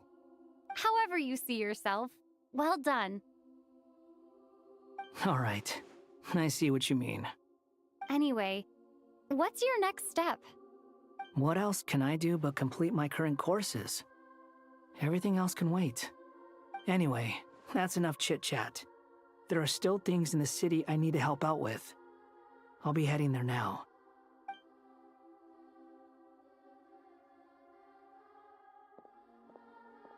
I'm so happy that Hat Guy is doing better than we thought. But what about you, Nahida? How are you holding up? The pyronosis burned down the corrupted Irminsul. The flames blazed for 7 days and 7 nights before they finally subsided. All that was left were the parts underground. Now, Aru shoulders the responsibilities that once belonged to Irminsul. The situation was contained before it got out of hand, so Tevat's most vital information has largely been preserved. Irminsul has a strong influence over you, doesn't it? How will you cope now that it's gone? There is no need to worry. Thanks to Nicole's extraordinary talents, my connection to Irminsul has been severed and transposed onto Aru. Angels can do things like that? They can. Such abilities are precisely what makes them so powerful. The goddess of flowers, Nabu Malikata, once claimed that she too could perform feats beyond the reach of mere mortals. In my eyes, much of what she went on to achieve reached such transcendent levels. Her and Nicole really are both fascinating and magnificent. So, does that mean your situation is stable now? Correct. Just imagine that Aru has become the new Irminsul, and the essence of my existence has been bound to it. The wisdom of Sumeru has ultimately converged into a single, unified entity. Should we ascribe this all to fate, or is it merely fortune? Whatever it is, the important thing is that you're okay, Nahida. Dendro Archon, Lesser Lord Kusanali. Oh, thank goodness you're here. Greetings, Traveler and Paimon. Sir Nevis, do you have something urgent to say? Yes, there's something I need to report. We've received a message from Snezhnaya.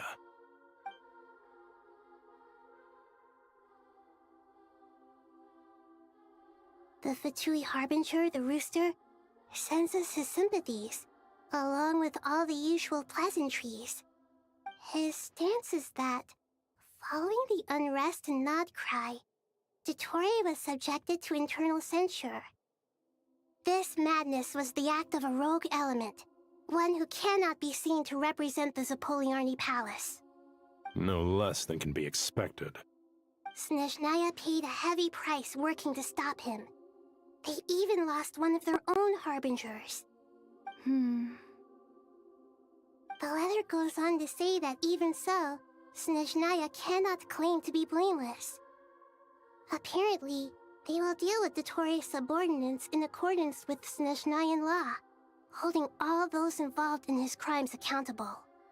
Additionally, they are supplying relief funds and supplies, which are already en route. They hope this will aid in Sumeru's reconstruction.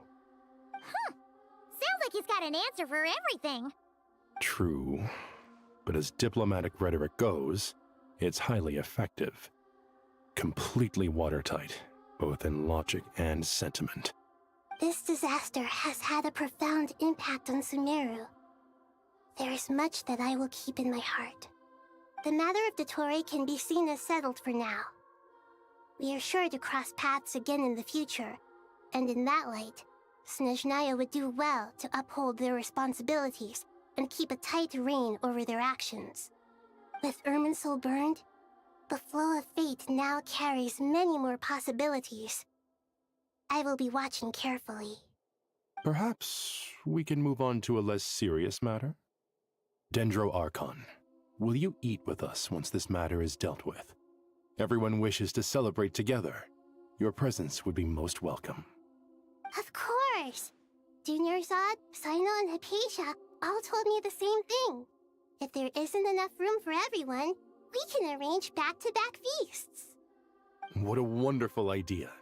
That just leaves the question of what we should eat. Not more tomatoes, surely. More? Dendro Archon, what do you mean by more tomatoes? Those good friends of yours are always talking about tomatoes. Sometimes when I'm walking through the city, I can even hear them arguing in the fields.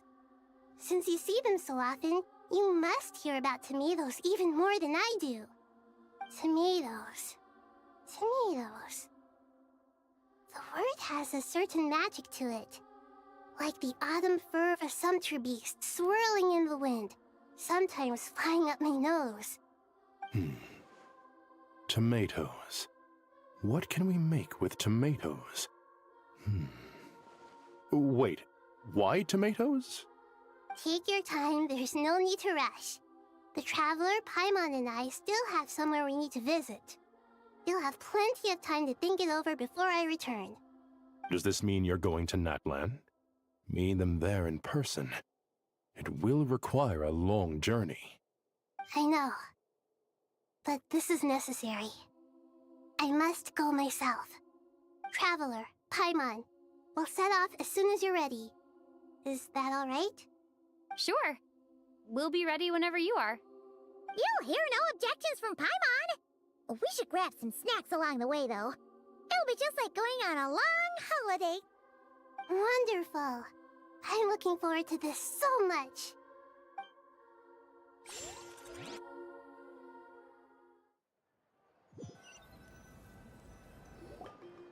Natlan is such a lively place. It's super cheerful and positive, too. I can see that. There are people outside exercising at all hours. Such a healthy way of life. You came. Welcome, welcome. You must be hungry from your journey. Would you like something to eat? Oh, thanks, but no thanks. We've been eating the whole way here. We had a mushroom platter, Zab's meat stew, butter braised chicken, Hadasara pudding. Paimon's positively stuffed. All right, all right. No need for all that detail. I'm starting to get hungry myself. Maybe later then. We can wait till everyone's got an appetite, then all head out for a meal together. Sounds like a plan. Let's find somewhere to sit down.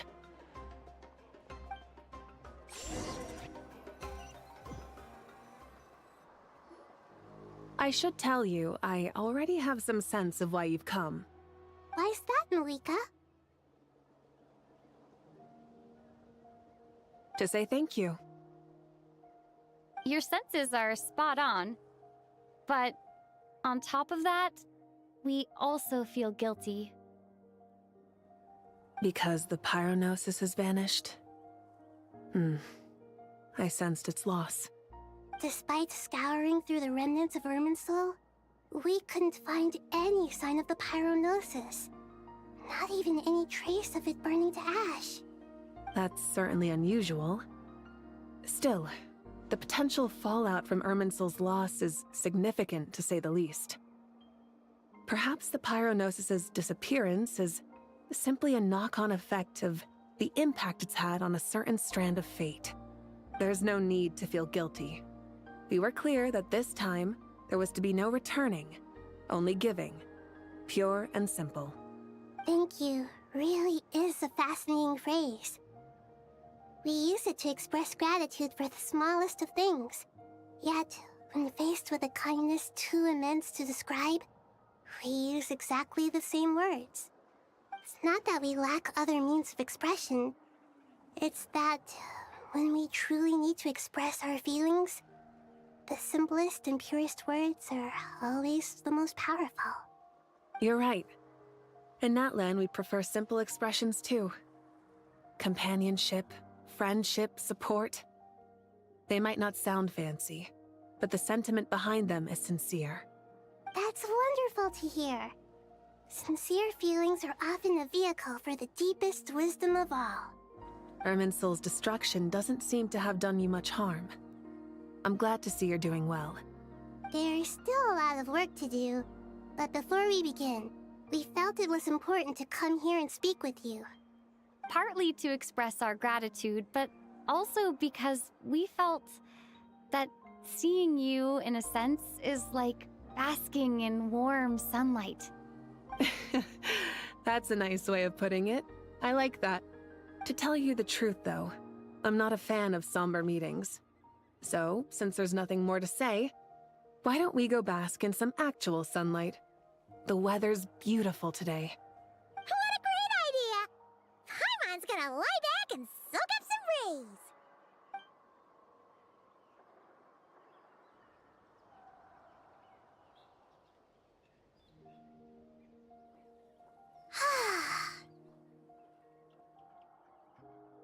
In that case, I think I'll lie down for a bit too before we head to our next stop. And where might that be? Mondstadt. Paimon and I are gonna head back there with Kale and the gang. Long ago, I sensed that the god remains inside Kali had come from the goddess of flowers, but I kept it a secret. Those remains weren't hurting Kali, not as she is now. They simply exist. Besides, I could sense a deep yearning within her. A yearning for an ordinary life. A yearning to hold on to the hard-won happiness she now enjoys. With someone like her, I have a responsibility to keep her secret. She should be ready to face the truth by now. Whenever people meet, there is always the potential to create warmth and kindness. Every child grows up. But even as adults, they are still children in the eyes of certain people. Oh, just like how Paimon sometimes sees Nahida as a little kid. Is that so? Well, anyone who's friends with a kid is probably a kid themselves. Of course! And there's nothing wrong with that. When we get back, we'll actually be hanging out with another of our friends who happens to be a kid. Or more like looking after, in her case. Anyway, we'll always be there to watch out for our friends. Dear Sucrose, when you receive this letter, I'll probably be as busy as always. But busy with wonderful things. That's because I'm no longer a trainee. I'm now an official forest ranger. Impressive, right? Sino said that official rangers sound much tougher than trainees. Though he did say it was already pretty tough to start out with. You probably heard that something big happened in Sumeru recently. Don't worry, it's all been taken care of. We're heading to Mondstadt soon, so if you're free, maybe we could meet up? Plus, it's not just me. A few of us are going. Hey, do you still remember that time we all got together? You know, when we all went to the Windbloom Festival? It'll be just like that.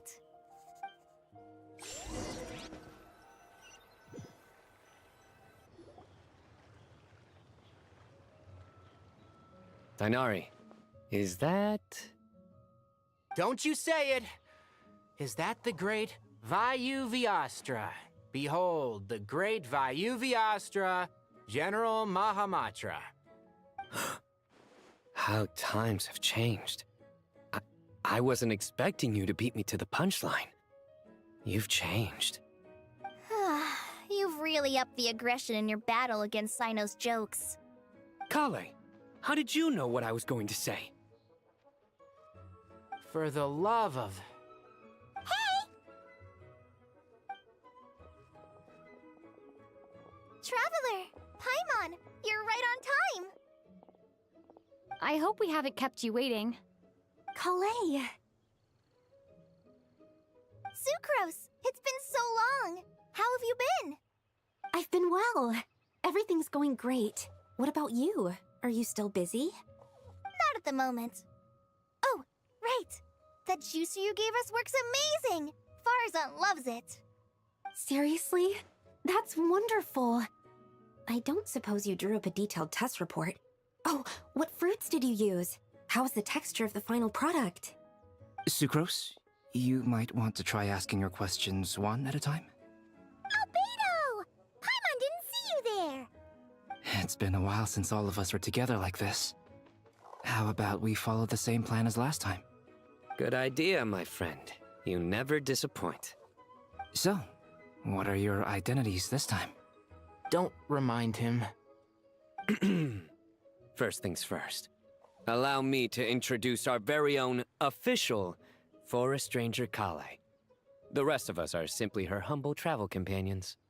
This sounds like one of those mushy stories that gets people hooked on some corny, heartwarming premise. Oh, is our story not heartwarming? If I recall correctly, there was even a scene like this in King of Invocations. Besides being heartwarming, our story's also about tough, impressive-sounding job titles. At least that's what I think.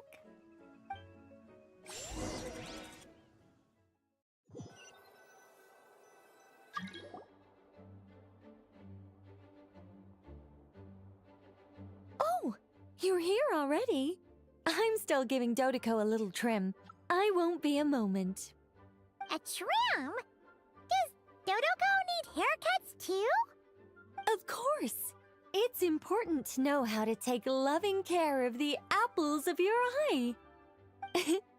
All of these trivial matters get left to me. It's because I'm an angel, and angels are, in a way, the guardians of all Teyvat. Oh, right! Well, that's definitely an impressive-sounding job title. What are you writing? I'm just brainstorming some cool-sounding lines. Oh, write them on these card backs. Of course. Clearly, my lines are pretty amazing, wouldn't you say? Miss Nicole. Kale? You seem a little nervous. I was just wondering, who was the person you mentioned who needed their wish fulfilled? Wish? What do you mean? Miss Nicole asked if we could meet up in Mondstadt once everything was over. She said a friend of hers had a wish that needed my help to come true. Well, you never mentioned that before. All we knew was that you'd arranged to meet in Mondstadt. But we thought it had something to do with the god remains. To be fair, everything I told you was true. Anyway, my friend is waiting. Come on, let's pay her a visit.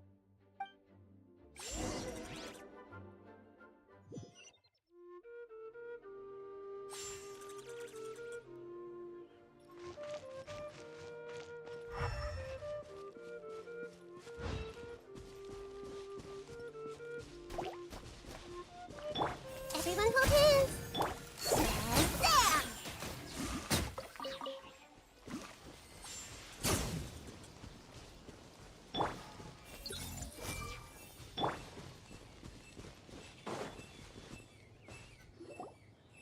Huh?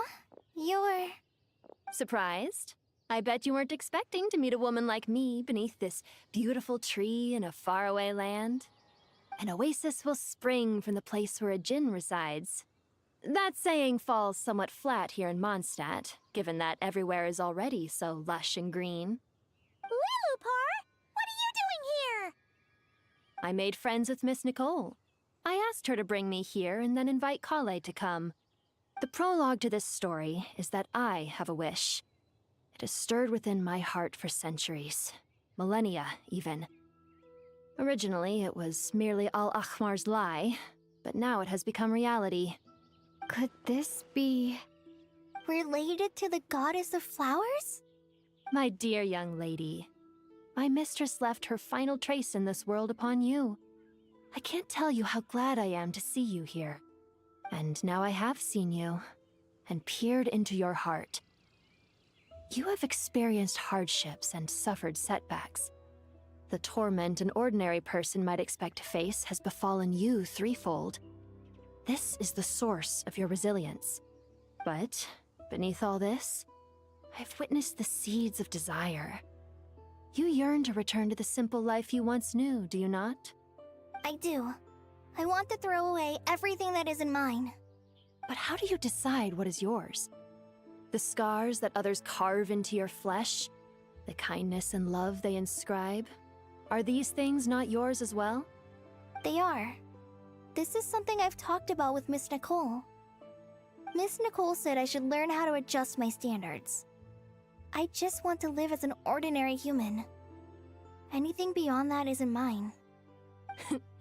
Don't you want anything from the remains of the goddess of flowers? She gave me a revelation once. I think that's already more than enough. In the past, you would not have possessed such a rich heart. Your brief life has taught you to hold on to everything good, to home in on kindness. How fascinating. You're nothing like Nabu Malikata, and you're certainly not her. Of course not. I'm not some great and powerful being, Miss Lilopar. Yet I am a djinn. We exist because of the Lord of Flowers. We revere and love her. My wish is to see her one last time, to give everything for her. Kale, can you do this for me? But her remains won't be easy to remove. Are you sure this is what you want? That's beside the point. First, I need to know. Are you willing to do something for the soul of this lonely, wandering woman? I'm willing. But look, you know nothing about me. Even if you have heard the stories about me, all you would know is that I was rightly punished for the many evil deeds I committed. Ah, so you do know. Your lips are quivering, your eyes trembling, and still you're willing to do something for me. Life has been cruel to you, and yet you've learned to be kind. My dear young lady, to repay your kindness, I too must play my part. Are you sure about this, Lilupar? I yearn to see my mistress. For this moment, the world can burn to ashes, the universe be engulfed in flame. I care about nothing else. And you, Kale, I can give you a gift. You'll become just another ordinary human. But Miss Lilopar, what will happen to you? My wish will be fulfilled, and I can die happy. Why would you wish for that? A long, unending life might seem desirable for one who has never possessed it, yet it brings torment to one who has. My remains are scattered across the yellow sands, but my soul can find no peace. Since you've promised to grant my wish, Give me that release. Allow the dying to die, and let the dead rest in peace. You have my thanks. Kale, there's no pressure on you. What she said, it's all true. A wish is a genuine desire, after all. It's as if you want to use the last of your life to give me a better future. Nothing's so selfless. We'll be using our futures to fulfill each other's wishes. This is a noble act, a beautiful and secret transaction between two women. I understand. Miss Lilupar, I'm ready. Close your eyes, Kale. Then open your soul. From there, I will embrace my mistress. The downpour of flowers is your touch. Like returning to the very beginning. Like surrendering to your grace, my mistress.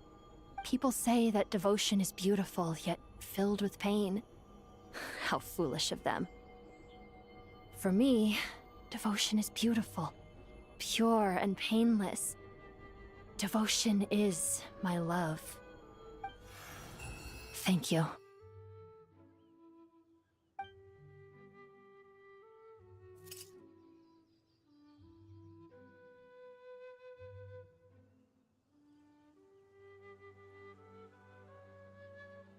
Lilupar! She disappeared? She left, carrying the blessing of flowers. Kale, are you alright? I'm fine. Now that the remains are gone, I don't actually feel any different at all. Those remains weren't hurting Kale. Not as she is now. They simply exist. Besides, I could sense a deep yearning within her. Kale must have already received what she was yearning for. I'm doing fine. I feel relaxed. There's really no need to worry. Then my wish has come true, too. To become ordinary? That's just one of my wishes. Actually, I have a few more. For instance, I want to protect the people I meet and help them find happiness. That sort of thing.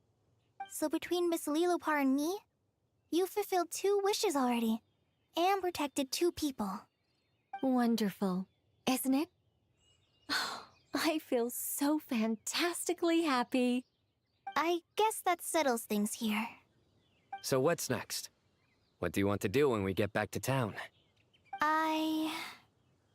Clay, look who I've brought to see you. Hey, Kale! I heard you guys were holding some kind of secret event. How come you started without me? Huh? Oh no, it's nothing like that. We were just saying goodbye to an old friend. Really? Who? Me. The old me. So that's what this is all about. Did you come all the way to Mondstadt for that? Because we knew the old you so we could witness the change? Exactly. The old me is gone. I puffed her into the air, and she became a fluffy pink cloud, floating into the sky, before disappearing forever.